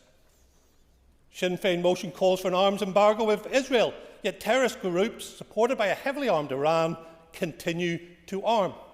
They also failed to mention that there's 4 companies in the Irish Republic supplying parts for munitions and technology to Israel. That doesn't seem to be in their motion either. The Ulster Unionist Party believes that Israel has a right to defend itself, and the minimum military equipment supplied by the UK is mostly for defensive purposes in the form of radar and early warning component parts. Why do they need that radar? Because they're under continuous attack. Mr. Speaker, we can clearly agree on some issues, and I've outlined some of the issues that we agree on. This motion from Sinn Féin, however, is based on support for terrorism, not stabilisation of the region. It refuses to criticise, even in the most basic terms, the actions of Hamas. It shows a level of bias that undermines the very real issues facing the region. The self-righteous, self-interested virtue signalling of some who see Palestine solidarity purely as a Twitter graphic for likes. Yep. Thank the member for giving way. And would he agree with me that one of the starkest aspects of this motion is its sensationalist use of language, such as the act of starvation as an act of war. It totally denies reality. On the 16th and 17th of June, 149 aid trucks entered the Gaza Strip. On the 16th of June, they provided more than 3.1 million meals to those in the Gaza Strip. It sounds like a pretty debunked method of starvation in that regard. I thank the member for raising that point, but here's where I come from in all of this. Balance. Let's have some balance. Why is it okay for an Israeli child to die and it's not okay for a Palestinian, or vice versa? Let's get balance. There's no balance in this motion. We need to be better than this. We cannot be led by TikTok or Instagram. Getting a photo wearing a shemag, for those who don't know what a shemag is that scarf they wear around their necks. Getting a photo wearing a shemag one moment around your neck cannot be the sum of support for a people in a desperate situation or a region overcome by violence. Instead, let's double down our efforts to get a long-lasting, sustainable ceasefire, ensuring humanitarian aid corridors are set up and work, use diplomatic means to move towards a lasting peace, where Israeli and Palestinian can live side by side, and the malign influence of Iran no longer has a grip on them. Happy to give away. I appreciate the member giving way for the purposes of debate. He talks about balance, and balance is important. Would he accept that in this equation, one side is a nuclear-armed state which lost in an appalling... The member chunters about Iran. Yes, Iran has a nuclear programme, but it is not a fully armed nuclear state, which Israel has been for more than 60 years. Let's also be clear. Israel is a nuclear-armed state. It has killed tens of thousands of people. Tens of thousands of people. That's not a balanced situation. Thanks for giving way, but absolutely no understanding of your point. When you're sitting in a country surrounded by countries like Iran and Syria and Hezbollah and Hamas being bombed by the Houthis. Seriously, think it through. Balance, guys. It might be easy to support the Sinn Féin motion today because that is the popular thing to do. But read it carefully. Compare it to the Ulster Unionist Party amendment, and you will see clearly who has laid out the issue at hand and the right approach to the difficult conflict, ensuring that the life of a Palestinian or Israeli are of equal measure. And that's not what the motion gives us. Thank you, Mr. Speaker. Thank you, Mr. Beattie. Mr. Beattie was generous in giving way several times, and I hope that will be reflected throughout the debate, and it will be a proper debate at that point. So I call Joanne Bunting. I've had enough listening for months in this House to misinformation and propaganda with nary a word about what the Israelis have suffered. Of course we don't want to see any people, especially children, starving or hurt. But let's get real about what led to this, because some in this House are all too willing to gloss over it. All of this comes back to Hamas. It all starts there, and in particular following the absolute horrors of October the 7th, 2023. I do not recall motions coming forward from those opposite to condemn that, when literally hundreds of men, women and children were kidnapped, raped, mutilated and murdered. I do not recall an outpouring of sympathy or outrage from the benches opposite for the Israeli children being brutally tortured and murdered. There was no outcry or even mention of the abhorrent videos showing young Israeli women being kidnapped, screaming and crying for help on the back of mopeds as they were carried away. No outrage for the one of many women gang raped and killed in the back of a truck, her stricken body paraded and then left for all to see her degradation. And some men here have the gall to lecture Israel about its humanity. No, let's put the focus where it should be, on Hamas and the other terrorist regimes that support them. But maybe that's too close to home for some. Remco Leemhuis is the director of the American Jewish Committee in Berlin. In the aftermath of the October attacks, he visited Israel as part of a delegation and said this: "Doors were riddled with bullets everywhere. In the rooms behind them, people who were hiding were murdered. You can see how systematically the terrorists went from house to house and killed or kidnapped everyone. Documents have been recovered from dead Hamas fighters which show that they had a great deal of information. They knew who lived in which house, how many people were there, how many pets even. It was all broken down in detail and planned far in advance. So far, 300 people, mainly women and girls, have not been identified. Their condition makes it impossible. They were so badly mangled after they were murdered that they cannot be identified. To this day, body parts are still being found in the areas that were attacked. A few days before we visited one kibbutz, a baby was found in an oven there, having been burned to death. Wow. If members in this chamber wish to go down this road, then the least they should do is make it clear whether they're pro-Palestine or pro-Hamas, because their motion doesn't make it apparent, other than that they're anti-Israel. Will the member give way? Yes, I will. I thank the member for giving way, and it's a brutal recollection of facts that she states that's uncomfortable for so many in this House. But would she also add to that there are still families today who do not know the whereabouts of their loved ones, whether they're alive or dead, and are going through the emotional trauma day on, day out? Members, next a minute. Absolutely, and no mention of it in this motion. Assertions in this motion are untrue. Let's be clear, aid is allowed into Gaza and is getting into Gaza if members actually wanted to debate the facts, but Hamas is stealing it.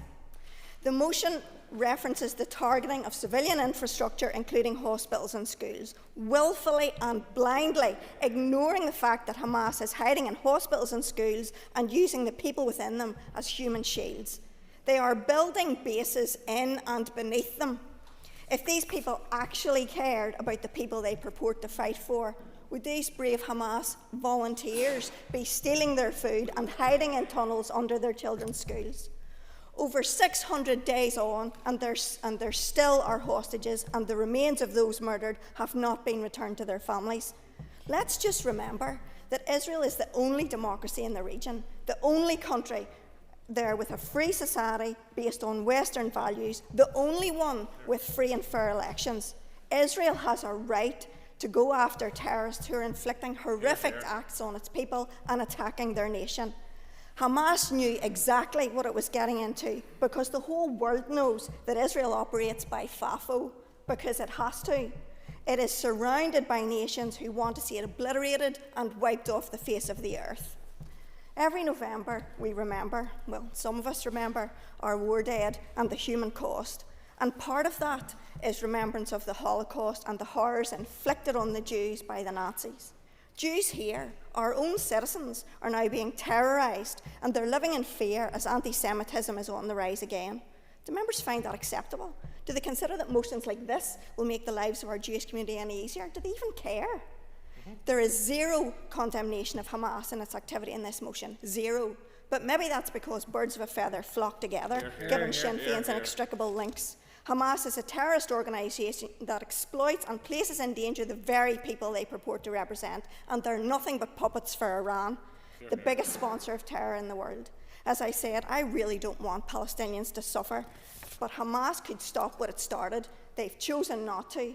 And when Hamas is defeated, yet another terrorist organisation has failed, then the Palestinians will be free and the world will be a better place. Thank you, Mr. Speaker. Your Dixon. Thank you very much, Mr. Speaker. Mr. Speaker, what we are witnessing in Gaza is not a war.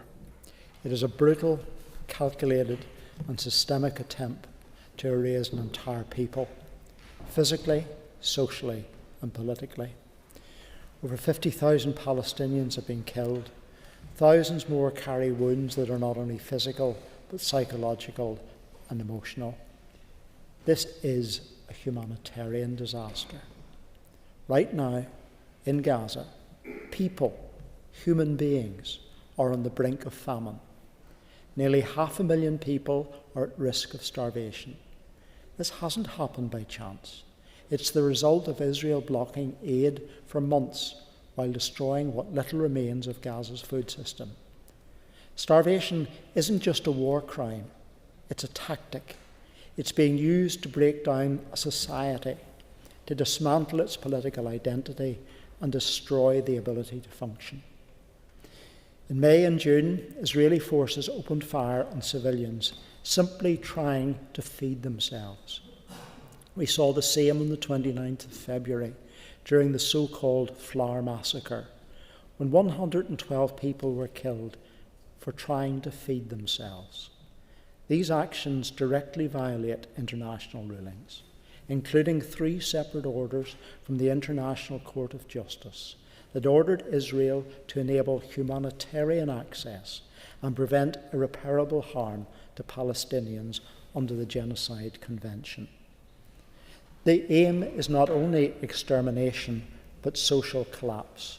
By cutting off food, water, healthcare, and shelter, the building blocks of everyday life, the goal is to make the life of the Palestinian unlivable. People are forced to focus on individual survival. Communities have broken down. Solidarity is attacked. This is not incidental. This is intentional. We're told what is happening is chaos. Gaza is descending into disorder. But I want to make progress and complete. I have a lot to say. But the disorder is part of a strategy.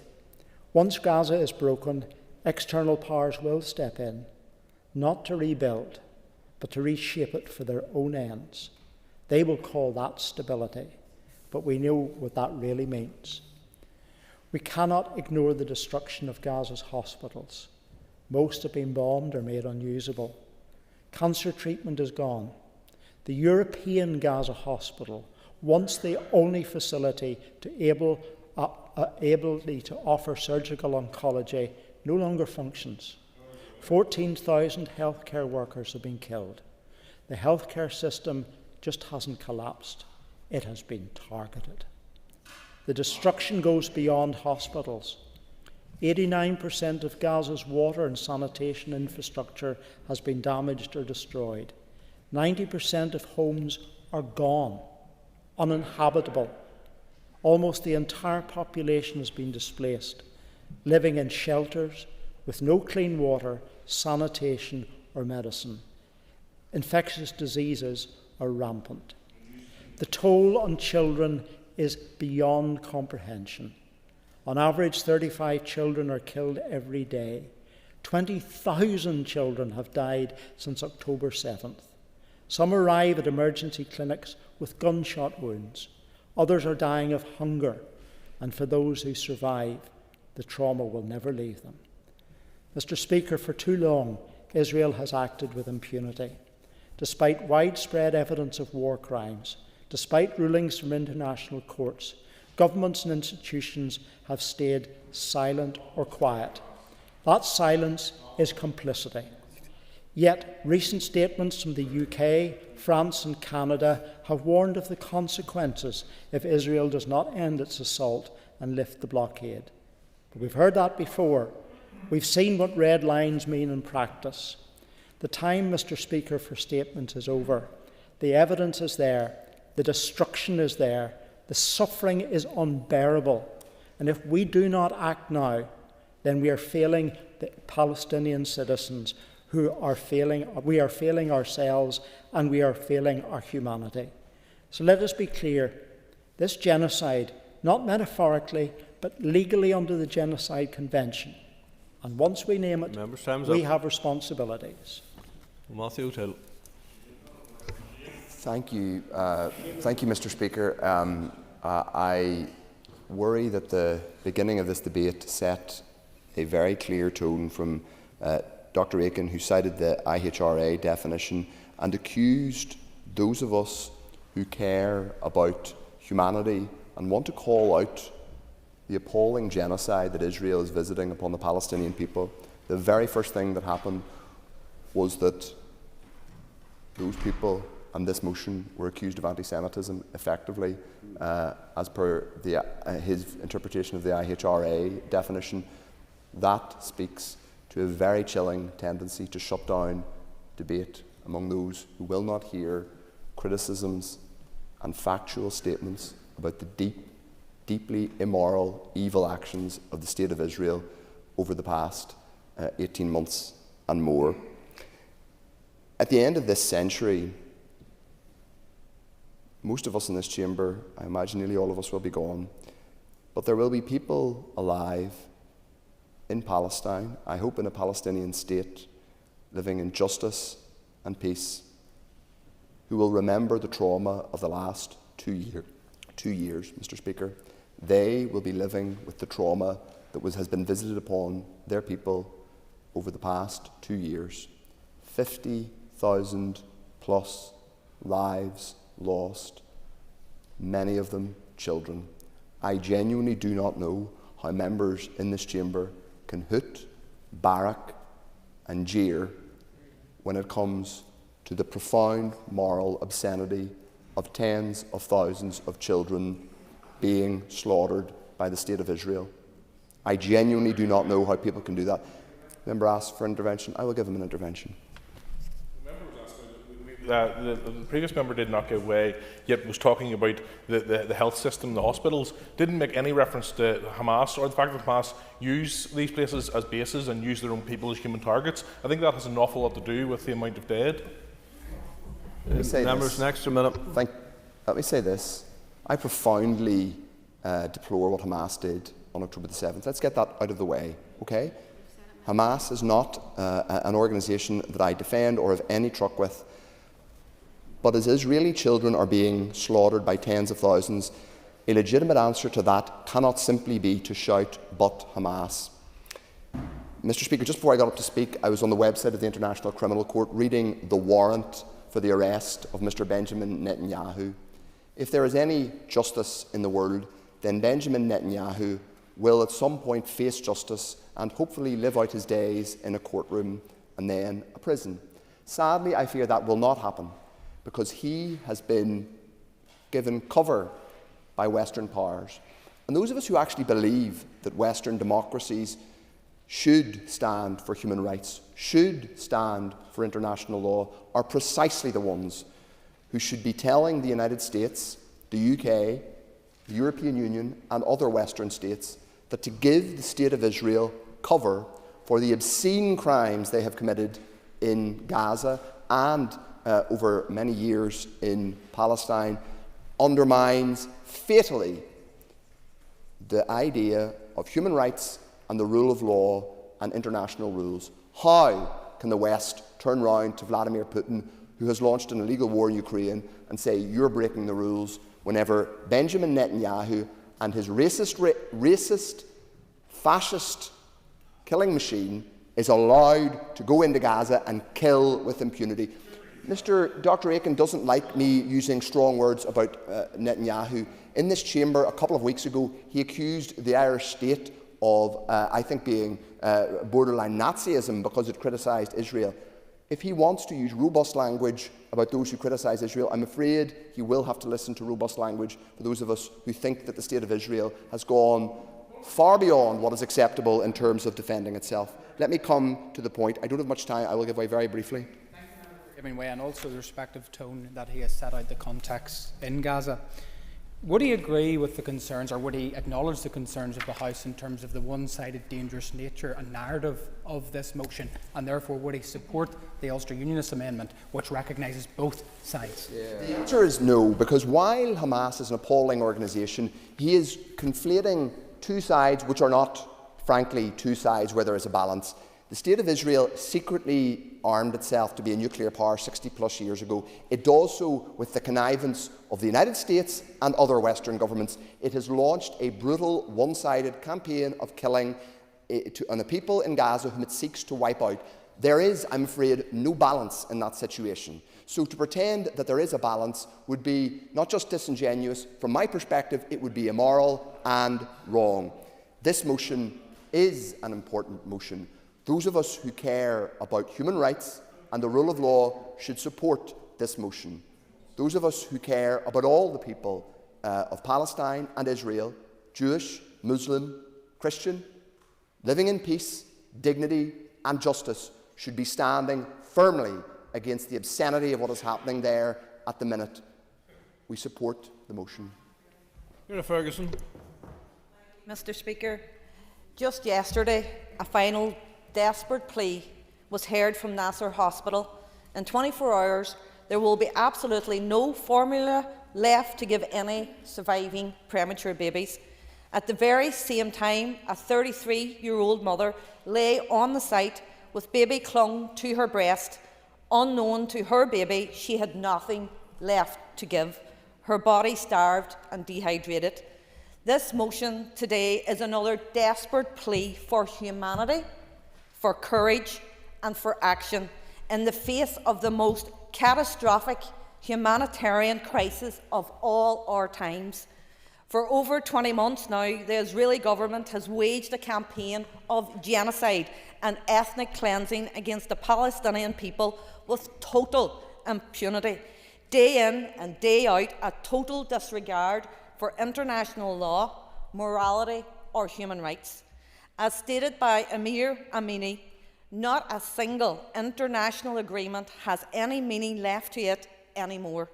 Not a single one of these EU or US stooges have a shred of credibility left. Carja, the campaign of genocidal destruction that the US and British-backed Israeli forces are unleashing in Gaza is far from new. It is a continuation of a centuries-long process of Western colonisation. Whilst the British government are threatening to define Palestine Action as a proscribed organisation, our message to them is they would be far better served to immediately act to end their own complicity.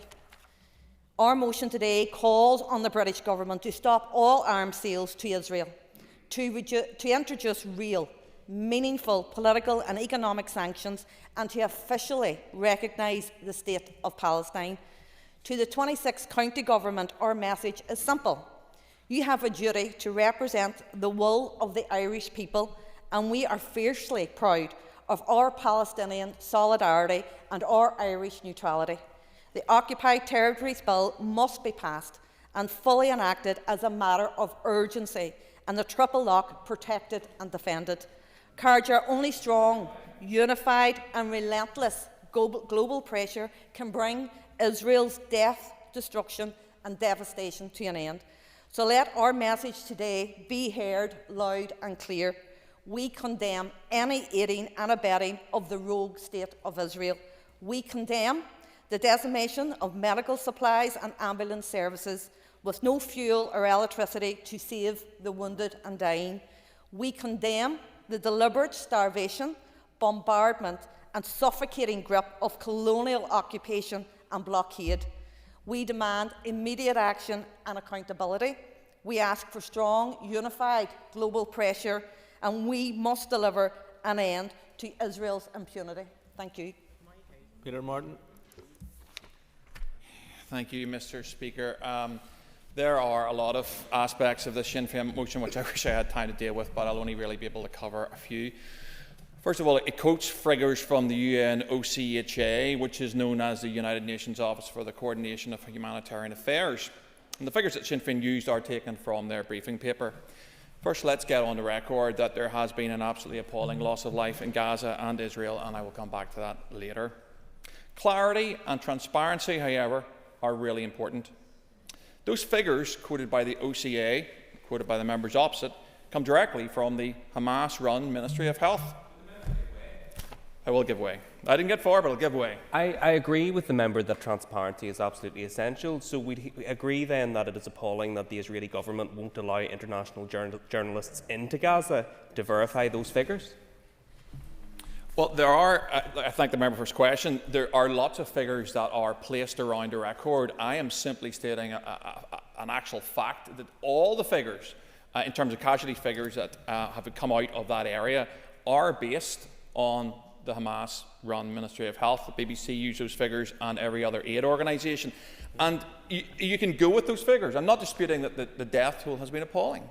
However, if you take the figures that the members opposite have used, you're believing a prescribed terrorist organisation. And I simply won't do that. But I want to turn to the loss of human life. And it's clear that Palestinian armed groups have stored munitions in and fired indiscriminate rockets from residential areas, which is in violation of international humanitarian law. That's not a quote from me, that's Amnesty International, which has been one of the most vocal and ardent critics of Israel in the last 20 years. It is clear and undisputed that Hamas and Palestinian Islamic Jihad store munitions, harbour terrorists and fire rockets from schools, mosques and hospitals, in clear violation of the Geneva Convention. Not a word. But why? In 2008, soon after Hamas took control of Gaza, Hamas Interior Minister Fahi Hamad delivered a speech on Al-Askar TV, and he said the following: "The enemies of Allah do not know that the Palestinian people has developed its methods of death and death-seeking.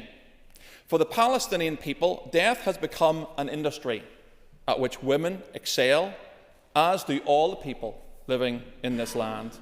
The elderly excel at it, and so do the mujahideen and the children.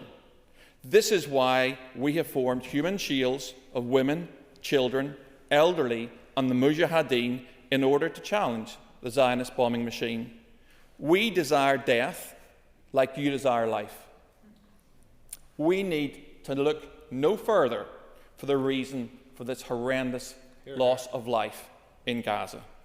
It is clearly designed and delivered by Hamas." In the latter stages of the motion, it calls for BDS, boycott, divestment and sanctions. In recent history, we have witnessed the boycott of Jewish businesses. It started in Nazi Germany in 1933. 5 years later, we had Kristallnacht, the Night of Broken Glass, an anti-Jewish pogrom in Germany, Austria and the Sudetenland. 200 synagogues destroyed, 7,500 Jewish shops looted, and 30,000 male Jews sent to concentration camps. 2 years later, Auschwitz opened. In this motion, the rather innocuous phrase is used: to divest from Israeli investments. I say, never again. Members opposite quoted, and I have to apologise for the member, I wasn't in to hear a speech, the IHRA definition, and it's obviously been talked about already. It gives clear examples of anti-Semitism, and to the member of the opposition, I would not place on anyone, I would not accuse anyone of anti-Semitism in this chamber. However, the IHRA does define what that is, and it says, drawing comparisons of contemporary Israeli policy to that of the Nazis. Why is this relevant? It's relevant because the UK signed up to the IHRA definition of anti-Semitism, but so has this Assembly in May 2021, despite Sinn Féin opposition at that time. Mr. Speaker, in closing, I wish to remind Sinn Féin and those who support this motion that 1,200 civilians were murdered, raped, dismembered and burned alive on October the 7th. It's worth me stating that because maybe they're unaware it happened, because I don't see any reference to it in this motion. Mr. Speaker, our party will be opposing the motion and supporting the Ulster Unionist Amendment. Thank you. Andrew McMurray. Thank you, Mr. Speaker. And I rise today to speak as an MLA for the Alliance Party, but perhaps more than that, I turn my own face to look at this issue. As by my own admission, I haven't always done so. As Jeremy Bowen, the BBC International editor, put it, the only way some people can cope is to stop looking. And as a parent of 2 children, and as a husband, how could I look? The images that I was seeing, I couldn't process them. I turned away. And where the current situation seems intractable, it hasn't always been thus. In preparing for and reading around this subject, I was brought back to the early 90s and my first politically conscious thought on the region. Yitzhak Rabin, Yasser Arafat and Bill Clinton, peace builders. But it was also around this time there was our own predisposition to this issue. Star of David Israeli flags went up on one side of the Omar Bridge and Palestinian flags went up on the other. I turned away again. And again, listening to some of the interactions in the first couple of debates or the first couple of speakers, I feel like turning away again. It's brutal. But I can turn away no longer. My commute, Castlewellan to Ballinhinch to Carryduff to the far side to Stormont, is pretty much the length of the Gaza Strip. Yet what a world away. The drumlins of South Down compared to the militarised zone and associated encampments of 2 million people. The majority of which are displaced. 92% of houses destroyed and 70% of all structures destroyed. And the reality is that this militarised strip, it is the militarised zone of the Gaza Strip, and the IDF have said this, roads leading to aid hubs are to be considered combat zones. A road to aid to be considered a combat zone. I can't comprehend that. The Red Cross, no one should die while having to get aid for themselves and their families. No one should die while giving aid to others. But unfortunately, this is coming to pass. And I didn't mean to, but the 3 million meals coming in to 2 million people, by my maths, that's half a day's worth of food. Half a day's worth of food. I want to acknowledge at this stage the work of my colleague Kate Nicholl, Miss Nicholl. As you may know, she can't be here today, and as such I have the chance to turn to face some of these horrors. Ms Nicholl's been working very closely with the Palestinian community here, many of whom have lost family members in Gaza. I am proud of Kate and how she has turned to face this, and how in doing so has helped me to turn and face this. I also want to thank those in my own constituency who have organised around this. Constituents who have taken Palestinian children into their homes. Constituents who have had quiet words and quiet conversations with me and articulated their views on this. You've all helped me to turn and face this. But there are granules of hope. Not every Palestinian supports the terrorism of Hamas. Not every Israeli supports the political trajectory of Netanyahu. Certainly. Will I get a minute? I thank the member for wait, and I've got to say I don't disagree with an awful lot of what you're saying. In fact, what you're saying is actually in our amendment. What is actually key is we believe every life, Israeli or Palestinian, is equal, and the motion doesn't say that. So will you join Sinn Féin and the SDLP in voting for a motion which says an Israeli child is lesser than a Palestinian child? I'm not sure I will, again, mostly because of the removal of the arms reference, which is essentially what is causing a lot of this. So I'm afraid I can't do that. But again, I'll point on the positives. There's a village, Neve Shalom, Wahat al-Salam, and Oasis of Peace, a settlement where Israelis and Palestinians reside and live together. I recall the conversation visiting Professor Mazim Kumsiyah, a Christian Palestinian living in Bethlehem, when he recalls that he observes Ramadan and that his Muslim friends observe Christmas and Lent. As he put it, it is respectful, it is what respectful neighbours do. There are still those who would not turn, like these guys, would not turn the divisions, who would not turn divisions into chasms on what is danger of happening and all sorts of associated intergenerational trauma. And really, our present attitudes building a secure peace for the future of Israel and Palestine. Mr. Speaker, we will be supporting the motion. There's quite a lot of elements to the motion, elements that I'm not an expert in, elements which the experts cannot always agree on. So for me, there's quite a simple logic diagram which lists to follow in this. Pardon? I too agree with much of what the member said, but does he have a single word of condemnation for Hamas, for Iran, and those who have brought the Middle East to this place? And will he give consideration to the motion that he's about to support, and whether that truly is turning his face to the fullness of the situation and nuance of it? I have no problem condemning the terrorist actions of Hamas. Not a problem. No problem. I've already done it, so you've asked me the same question again, but that's okay. That's okay. I will call for the release of hostages. That's Order. Let Mr. McMurray be heard, please.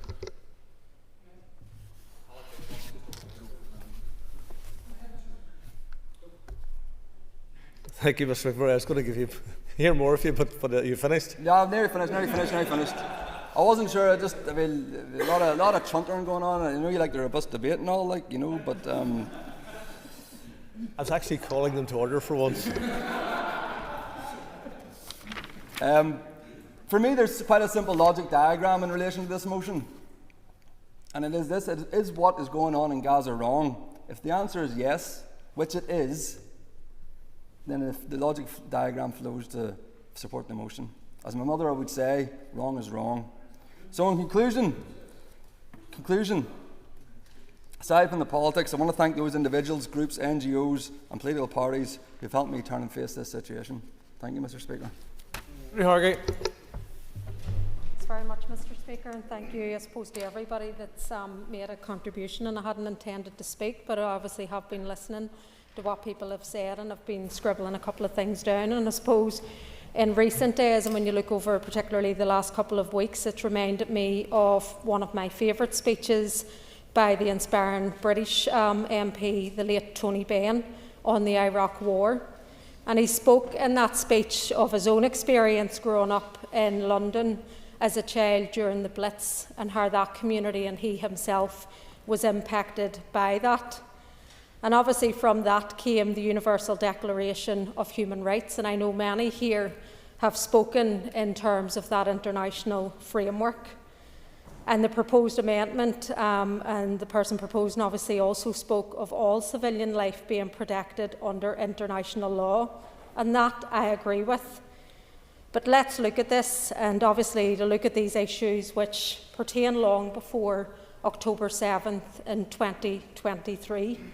Indeed, the UN General Assembly and the UN Security Council, between each of them, have had hundreds of resolutions. Hundreds. If you just do a quick Google search, you'll see the hundreds of resolutions that predated 2023 pertaining to conflict. And I'll just name a few of them. December 1968, they looked to establish a committee to investigate Israeli practices affecting human rights of the Palestinian people.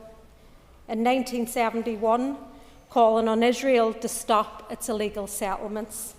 1977 follows previous calls, and there are many calls like this in the hundreds of resolutions, again calling on Israel to withdraw from the occupied territories. In 1981, condemnation of an Israeli attack on an Iraqi nuclear facility, and history repeats itself again. And right up until the present day, and looking back at last year, where the International Court of Justice has said the occupation of Palestinian territories is unlawful. The International Criminal Court has issued arrest warrants for Israeli government ministers, and right at the top of that cabinet, the Prime Minister himself, on war crimes and on crimes against humanity. So there is no balance in oppression and illegal occupation, and there is certainly no balance in genocide. Thank you. Buckley. Speaker, and I rise today to oppose this motion, not because I dismiss the suffering of the people in Gaza.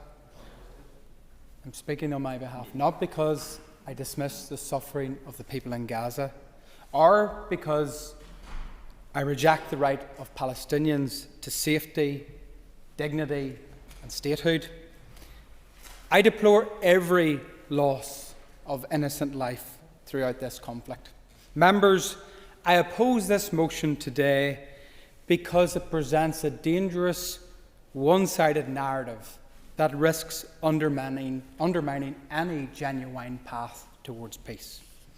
The motion condemns Israel in sweeping, absolutist terms, labelling its actions as genocide and war crimes without acknowledgement of the context of a brutal and ongoing conflict initiated by Hamas on October the 7th.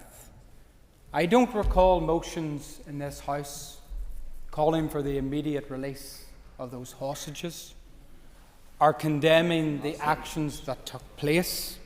Let's remember, on that fateful day, over 1,000 Israeli civilians were brutally murdered, massacred, hundreds taken hostages, and documented rapes of innocent women and young girls. To entirely omit this context is not just misleading, it is morally irresponsible and dishonest. I will in a moment. Shockingly, this motion fails to condemn Hamas for using civilians as human shields, embedding military infrastructure in schools and hospitals, and firing rockets indiscriminately into Israeli towns. I will give way at this point to Mr. Tennis. Given way, I mean, just to correct the record, the SDLP actually brought a motion to this House which was supported last year, which condemned Hamas and called for the immediate release of hostages. The Members' Party actually voted against it. And secondly, in terms of civilian infrastructure being used as a human shield. Surely he would agree that with the military and intelligence with such might, Israel could take a more targeted approach rather than bombarding civilians. I think the member's being deliberately misleading as to the wording of the motion.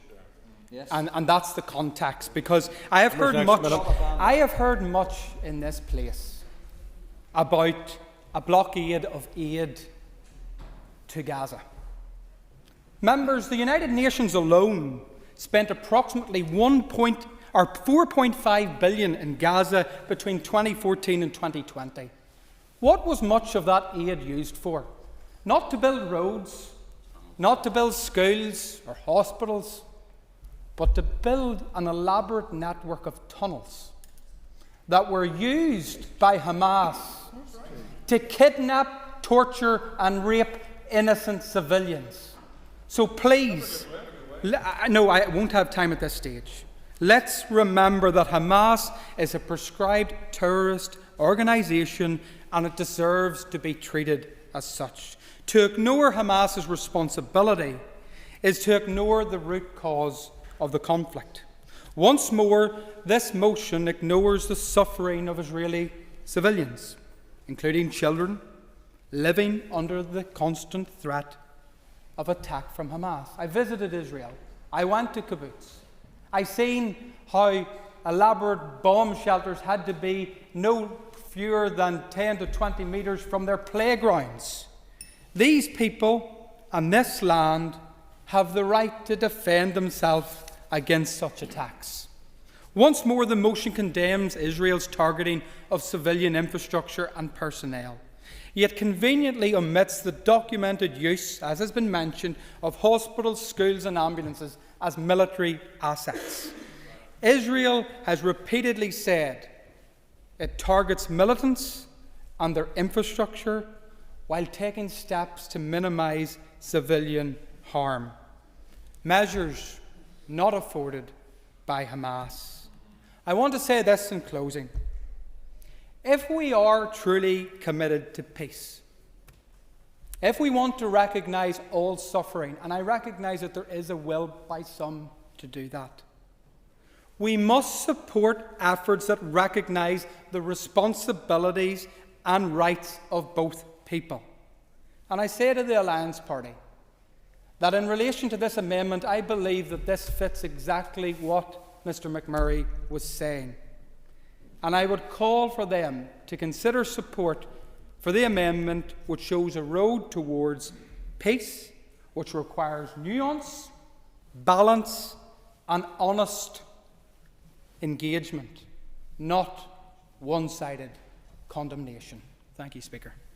Indeed, Mr. Speaker. And I think, Mr. Speaker, I had some considerable notes made out for this debate. However, I don't think there's much point in making them and going through them, because there were well-considered points. They were talking to points of international law. They were talking to points of the Geneva Convention. They were talking to the various rules set out under the Genocide Convention of 1948 and how those were measured. And one of the reasons I asked for the point of order earlier on, Mr. Speaker, was because of my real concern over the word genocide and how it was used. And we've already heard from Mr. O'Toole, we've already heard about the International Court. Even though the International Court didn't, in fact, say that Israel had committed genocide, it said it had just not been proven. And indeed, one of the issues that is going through the courts at the moment is whether that definition can be actually found and whether it can be looked at. Now, one of the reasons this is being done is because some of the judges, particularly the Russian one, has decided that they want to re-look at the rules and what is made up by the definition of the term genocide. Mr. Speaker, let's make no bones about it, there is genocide. There is genocide in Nigeria, there is genocide in Sudan, there is genocide in Yemen, there was genocide in Syria, there was genocide in Myanmar, there's genocide all over the world. Have we had one single motion in this House about real genocide and where genocide is occurring right now? No. None. Absolutely none. When we talk about the law of armed conflict, which might be useful if sometimes the members could actually read it and have a look at what's actually in the law of armed conflict, it is very clear. And it may not make nice reading to people, But the reality is that sometimes, if the enemy decides to use mosques, hospitals, schools or whatever, and use them for military purposes, they can be attacked. Not a nice thing to be done. I know, I've done it myself. But here's the reality. When they're hiding underneath there and firing rockets from out there, they become targets. That is under the law of armed conflict. No, I will not. Because it is under the law of armed conflict, one would presume that it means that other actors in this war would have the same sort of thing. Do the Iranians follow the law of armed conflict? No. Does Hezbollah follow the law of armed conflict? No. Does Hamas follow the law of armed conflict? Definitely not. And when Hamas is going around on the 7th of October, when it was going around and raping and murdering and torturing and beheading, do you know how we know that happened? Because they live-streamed it. Why did they live-stream it? Because they were following the same activity that was being done in Syria by ISIL and was also being doing in the Lebanon. Anybody who followed those and looked at that and can actually say to me that in any way they were following the laws of armed conflict, I just cannot understand where you're coming from. But there's another issue here. And this is one of the most fundamental ones, is because this motion, the first motion to be brought today by this House, is by people who still think that there was no alternative. That's right. Because the IRA never used any laws of armed conflict. None whatsoever. Hamas, no please, no. Hamas did not take any laws of armed conflict. Sorry? I didn't point your finger, I just said no. Order. Thank you very much indeed, Minister. So, what have we got here? We have a motion before us that completely ignores the reality of the ground in the Middle East. It does not talk about Iran. It does not talk about the ongoing conflict that has been going on for decades. It does not talk about the fact that Israel is probably the only place in the Middle East where there's any modicum of democracy. You certainly.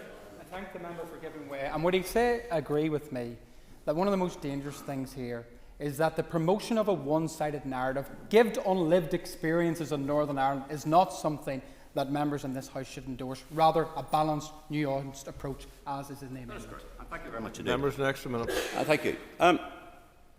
Some of us who've been at war hate it. There's nothing nice about war. There's nothing nice about war and urban conflicts. There's nothing nice about seeing cities being flattened. There's nothing nice about seeing casualties. There is absolutely no way that we should be endorsing or looking at the death of women and children and non-combatants. I even feel quite guilty when we're taking out combatants as well, because I am a Christian and I feel a large degree of fear for what has happened, what is happening to the people across the world. But what I am more concerned about is the othering of Israel in this debate. Deciding to take out one actor of it and raise it to put it on a platform. If that's the way you look at Israel and what it's doing, why can't you look at the other countries and the same things that they're doing? What is the one thing about Israel that so really gets to you? What is it? What is it? Oh, right. So, okay, let's keep going. Let's keep going with the anti-Semitism, shall we? It is anti-Semitic. I will say here very clearly that the only reason you single out Israel is because it is Jewish. The only thing you want to do is because of the Jewishness. That is it. Every single reason. Order! Order! We're moving beyond a little chuntering to the member not being heard. Yeah, they are chuntering, Mr. Speaker. I know. But sometimes they must listen to the truth. Truth hurts. And when the truth comes through, I'm sorry, I'm just about to run out in 3 seconds' time. Thank you. Shamil Holland. Oh my goodness, thank you, Mr. Speaker. I know that I'm not alone in my horror of what is unfolding on our screens and actually in this House. I want to reference the communication that I've had from my own constituents. On no other topic this year have I had more emails than the humanitarian issue in Gaza. No other topic. Now, people can shake their heads and disagree. I know what my email inbox says. And these are not people who support Gaza they're not people who support Hamas. They do not wish ill of any civilians, but they say they feel helpless and hopeless to the images they are seeing on their social media. And I have to say, after this debate, the laughing, the jokes from one side of this House, the shouting down of other opinions, where is the respect and the humanity? No, you look around this chamber in terms of you. So, sorry, I will continue. To talk about balance, I find very difficult when some people in this chamber seem unable to separate Hamas with Palestinian civilians, Israelis with the Israeli government. There should never be a but when we are talking about the death of any human. To have any representative in this chamber say what has happened to the Palestinians is awful, but, and to then talk about another horrific act is simply horrendous. We don't always have to other side and both sides everything when we talk about these issues. And I want to make the point about the criticism that any criticism of the actions of the Israeli government is anti-Semitic. I have to reject that notion entirely. I think that it is dangerous and dishonest to conflate the Israeli government's military campaign with Jewish identity. To criticise, yes, go on ahead. I thank the member for giving way, and would she agree with me that Mr Ekin's contribution to the debate was outrageous, and that it is not wrong to hold the Israeli government accountable for their actions, in that he would struggle to point to any other democracy who has murdered 50,000 people? Do you know the leading cause of child death around this world at this moment in time is the Israeli government right now? More children this year alone have been murdered. Okay. I want to save the children, I believe, and I can send the member the link. But there's always a but and always a what about. This is horrific. So anti-Semitism, like all forms of racism and hatred, must be opposed wherever it rises. But it is not anti-Semitic to call out. It is not anti-Semitic to call out the attacks on Gaza. It is not anti-Semitic to demand that international law be upheld. It's not. It is not anti-Semitic to mourn the loss or starvation of Palestinian lives or to call for their protection. We do ourselves and our Jewish friends and neighbours a grave disservice if we allow legitimate criticism of a military action to be smeared as hate. And before we are asked, yes, we condemn the horrific attacks by Hamas on the 7th of October 2023. We supported a motion in this chamber that referenced that. We condemn Hamas unequivocally. The murder of civilians, the taking of hostages, the use of sexual violence against women in a conflict situation, these are all appalling attacks that rightly shock the world. Go on ahead. Yeah, really briefly. And look, you're saying exactly what our amendment is saying, so you're absolutely right. I totally agree with you. But what we've got with that motion is a one-sided motion. And I will take note of that. However, the reduction of and the removal of the arms, for me, is definitely a key point of that. Every innocent life, whether it's Israeli or Palestinian, is of equal value, and we reaffirm that fundamental truth, and we call for the immediate release of all hostages. The use of starvation, Mr Speaker, I find particularly horrific. We have seen the harrowing images of children emaciated, and whilst others will say it is not starvation, there are so many charities and NGOs around this world who have said the exact same thing. Aid is not getting in. Children are going hungry. Due to the lack of nutritious items entering the Gaza Strip, both new mothers and their babies have been exposed to illnesses resulting from malnutrition. UNICEF spokesperson warned that children experiencing acute malnutrition are particularly vulnerable and have a likelihood of dying from simple causes by up to 10 times more than a child elsewhere. He adds that access to hospitals in Gaza is no longer safe for ill or malnourished children. That is not a tactic of war, that is a war crime. The deliberate denial of humanitarian aid, the bombing of aid convoys and the killing of people who simply seek to access food and water has to be condemned. It is my view that we have to stand firm in calling for a permanent ceasefire. A pause is not enough. We should support the call for the British government to suspend arms rails to Israel. How can we speak of peace when supplying the weapons that perpetuate some of this destruction? And we also do welcome the actions of Queen's University and Trinity and others who have divested from companies complicit in the brutality. And I would offer some disagreement to Mr Beattie's assertion that boycotting and divestment is a privileged stance that offers no impact. We have seen that work before. We know that it works. And their stand is a powerful reminder that we all have a role to play in advancing peace and justice, and we owe it to the people of Gaza and to everyone affected by this conflict, to every mother grieving a child, to every father searching rubble for survivors, to every child who has known nothing but war, to demand an end to this horror, to press a pause, not just for peace, to press for just peace, and to reaffirm our shared humanity. All through. Speaker, and I stand here today absolutely astounded by the position of the SDLP and the Alliance Party. Why have I picked these two parties out compared to all of the rest is because I don't believe for one moment that those two parties, the SDLP and the Alliance, would produce a motion like this. I believe if I was to see these two motions, the motion and the amendment, side by side, I would put money on the Alliance and the SDLP going with the UUP amendment and having produced something like that themselves. I am absolutely appalled that they've got themselves stuck in this debate, supporting what I can only describe as propaganda. And to base it, the Alliance Party, to base it only on the divestment and arms trade is astounding. It's absolutely astounding. Let me first of all speak, it's huge. So the Foreign Secretary announced a suspension of around 30 licences out of approximate 350 arms export licences to Israel. If he was to ban all of them, you would do two things. The Israelis would get their arms from somewhere else, you would lose trade, and you could risk leaving a nation state not being able to defend itself. And of course, that's exactly what this motion alludes to.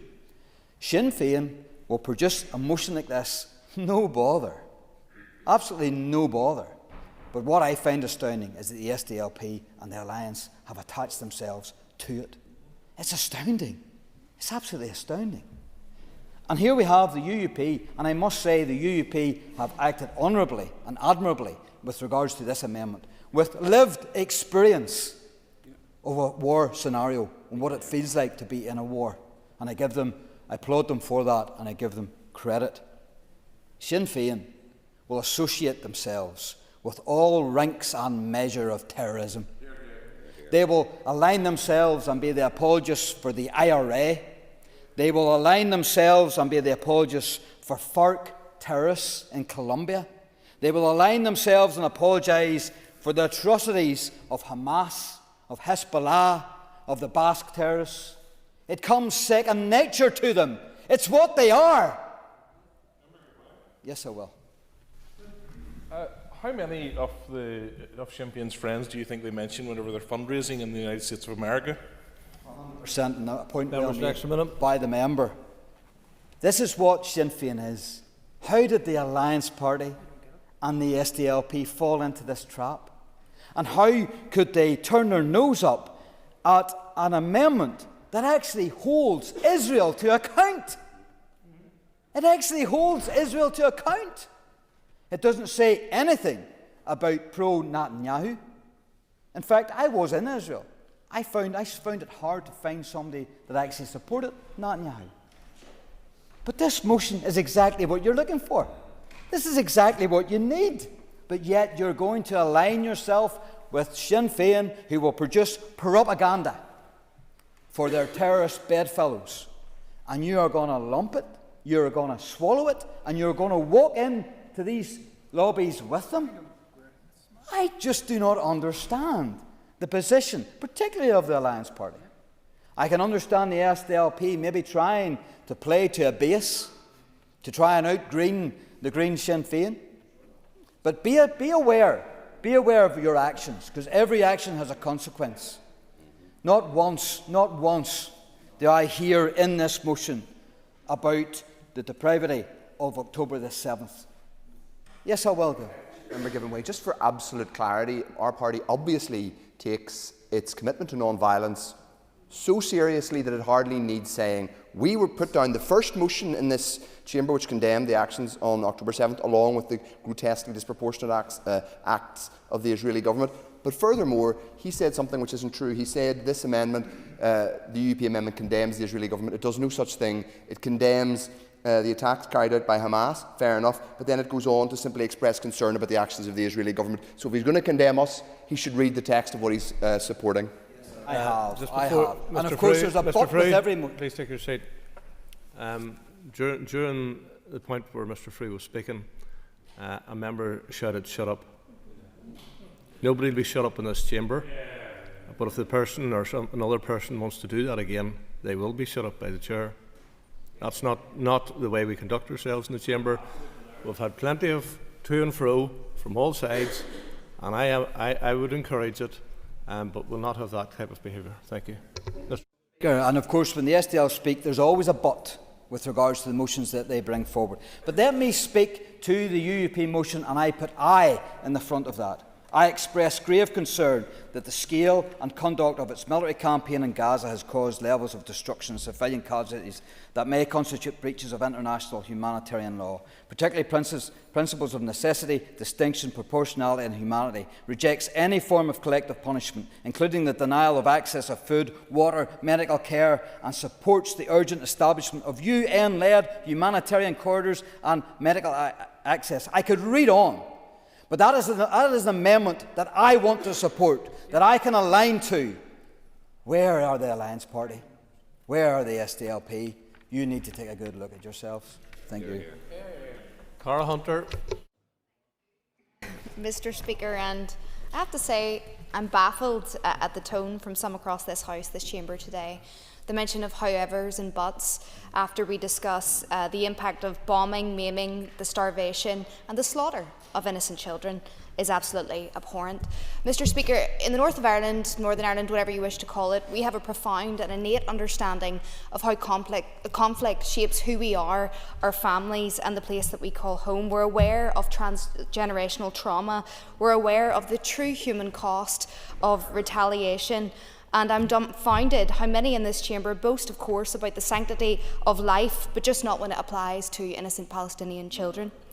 We have highlighted in this House atrocities last year, condemned Hamas, and yet many across this House still didn't vote for it. It was a balanced, nuanced approach that still wasn't supported. This has been a disappointing debate for all the wrong reasons. So let me please return to what matters today, and that is the important issue of the suffering of the Palestinian people. Mr. Speaker, I'd like to thank my colleagues to my left for bringing forward this important motion to the Chamber that highlights the ongoing genocide in Gaza, which is a stain on the collective West. Those who have remained silent in the condemnation of Israel or who have sought to lessen, deflect or excuse the atrocities perpetuated by the IDF are not only failing the innocent people of Gaza, but also failing the idea that the West is seriously interested in international law or human rights. However, thankfully, for the better part of the last 2 years, people across this island have stood up in solidarity with the Palestinian people. From street marches, rallies I attended this weekend in Derry, charity events and student movements across our universities here, people across this island have demonstrated time and time again their horror at these war crimes and their solidarity with the people of Palestine, who have suffered immensely through brutality, through starvation, without water and without warmth. We cannot continue to ignore this. The British government should be ashamed. It continues to supply Israel with arms and exports that which feeds the IDF machine. Keir Starmer is unapologetic in doing so, and I find this utterly shameful. Just recently, a video I watched online, Mr. Speaker, showed a child whose limbs had been blown off, begging a doctor to kill him as the rest of his family have been killed. I find it grotesque that any member of this House, or of course the moral headquarters of Westminster, cannot condemn this level of violence. To them I say, find a backbone. As children in Gaza struggle to find aid, scavenge for food and risk life and limb to live one more day, the British government continues to indulge what can only be defined as a genocide. Either we believe in the importance and the sacred nature of international law, or we don't. Either we believe that genocide is always wrong, or we don't. Either we believe we have a responsibility to oppose rogue states, or we don't. Either we believe we must support all those facing suffering, or we don't. No. The horrific tragedy of October 7th cannot be understated. It was horrific and inhumane. It is not a justification for the continued bombardment and starving of the innocent people of Palestine ever since. Mr. Speaker, I have been told by many in Westminster that I shouldn't voice my criticisms towards the British government on this issue, that it is above my pay grade, and to those today I say Gaza is the greatest moral issue of our time, and I sure as hell will be using every opportunity, both inside this House and outside of this House, to highlight the profound, disgraceful suffering that has been faced by innocent children. Innocent children deserve the ability to be just that, to be children, to not have to suffer, to not have to starve, and shame on the British government, Mr. Speaker, who are aiding and abetting the suffering of these innocent children. Thank you. Timothy Gaston. Very much, Mr. Speaker. The hypocrisy of Sinn Féin knows no bounds. In today's motion, no mention of the terrorist attacks on the 7th of October. No mention of the years the Israeli people have suffered at the hands of the anti-God alliance from the countries that surround them. No mention of the abuse the Jewish people suffer and continue to suffer right across the world. Mr. Speaker, every country has a right to defend itself against terrorism and fulfil its obligations to protect its people and that of innocent life. Whenever a motion comes before this House, it's worth checking who has signed it. Today, we are asked to support a motion that condemns war crimes, attacks on civilians, the use of starvation as a weapon, the bombing of hospitals, and the traumatising of innocents. No problem with any of them phrases. Lofty words, strong language, phrases designed to stir the conscience. But then, when I look down to the bottom to look at the signatures, what do I see? I see the name of Pat Sheehan. This member would have us believe he cares about international law, about humanitarian principles, about the wounds inflicted on civilians. But let us test that claim. This is a man who bombed a cash and carry, not a military base, not a government facility, but a commercial business. A man who went on hunger strike alongside Thomas McElwee, who burned a young woman to death in a shop, not in a war zone, but in my constituency of North Antrim. And this House is now to be lectured by his comrade on the sanctity of civilian life. Sinn Féin want to talk about the psychological and emotional wounds suffered in Gaza. What about those inflicted at Claudy, in Le Mans, or on Bloody Friday? Sinn Féin speak about emotion, about the orphans of Rafah, but had no tears for the orphans of Enniskillen. The motion condemns the bombings of hospitals. Point of order, Mr. McGuigan. Speaker, I allowed a bit of latitude, thinking that maybe the Speaker would interject and bring the motion back to the topic that we're discussing here, but I want to raise it through a point of order. And if you can get back to Gaza, that'll be useful. I am comparing those that have brought this motion, and I am looking at judging them and testing the claims that they have brought with us. Happy to give way to Mr. Brooks. Remember, agreed that earlier in this debate we were asked to turn our faces to what was happening in Gaza, but many would like us to turn our faces away from the legacy that was left by the party opposite. And Mr. McGuigan has laid that bare, that he wants us to turn away from what his party has supported in the past. So we are talking about the hospitals and condemning the bombing of hospitals. But let us remember, on the 2nd of November 1991, the IRA bombed Musgrave Hospital. 2 were murdered, 10 injured. One of them was a 5-year-old girl. Mr. Gaston, thank you. You've covered that quite well now, so if you can get back to Gaza, please. And moving on next to the targeting of paramedics and aid workers. Yet, the murder of Gerald Tucker, a 37-year-old hospital porter, was shot as he left the hospital morgue at the Royal because he was an off-duty UDR man. The proposers condemn the denial of humanitarian aid.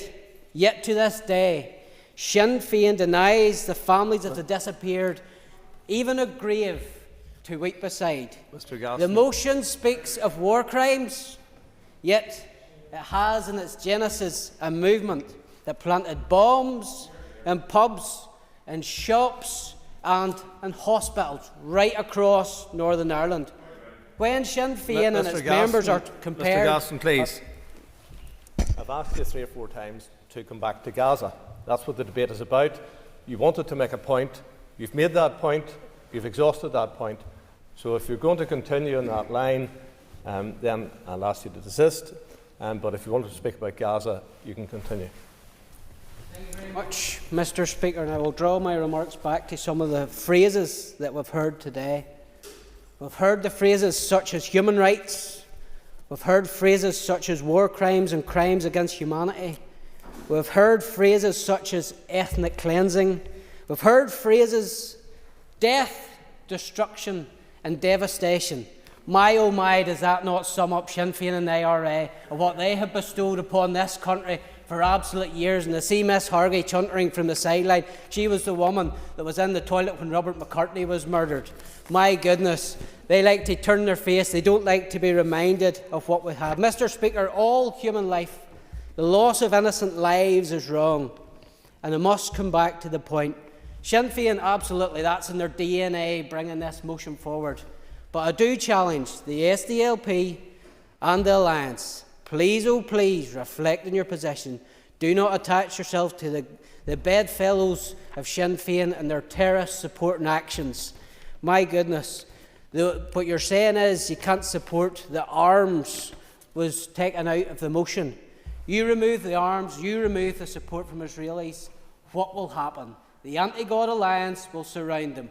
That's what Sinn Féin want. Sinn Féin want free rein for their terrorist supporting sympathisers, the terrorists and Hamas.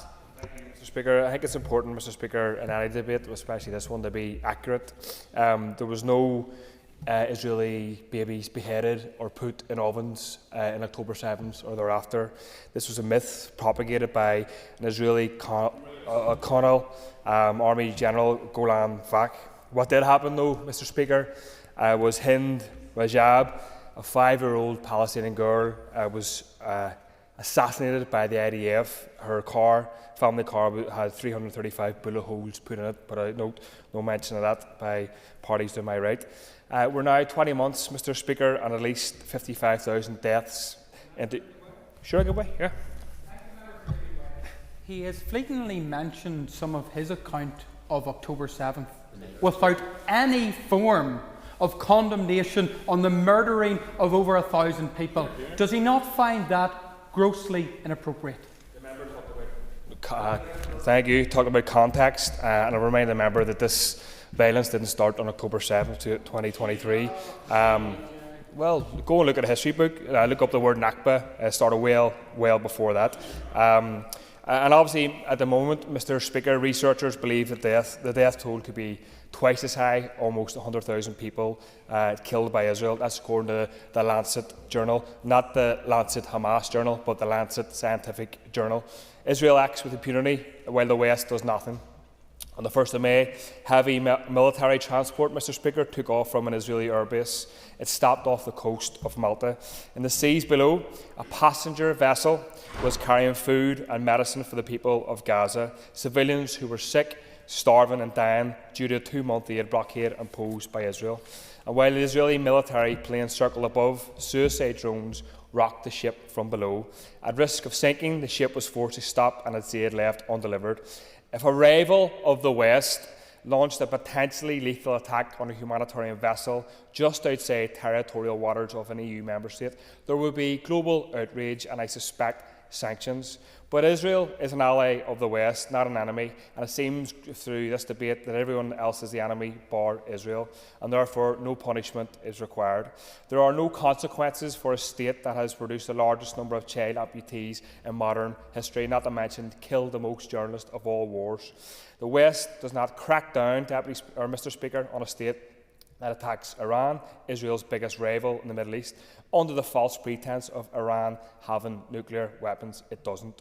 Israel's war on Iran won't disrupt its genocidal agenda in Gaza. It would only provide a smokescreen, further cover for this Israeli state to act with even less scrutiny. And each inhumane assault from Israel is a continuation of a bloodthirsty campaign marked by impunity, the freedom from punishment. It seems, Mr. Speaker, there's no limit to what the world will let Israel get away with, and parties on my right will defend at all costs. As Israel bombs its sixth neighbouring territory in less than 2 years, the US and Europe continue to politically and materially protect this rogue state.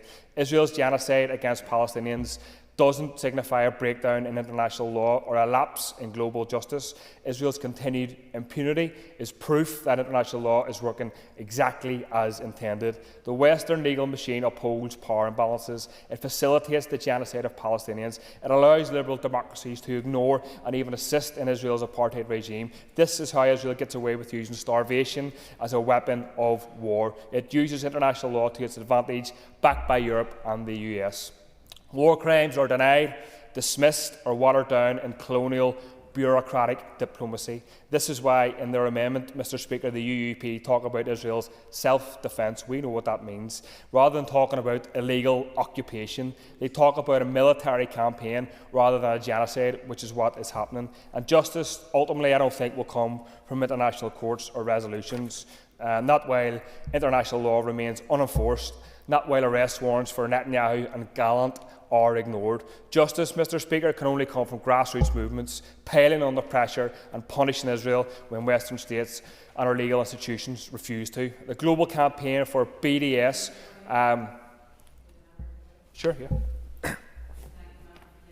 Just whenever you mention the grassroots people and activists, I think that it's very clear that the movement in relation to support for Gaza and Palestine is not a Sinn Féin movement. It is not a political movement at all. It is the movement of people. It is the Mothers Against Genocide. It is the Gaels for Gaza. Those are the people who are activists on the ground. We stand with them, absolutely. But it is those people. This is not a political movement. It is a movement for right. With members, a broad-based movement with different strategies and trends within it, and it's a global movement, a peaceful movement, and worth people in this House remembering, made up of many Jewish people in Britain, in America and across the world. And I do welcome, as the motion states, that Queen's and Trinity are divesting from Israeli companies a progress, but more work for Queen's and others to do. I also support, Mr. Speaker, the motion's call to immediately suspend all arms sales and transfers to Israel. The demand is placed on the British government, which I don't oppose, but the motion fails to acknowledge the executive's ongoing complicity in arming Israel's genocidal regime. Just under £20 million of public money was given by InvestNI to 4 companies which operate in the north, and these companies are making component parts for F-35 jets. The same jets, Mr. Speaker, that dropped 3 £2,000 bombs in a safe zone, so-called, in Gaza last July. But the Economy Minister won't own up to the executive's complicity. As reported in the detail, officials use narrow definitions. Member's time is up. Okay. Thank you. I now call Mr. Robbie Butler to wind on the amendment. You've got 5 minutes, Mr. Butler. Thank you so much, Mr. Speaker. I'll whiz through the speech that I have here, and then I'll address some of the points that were made. It was important for us to offer an amendment today because the sense that I get from the motion that was there and from the member from West Belfast who has just spoken, he talked about divesting against Israel. For some people, they would divest Israel from the river to the sea. This is not about Israel's actions since Hamas attack on 7th of October. They would divest Israel regardless of Israel's actions. But our amendment does call out Israel. It deplores some of the actions that Israel have taken, and I will get to that. That's why we needed to bring the amendment, because it needed balance. Because in our amendment, unlike the motion, it talks about every child, whether it is Israeli, whether it is Palestinian, is of equal value. And if anyone goes to suggest that we're not supporting this just because the word genocide is missing, then you will be hit back with the fact that you do not see every child as having equal value, because that's what you will not be supporting in the amendment that we have brought today. The original motion does include really important elements, and I do agree with much that is there. The call for a ceasefire, the demand for humanitarian aid, and the emphasis on human rights. But it also presents a partial account of a deeply complex situation. We have a deeply complex situation, incredibly complex. It's often referred to in this place, and some of us don't even understand it. Minister, you're just in, and listen, to be honest, you're just in and you're making noises, so you've missed out most of the debate, so please don't make noises when you weren't here for the debate. No, if you don't mind, I'm going to try and use my time. Well, very briefly. Point of order. First of all, I didn't miss most of the debate. I was working in my office listening keenly to the debate. And secondly, I think if you look around this chamber, plenty of people will have spoken to their colleagues throughout the debate, and I don't think it's for Mr Butler to call me to order. I understood you were the Speaker. Let's respond to that momentarily. I think there was complaints yesterday about sheltering. I said it was acceptable yesterday, and it's acceptable today. Mr. Butler. I will accept that from the Speaker, but to be honest, I wouldn't mind chuntering from someone that was in the chamber to chunter on what was said before. But I'll give way to the member from Upperban. And the member was talking about looking at our own particular conflict and drawing some comparisons. And I'll draw him to the remarks of John Hume. No conflict is ever resolved by saying that one side is right. A lasting solution must respect the aspiration of both communities. I will give them an extra minute because there is additional time. No, I really appreciate that, because the member brings up a really good point, because there was a point in this debate where we talked about the Alliance and the SDLP in previous motions absolutely calling out Hamas. But a quick check there revealed that it was never just a single issue. It was always a bit of balance in it. And that's what we sought to do here. That's what we sought to do. There's always a but. And the member from North Antrim, who's not here, also talked about the but introduced the but, because there is nuance and there is a story behind. There is a story behind. We have to be absolutely clear here. On the 7th of October in 2023, there were acts of terror. Hamas, backed by Iranian regime, carried out the deadliest assault on Jewish people since the Holocaust.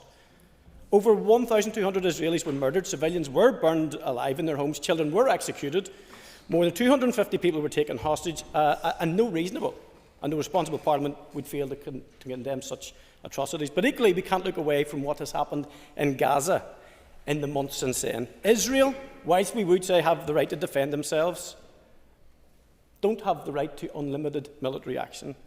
The conduct and scale of its military campaign has caused immense civilian destruction. Entire communities lie in ruins. Schools, hospitals, refugee camps have been bombed. Thousands of people, many of them children, have died. I will not stand up here and defend anybody, any country, any military force that kills children and innocent civilians. It is not wrong. That's what our amendment does. It gives balance. It says it's deplorable.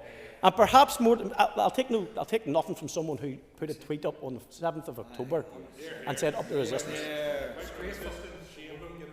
We've witnessed the deliberate obstruction of humanitarian aid, the denial of food, water, fuel and medicine into Gaza, and that's not a tragic accident of war.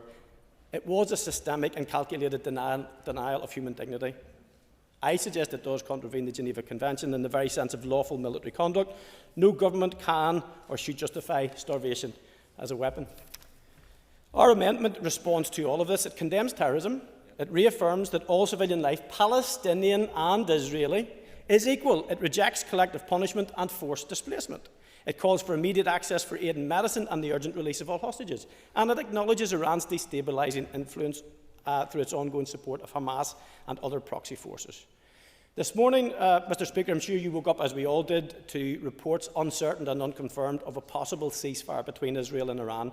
And while some have welcomed it as a breakthrough, the situation remains highly volatile. Iran has denied any formal agreement, as far as I know, and there are already claims of violations from both sides. But we must be clear-eyed. A few hours of quiet does not yet signal peace. But even the whisper of de-escalation should compel renewed diplomatic pressure to turn fragile moments into lasting change. This should not be about taking sides. It's about defending humanity and the rule of law. It's about demanding a future where both Palestinian and Israeli can live in peace and security through a credible two-state solution. Our amendment is principled, it's honest, and by golly, it's absolutely necessary given the state of the debate in here today. So I do urge more members to support it. I urge the Alliance Party and the SDLP to reflect on the points that I've made in regard to, particularly in regard to the balance that an Israeli child and a Palestinian child are of equal value, which has been included in our motion, which is missing from the motion that was put forward. This is a complex issue, but we need to deal with it with compassion, clarity and accuracy. Thank you, Mr. Speaker. I call Ms. Sheeran. Ms. Sheeran, you have up to 10 minutes. I listened with intent to the debate today, to a motion that we brought, doing so in the hope that this would be an opportunity for a real, reasonable debate where people would consider their position. And I have to say, looking across at some of the members across the House, I would urge you to think about the position that you have taken today. Just because you've always been on the wrong side of history, you don't have to stay there.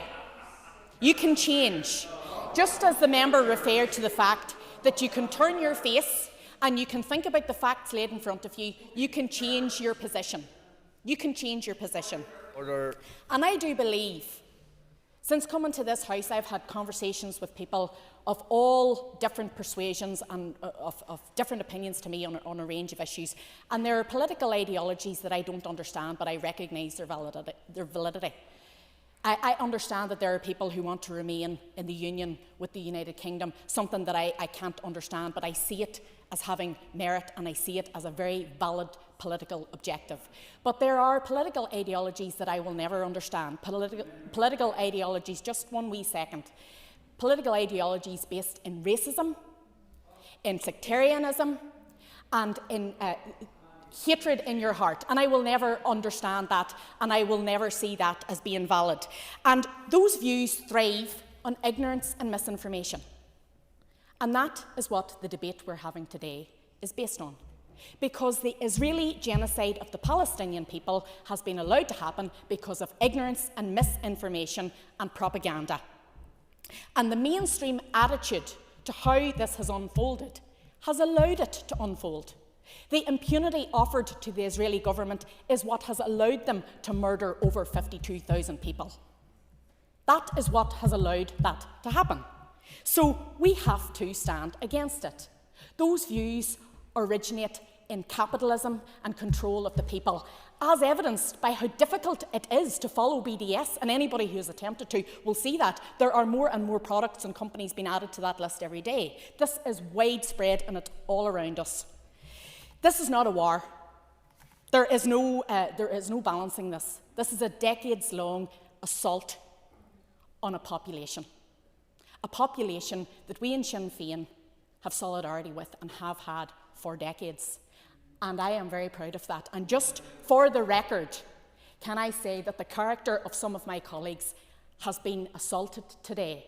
And I would say that just as the people of West Belfast and South Belfast have given Ms Hargey and Mr Sheehan repeated mandates, we are very proud of their record on rights and what they stand for, and I'm very proud to call them colleagues, and I just want to put that in the record. Mr Beattie speaks of balance. I haven't given way to you. I did not say that. Mr Beattie speaks of balance, and other people have spoken about how they view all children being equal. It's the continued misrepresentation of this situation as a conflict which allows for those same children to be murdered. This is not a conflict. This is not a war. This is a genocide. This has been going on for decades. The member for East Belfast, she's no longer in the chamber, referred to Hamas as having started this. Hamas did not exist in 1948. This did not start on October 7th, 1923. And that's what this motion is about. It's about reflecting the fact that this is the result of years and years and years of oppression of a people. Talking about bomb shelters that some people have access to, the Palestinian people have tents. The bombs are raining down on them, and they're in tents. They've been in tents for years. These people are living under occupation. They're a couple of miles from the sea, and they've never seen the beach. They're not allowed to move freely within their own country. That's where we're at. This is what is happening here. And the world is moving along. People refer to taking cues from Instagram and TikTok. That's how we're seeing what is happening. Because the mainstream media are other-siding every single element of this debate, talking about balance where there can be no balance. Whataboutery does nothing to end the suffering of, no, I will not, of the people of Palestine. 377,000 people reported missing as of 2 days ago. 178 journalists murdered. 2 of those were Israeli. There's no balance there. This is not balanced. No fuel entered the Gaza Strip in 3 months. Aid being blocked for months. Flour being delivered to people and then being attacked upon its arrival. These people have for decades used the watermelon as a symbol because they weren't allowed to fly their flag. They've been completely suppressed. One day, everyone will have been against this. We in Sinn Féin always were.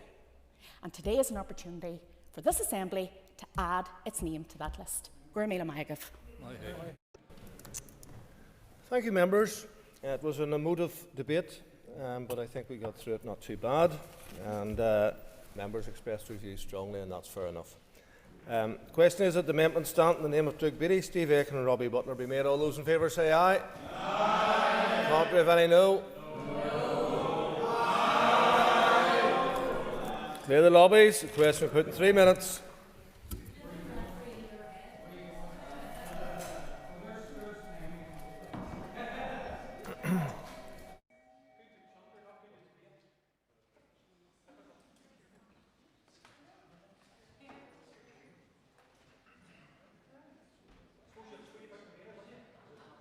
The debate's over. Now's the time for civility.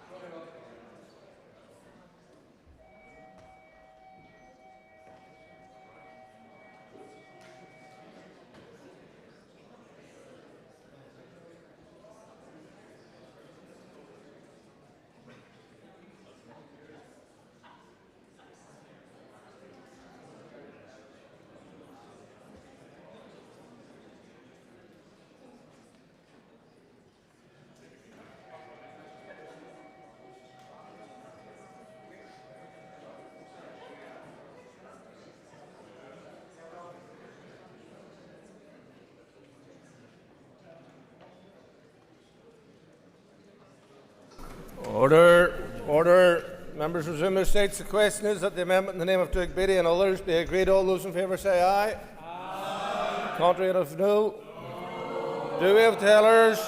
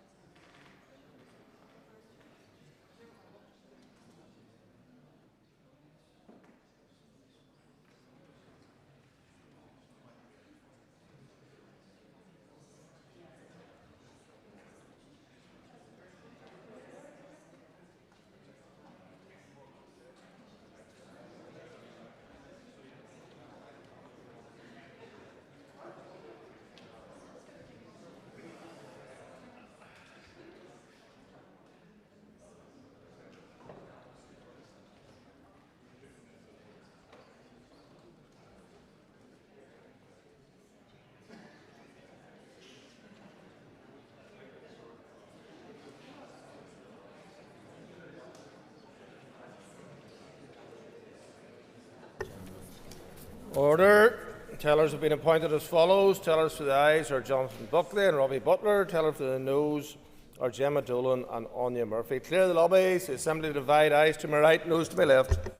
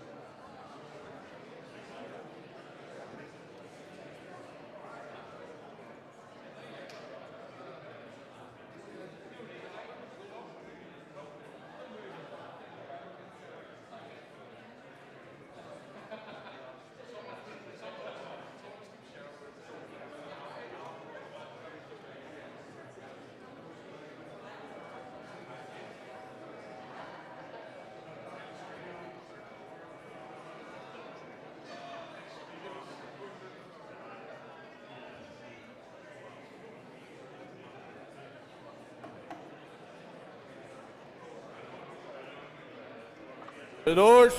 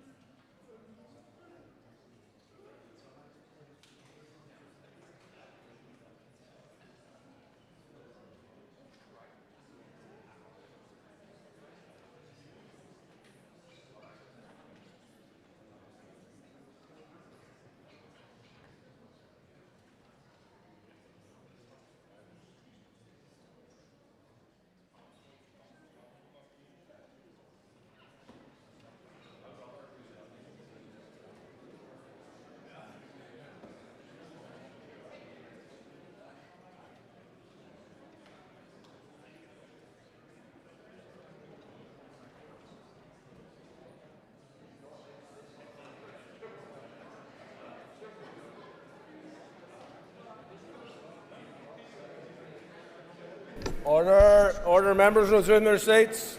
Clerk, read the result. 55 members voted, 27 members voted aye, 28 members voted no. The amendment therefore falls. Amendment falls. Unfasten the doors. The question is that the motion stand in the order paper be agreed. All those in favour say aye. Aye. Contrary, if any, no.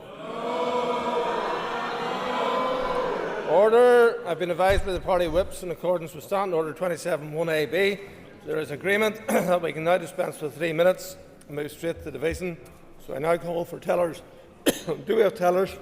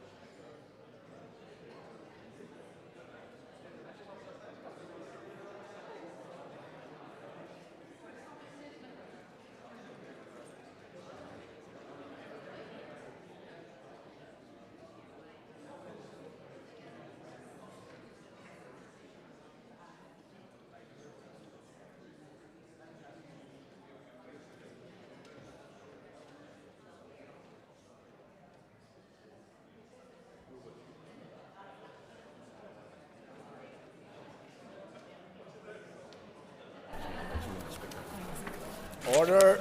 Order. Tellers have been appointed as follows. Tellers to the ayes are Gemma Dolan and Anya Murphy. Teller for the noes are Robbie Butler and Jonathan Buckley. Clear the lobbies. The Assembly divide. Ayes to my right, noes to my left.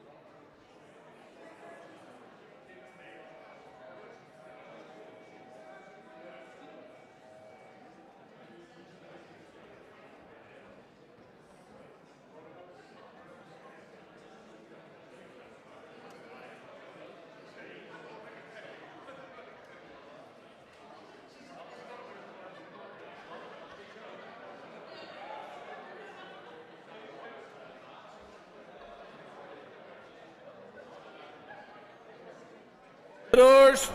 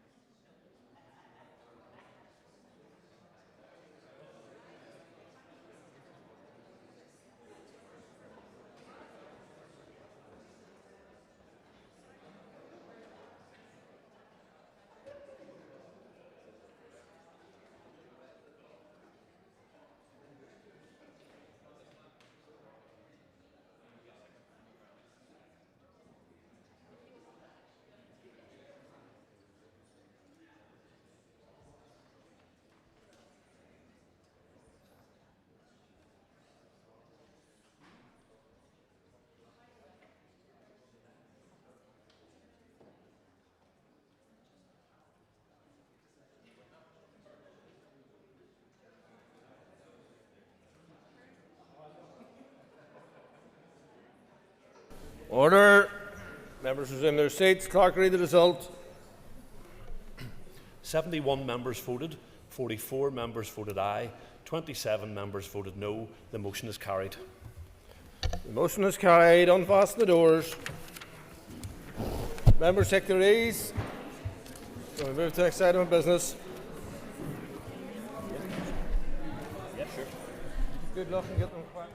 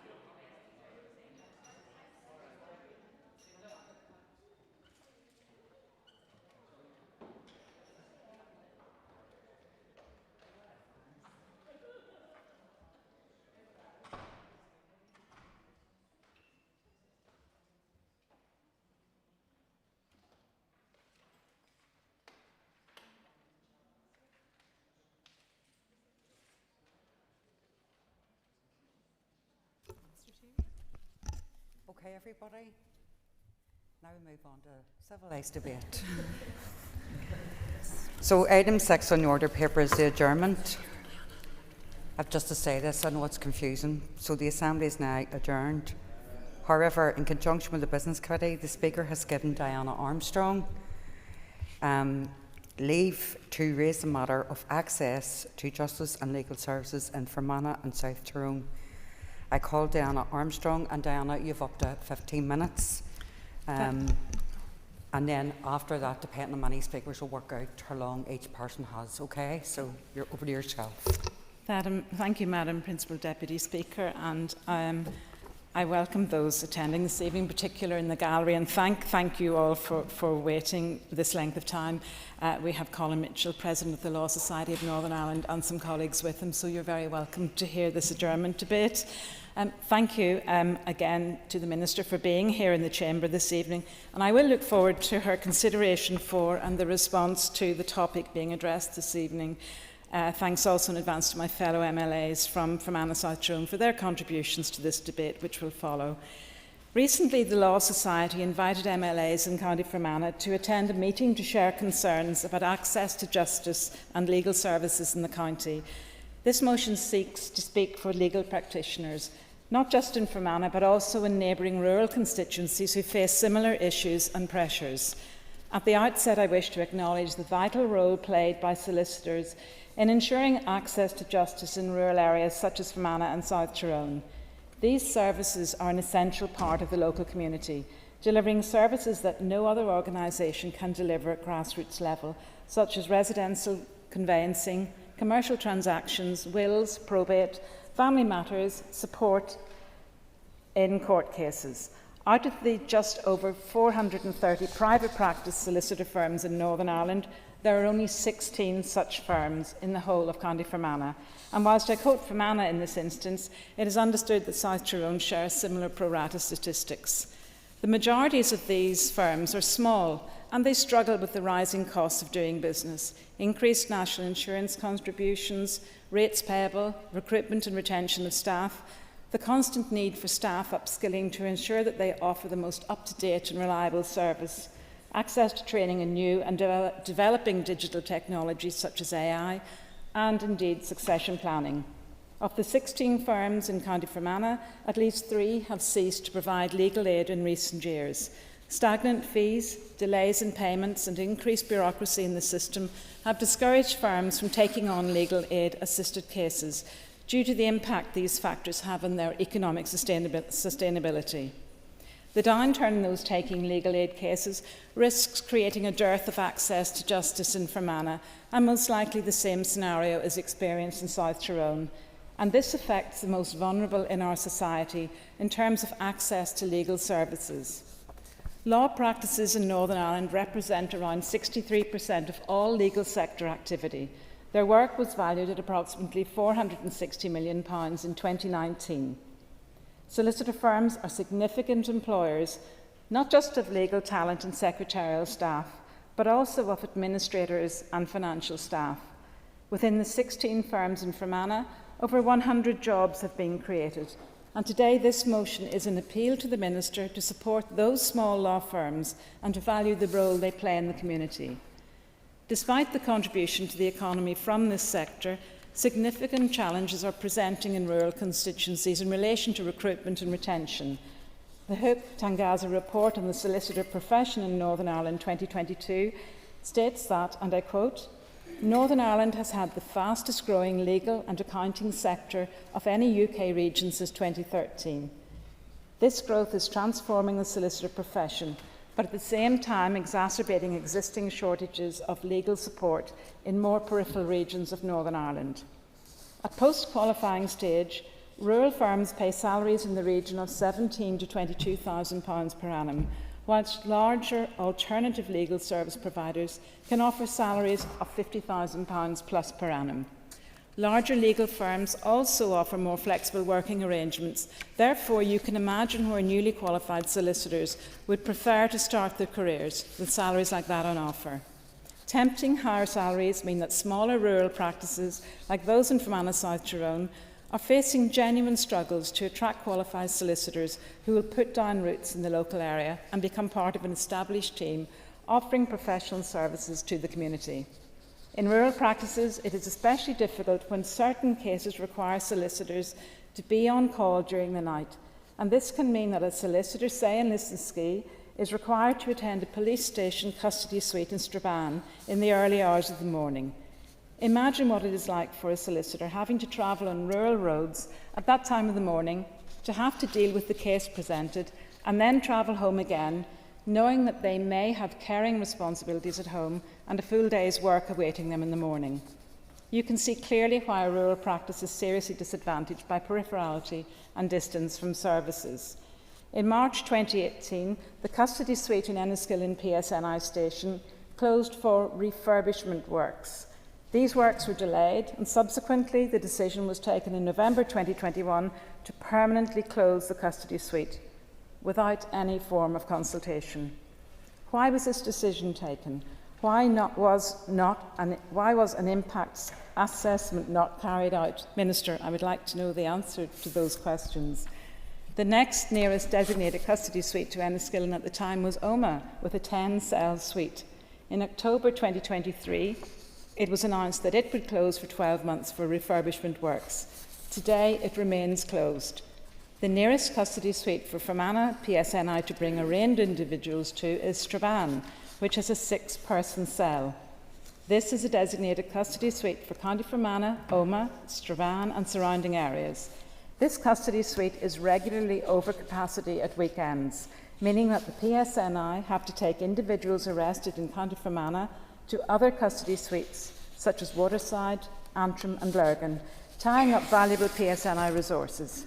This removal of officers from their local area impacts response time and the ability to progress ongoing investigations, placing additional pressures on the remaining resources in the rural area.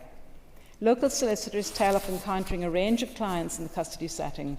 The majority of these clients could be classed as vulnerable either due to educational, mental health or economic challenges. Following their arrest and interview, clients are expected to make their own way home from Strabane or further afield. In addition, clients are often required to return to custody on future occasions, either to sign their bail or undergo further interviews. Inadequate bus timetables from County Fermanagh to Strabane often eliminate public transport as viable options for clients travelling to and from custody. A single taxi fare from Enniskillen to Strabane can cost between £80 and £100. In limited circumstances, for the most vulnerable with no means to pay for transport, police will provide a taxi service in the rear of a police vehicle to bring a client home from custody, calling into question whether this is an effective use of police resources. What this means in terms of the local legal practices is that solicitors from Fermanagh and South Tyrone area called to attend custody suites face long travel distances into areas where they are not familiar with the PSNI custody teams and often at unsociable hours. Minister, can you tell us if you agree this is acceptable? This is hardly an attractive proposition for attracting solicitors to rural practices. Equally, local solicitors face the burden of long travel when attending court sittings. Enniskillen courthouse is currently only open 3 days per week, primarily for the delivery of magistrates' court business. Court hearings are increasingly being centralised in Omagh and beyond, yet again adding difficulties for solicitors in terms of increased travel time, additional costs, stress and pressure. For example, the nearest Crown Court sits in Dungannon, meaning a 100-mile round trip from Irvinstown or Enniskillen. Practitioners will tell you of the difficulties encountered by their clients in attending courts.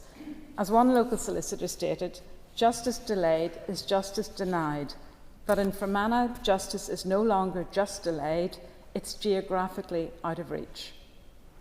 Lack of access to courts also means that solicitors face difficulties in lodging court documents, often travelling across the country when required to do so.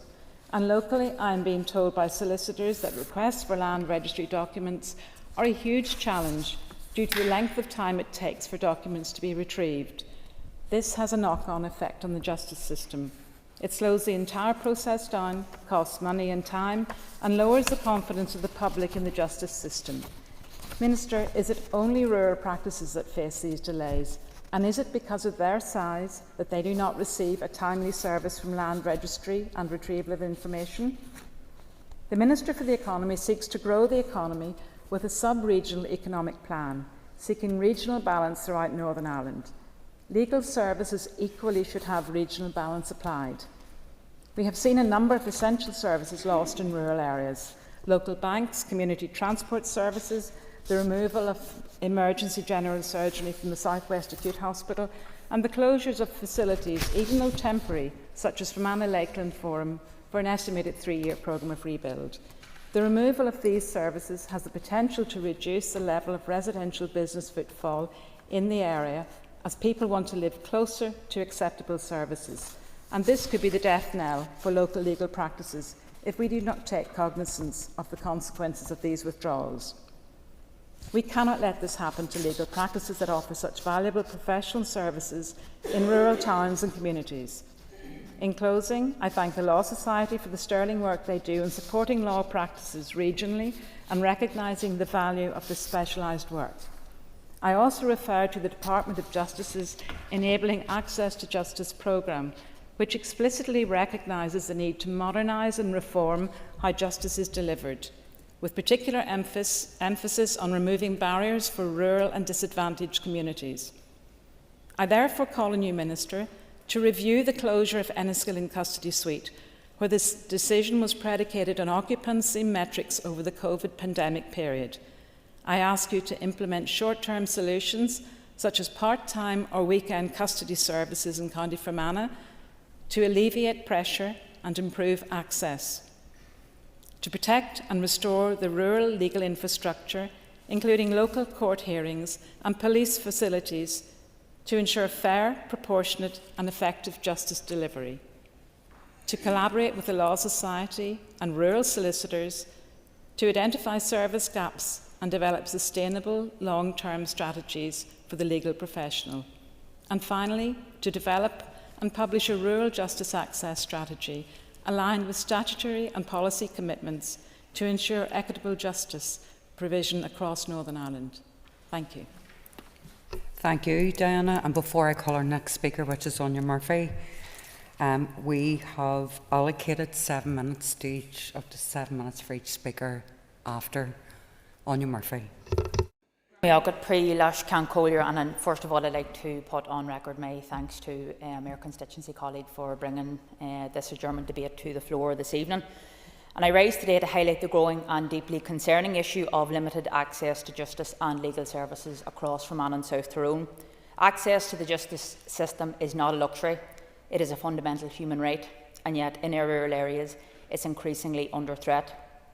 I want to also take this opportunity to thank the Law Society for meeting with us a number of weeks ago, along with some local solicitors who took their time to highlight the challenges that they are facing across the profession, many of whom indeed operate family-run practices.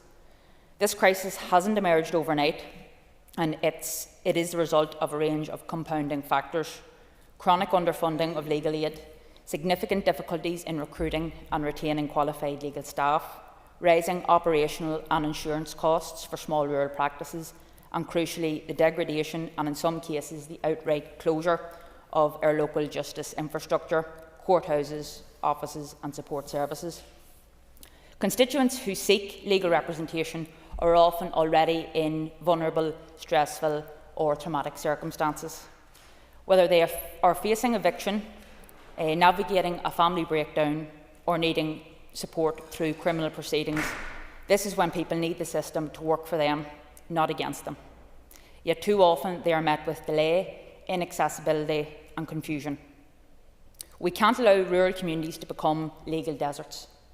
We urgently need targeted interventions, incentives for young lawyers, young solicitors to work and remain in our rural practices, support for specialisation in areas of high demand, investment in modern, accessible infrastructure that allows for hybrid hearings and digital case management, and above all, meaningful engagement with those who are working on the ground, the legal professionals who see this day in, day out, where the pressures are and they know how they can be addressed.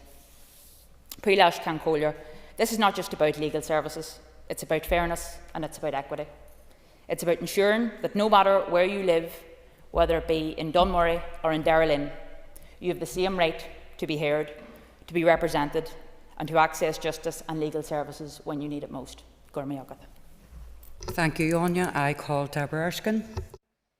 Thank you, Principal Deputy Speaker, and I also want to thank my constituency colleague Diana Armstrong for bringing forward this adjournment debate this evening, which is a byproduct of a recent meeting that we had in the constituency, which party MLAs attended, and which consisted of the Law Society and local solicitor firms. And I welcome those who have travelled today to join us in the public gallery. It's much appreciated to have your support with us today. Laid bare at that meeting was a matter of growing concern, one that strikes at the core of public confidence in our legal system and the principle that justice should be equally available to all, regardless of geography. Access to justice in Fermanagh and South Tyrone is under serious strain. I know it's an issue right across Northern Ireland, as the Chair of the Justice Committee, who's joined us today, has talked about with me a number of times. But when you add reality to that, it brings a different component to that. And at present, as has already been said in this chamber, there are just 16 private practice solicitor firms. 3 of these firms have already ceased to provide legal aid services in recent years due to a number of factors such as stagnant fees, delays in payment and increased bureaucracy in the system. However, let me begin with the most symbolic and practical representation of justice in our communities, and that is our courthouses. As it stands, Fermanagh and South Tyrone is the courthouse in Enniskillen is only operational 3 days a week, primarily, as has already been mentioned, for the magistrates' court business. Enniskillen Courthouse was once central to the administrative justice in the region and leaves constituents and the profession with no local venue in which to access vital court services, given the reduced opening. Those people then are required to attend hearings now must travel longer distances, often to Omagh, Dungannon or beyond, a journey that is neither reasonable nor fair, particularly for those with mobility issues, limited financial means or caring responsibilities. A justice system that requires people to travel an hour or more to seek redress or defend their rights is not truly accessible. It is frankly an inequality and a structural one. This problem is only compounded by the rural nature of the district, which has a knock-on impact as well for policing in our area. Our constituency spans a vast geographic distances and limited transport infrastructure. In such a setting, police officers are expected to cover immense areas with minimal backup and insufficient resources. And yet, rather than investing to meet this rural challenge, we see decisions that are taken to weaken our justice system and policing capacity further.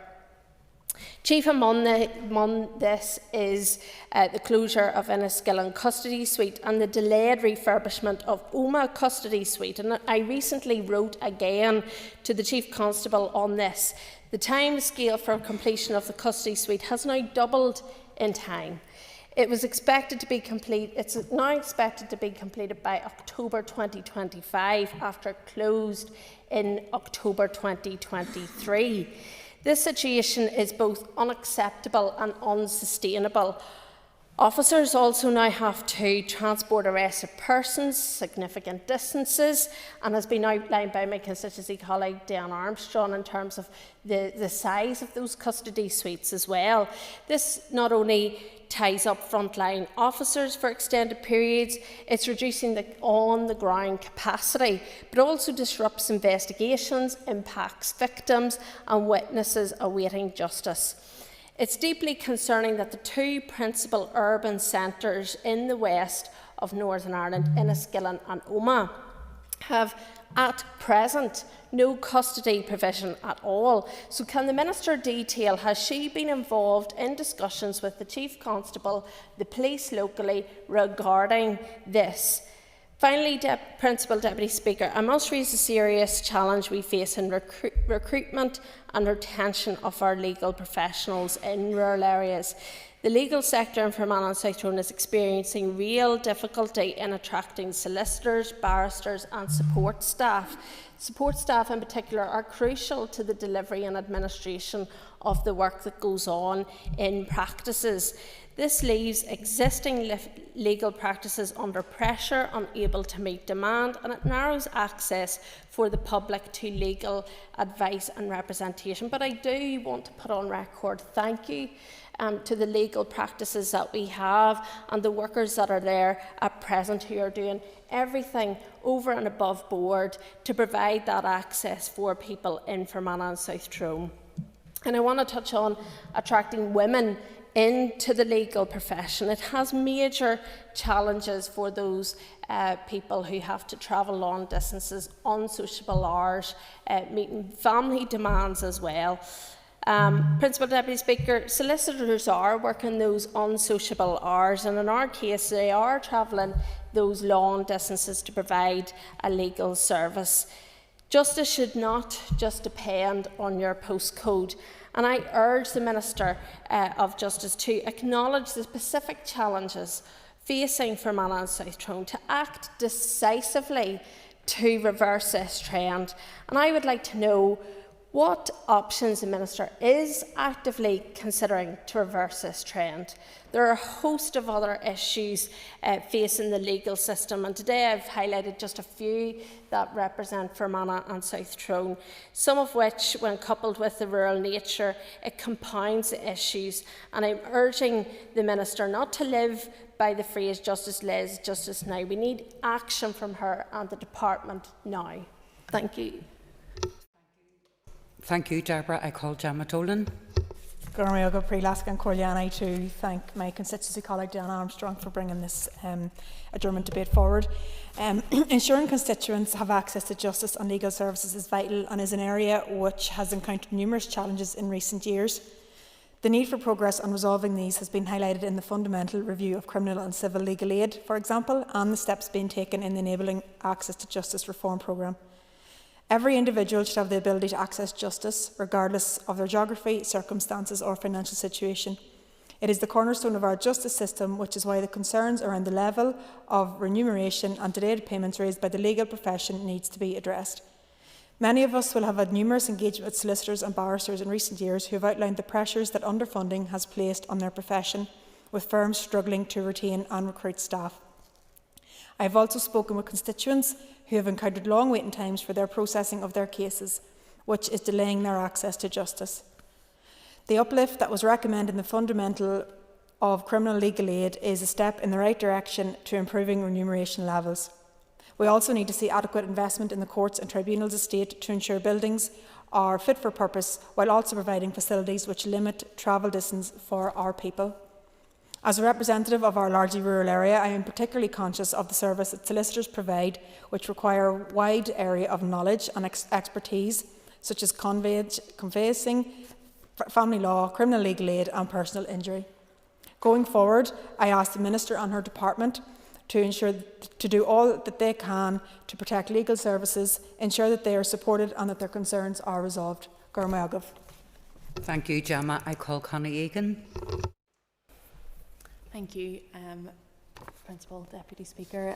I rise today just to contribute some short remarks on behalf of the Alliance Party relating to access to justice and legal services in Fermanagh and South Tyrone. Now, obviously, I'm not an MLA for that area, but as someone on the Justice Committee, I recognise how important this issue is. So I would like to thank Diana Armstrong for bringing this debate this evening and for putting a spotlight on these issues, highlighting the importance of high-quality legal and justice-related provision across Northern Ireland. It is imperative that no matter where you live, you are able to access legal support in a timely and sensitive manner. The Department of Justice is taking welcome steps to increase this access through a package of reforms, including the adjustment of mileage rates for legal aid practitioners, working with the legal profession to ensure its attractiveness to young professionals, and reviewing legal aid remuneration. This work is needed across the entirety of Northern Ireland. What threatens the Justice Minister's ambitious vision for the justice system, however, is lack of funds to make it all happen. And as a proportion of the block grant, the Department of Justice now has less compared to 2011. And whilst this year's budget was welcome, this needs to be sustained and consistently increased over the coming years so that real impact can be made. Access to justice needs to be viewed as part of our social security network. And something that I'm particularly concerned about are the practicalities of victims and survivors of domestic abuse being able to seek support, legal advice and representation to safely disengage from harmful relationships and still continue to be safe after that initial breakaway. For some victims and survivors, that step wouldn't be possible without local support to access an incredibly intensive string of protective orders or straining procedures to establish custody and residency of children. Travelling hours at a time for this support is costly, both in terms of their money and time. The rurality of Fermanagh and South Tyrone deepens the intensity of the gap and provision in relation to access to justice compared to more urban areas. The lack of connectivity in the area due to the availability of public transport services plays a role here, and I also note the concerns that have been raised by the local MLAs in regards to custody suites, and I hope they will get some reassurance from the PSNI in relation to that, as I know the Minister won't be able to speak on behalf of the PSNI.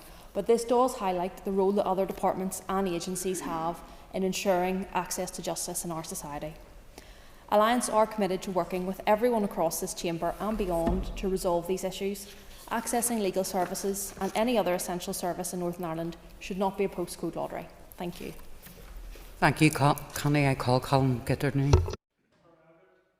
Can call you and thank Diana for bringing an important debate here today and to give us an opportunity to focus on this, and also to the Minister for attending the debate. And I suppose the points have all been more than well made by all of my colleagues here, and I won't rehash those, other than to say that what I would ask the Minister to consider is that very important issue of the cumulative knock-on effects that starting to withdraw services have. So you see solicitors' office closing, you see that access to the whole, not just the building, but the whole availability of access to legal advice and all of that moving further and further away. So it's not just an inconvenient fact that that's where we live. That's where we pay our taxes, and that's where we engage in business and all of that. And all these things take a chip out of rural towns and villages and society more generally. So I just would like the debate to be considered in that regard, as well as the very important technical issues that many people have raised. And Marcian. Thank you, Colin. Our last speaker is the Minister for Justice to respond to the debate. And Minister, you have 10 minutes. Thank you. Thank you, Madam Principal Deputy Speaker, and I want to thank the member for Fermanagh and South Tyrone for securing the debate, and also welcome the opportunity that we have to engage in these issues with everyone who has remained in their place despite the hour. I'm acutely aware of the challenges that are facing our justice system, and both I and my officials have had the opportunity to meet with constituents and members of the profession from the members' constituency, and to address those challenges and the steps that I'm taking through the Enabling Access to Justice programme with them. And we have actually shaped some of our response in response to that meeting and some of the issues that were raised with us and surfaced at that time. And I appreciate very much the Law Society giving us the opportunity to do that. The programme is based on what I've heard and learned from those using the system and what they tell us about their experience, and also what those supporting the system tell us about the challenges. As the member will be aware, the reform programme aims to ensure the viability and sustainability of the justice system as a whole, and more importantly, to provide better services and supports to citizens. That means ensuring that the continued availability of high-quality advice and representation is available, that we minimise the acrimony, stress and trauma for those who come into contact with the justice system by ensuring the right range of supports and services are available at the right time, and that disputes are resolved at the earliest possible opportunity. The programme committed to a range of actions to help achieve those aims, including ensuring fair and proportionate remuneration for legal advice and representation, increasing eligibility for legal aid, and ensuring clarity through simpler, fairer tests that focus on the greatest need and greatest risk of harm, incentivising early resolution, and trialling alternative dispute resolution in the interest of ensuring better outcomes and reducing costs, and enhancing frontline service provision to ensure early access to holistic tailored support at the initial point of need. I'm currently considering responses to the consultation on the programme delivery plan, but work is progressing in tandem to ensure that we can proceed and deliver effective change at pace. The programme will of course also be contingent on resources, Madam Principal Deputy Speaker. Justice has consistently been underfunded, and we need to ensure value for money and to balance competing priorities across police, prisons and justice delivery to ensure we can keep people safe, and that resources are directed to the areas of greatest need and to supporting those who are most vulnerable. Through the programme, I'm seeking to ensure we maximise every possible benefit from every pound that we invest in legal aid and other access to justice interventions. I'm keenly aware that citizens and those supporting them and colleagues in this House have evidence and insight that will help us to determine how best to achieve that, and I'm committed to continuing that constructive engagement. Changes must, however, be based on robust evidence, and all proposals will be subject to detailed consultation and impact assessments, including rural needs assessments, to ensure the implications for communities and individuals are properly considered and mitigated, and the benefits of the programme for citizens can be realised. While remuneration is only one part of enabling access to justice, legal aid funding is available to ensure that people in Fermanagh and South Tyrone and elsewhere who cannot afford legal services can access representation and advice that they need. The Department recently conducted a foundational review of legal services, to which some of you referred, which indicated concerns from stakeholders in relation to the provision of rural legal services. There is no doubt supporting access to legal services in rural areas like Fermanagh and South Tyrone can present challenges because of issues such as geography, public transport and the location of legal firms. Despite these issues, however, Fermanagh and Omagh has the 5th largest concentration of registered solicitor firms by local government district, with 35 solicitor firms based in Fermanagh and Omagh Local District Council registered on the LSA Legal Aid Management System. This represents a ratio of 29.9 solicitor firms per 100,000 population. The average distance to the nearest firm is 3.8 miles. Figures for Mid-Ulster indicate that it has the 4th largest concentration of registered solicitor firms by local government area, with 36 solicitor firms based in that district registered on the LSA system. This represents a ratio of 23.8 solicitor firms per 100,000 and an average minimum distance to the nearest firm of 2.7 miles. Statistics for 23-24 also show that 2.4 million was paid to solicitor firms in Fermanagh and Omagh and 2.6 million paid to solicitor firms in Mid-Ulster. I also want to build on that provision, however, and through Enabling Access to Justice Programme Delivery Plan, I'm seeking to enhance tailored service provision at the point of entry to the system. Actions aimed at streamlining processes, improving transparency, providing targeted advice and resolving cases early outside the court environment will also benefit those living in rural areas, but will also benefit solicitors and the profession. The proximity of courts and the maintenance of the estate is an important issue which I know members have raised. The publication of the Northern Ireland Courts and Tribunal Service Estate Strategy in December 2023 was a really important milestone for the service, as it provides a long-term framework for investment over the next decade and beyond. The estate strategy was developed through a structured engagement process with stakeholders, and its 4 aims, one of which is to improve user experience, including ensuring our estate is inclusive and accessible for everyone. To implement the strategy, the service is using data and evidence to baseline the existing estate against the agreed strategic outcomes and to develop prioritised investment delivery plans in the context of the very finite resources we have available. The future investment in Fermanagh and South Tyrone will form part of this process, and no decision has been made on any courthouse that is part of the overall implementation of the estate strategy.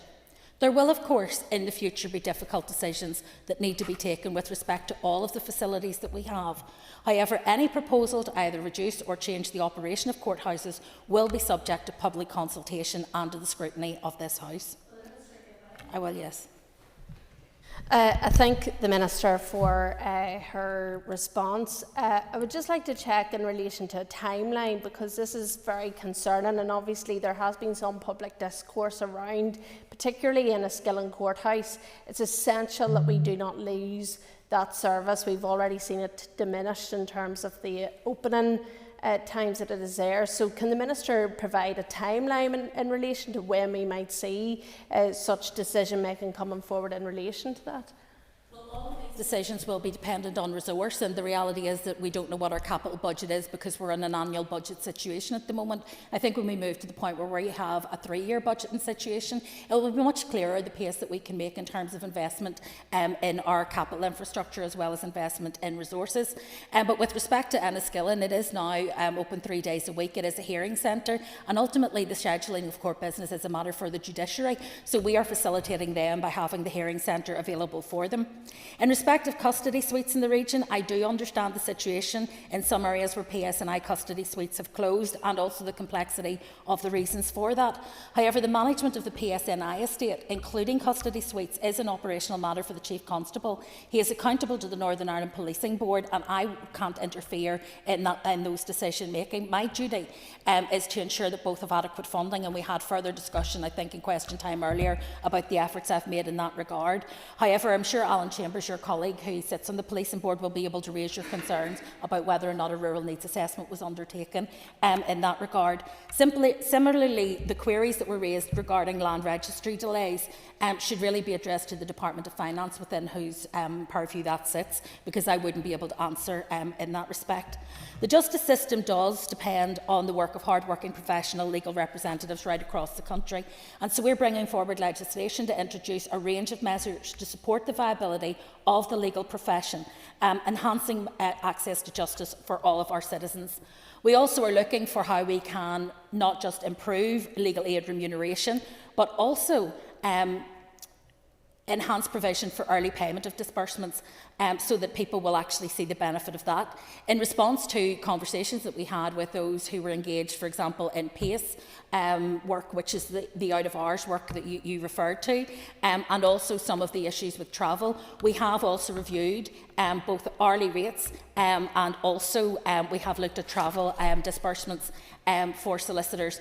And in terms of PACE, we are looking again, and that's something that we have said now that we will be doing in terms of an uplift for unsocial hours, for example, because people will not take on this kind of criminal work unless they feel rewarded, and there aren't many of us who get out of bed at 3 in the morning and go somewhere for £40 flat payment. So I think we need to be realistic about what that work entails and how we ensure people are adequately remunerated. So that is in hand. In terms of the security of the legal profession generally, responsibility for that is not a matter for the department alone. We have a role to play, but remuneration is only one part of the viability of the profession.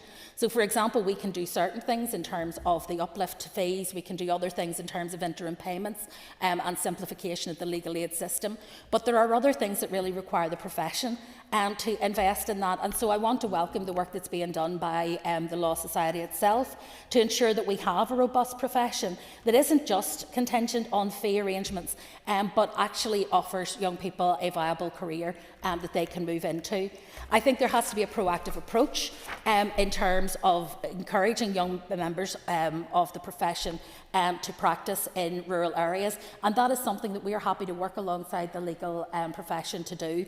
But ultimately it is important that we work together with the department in order to try and ensure that those people who want to enter the legal profession and want to do so in their own community locally, in rural communities, are supported and able to do so. But we do have to do it within the financial constraints that my department has to work within, as does every other minister. Thank you. Thank you, everyone. It was a very good debate. So the question is that the Assembly is adjourned. The Assembly is adjourned. Thank you.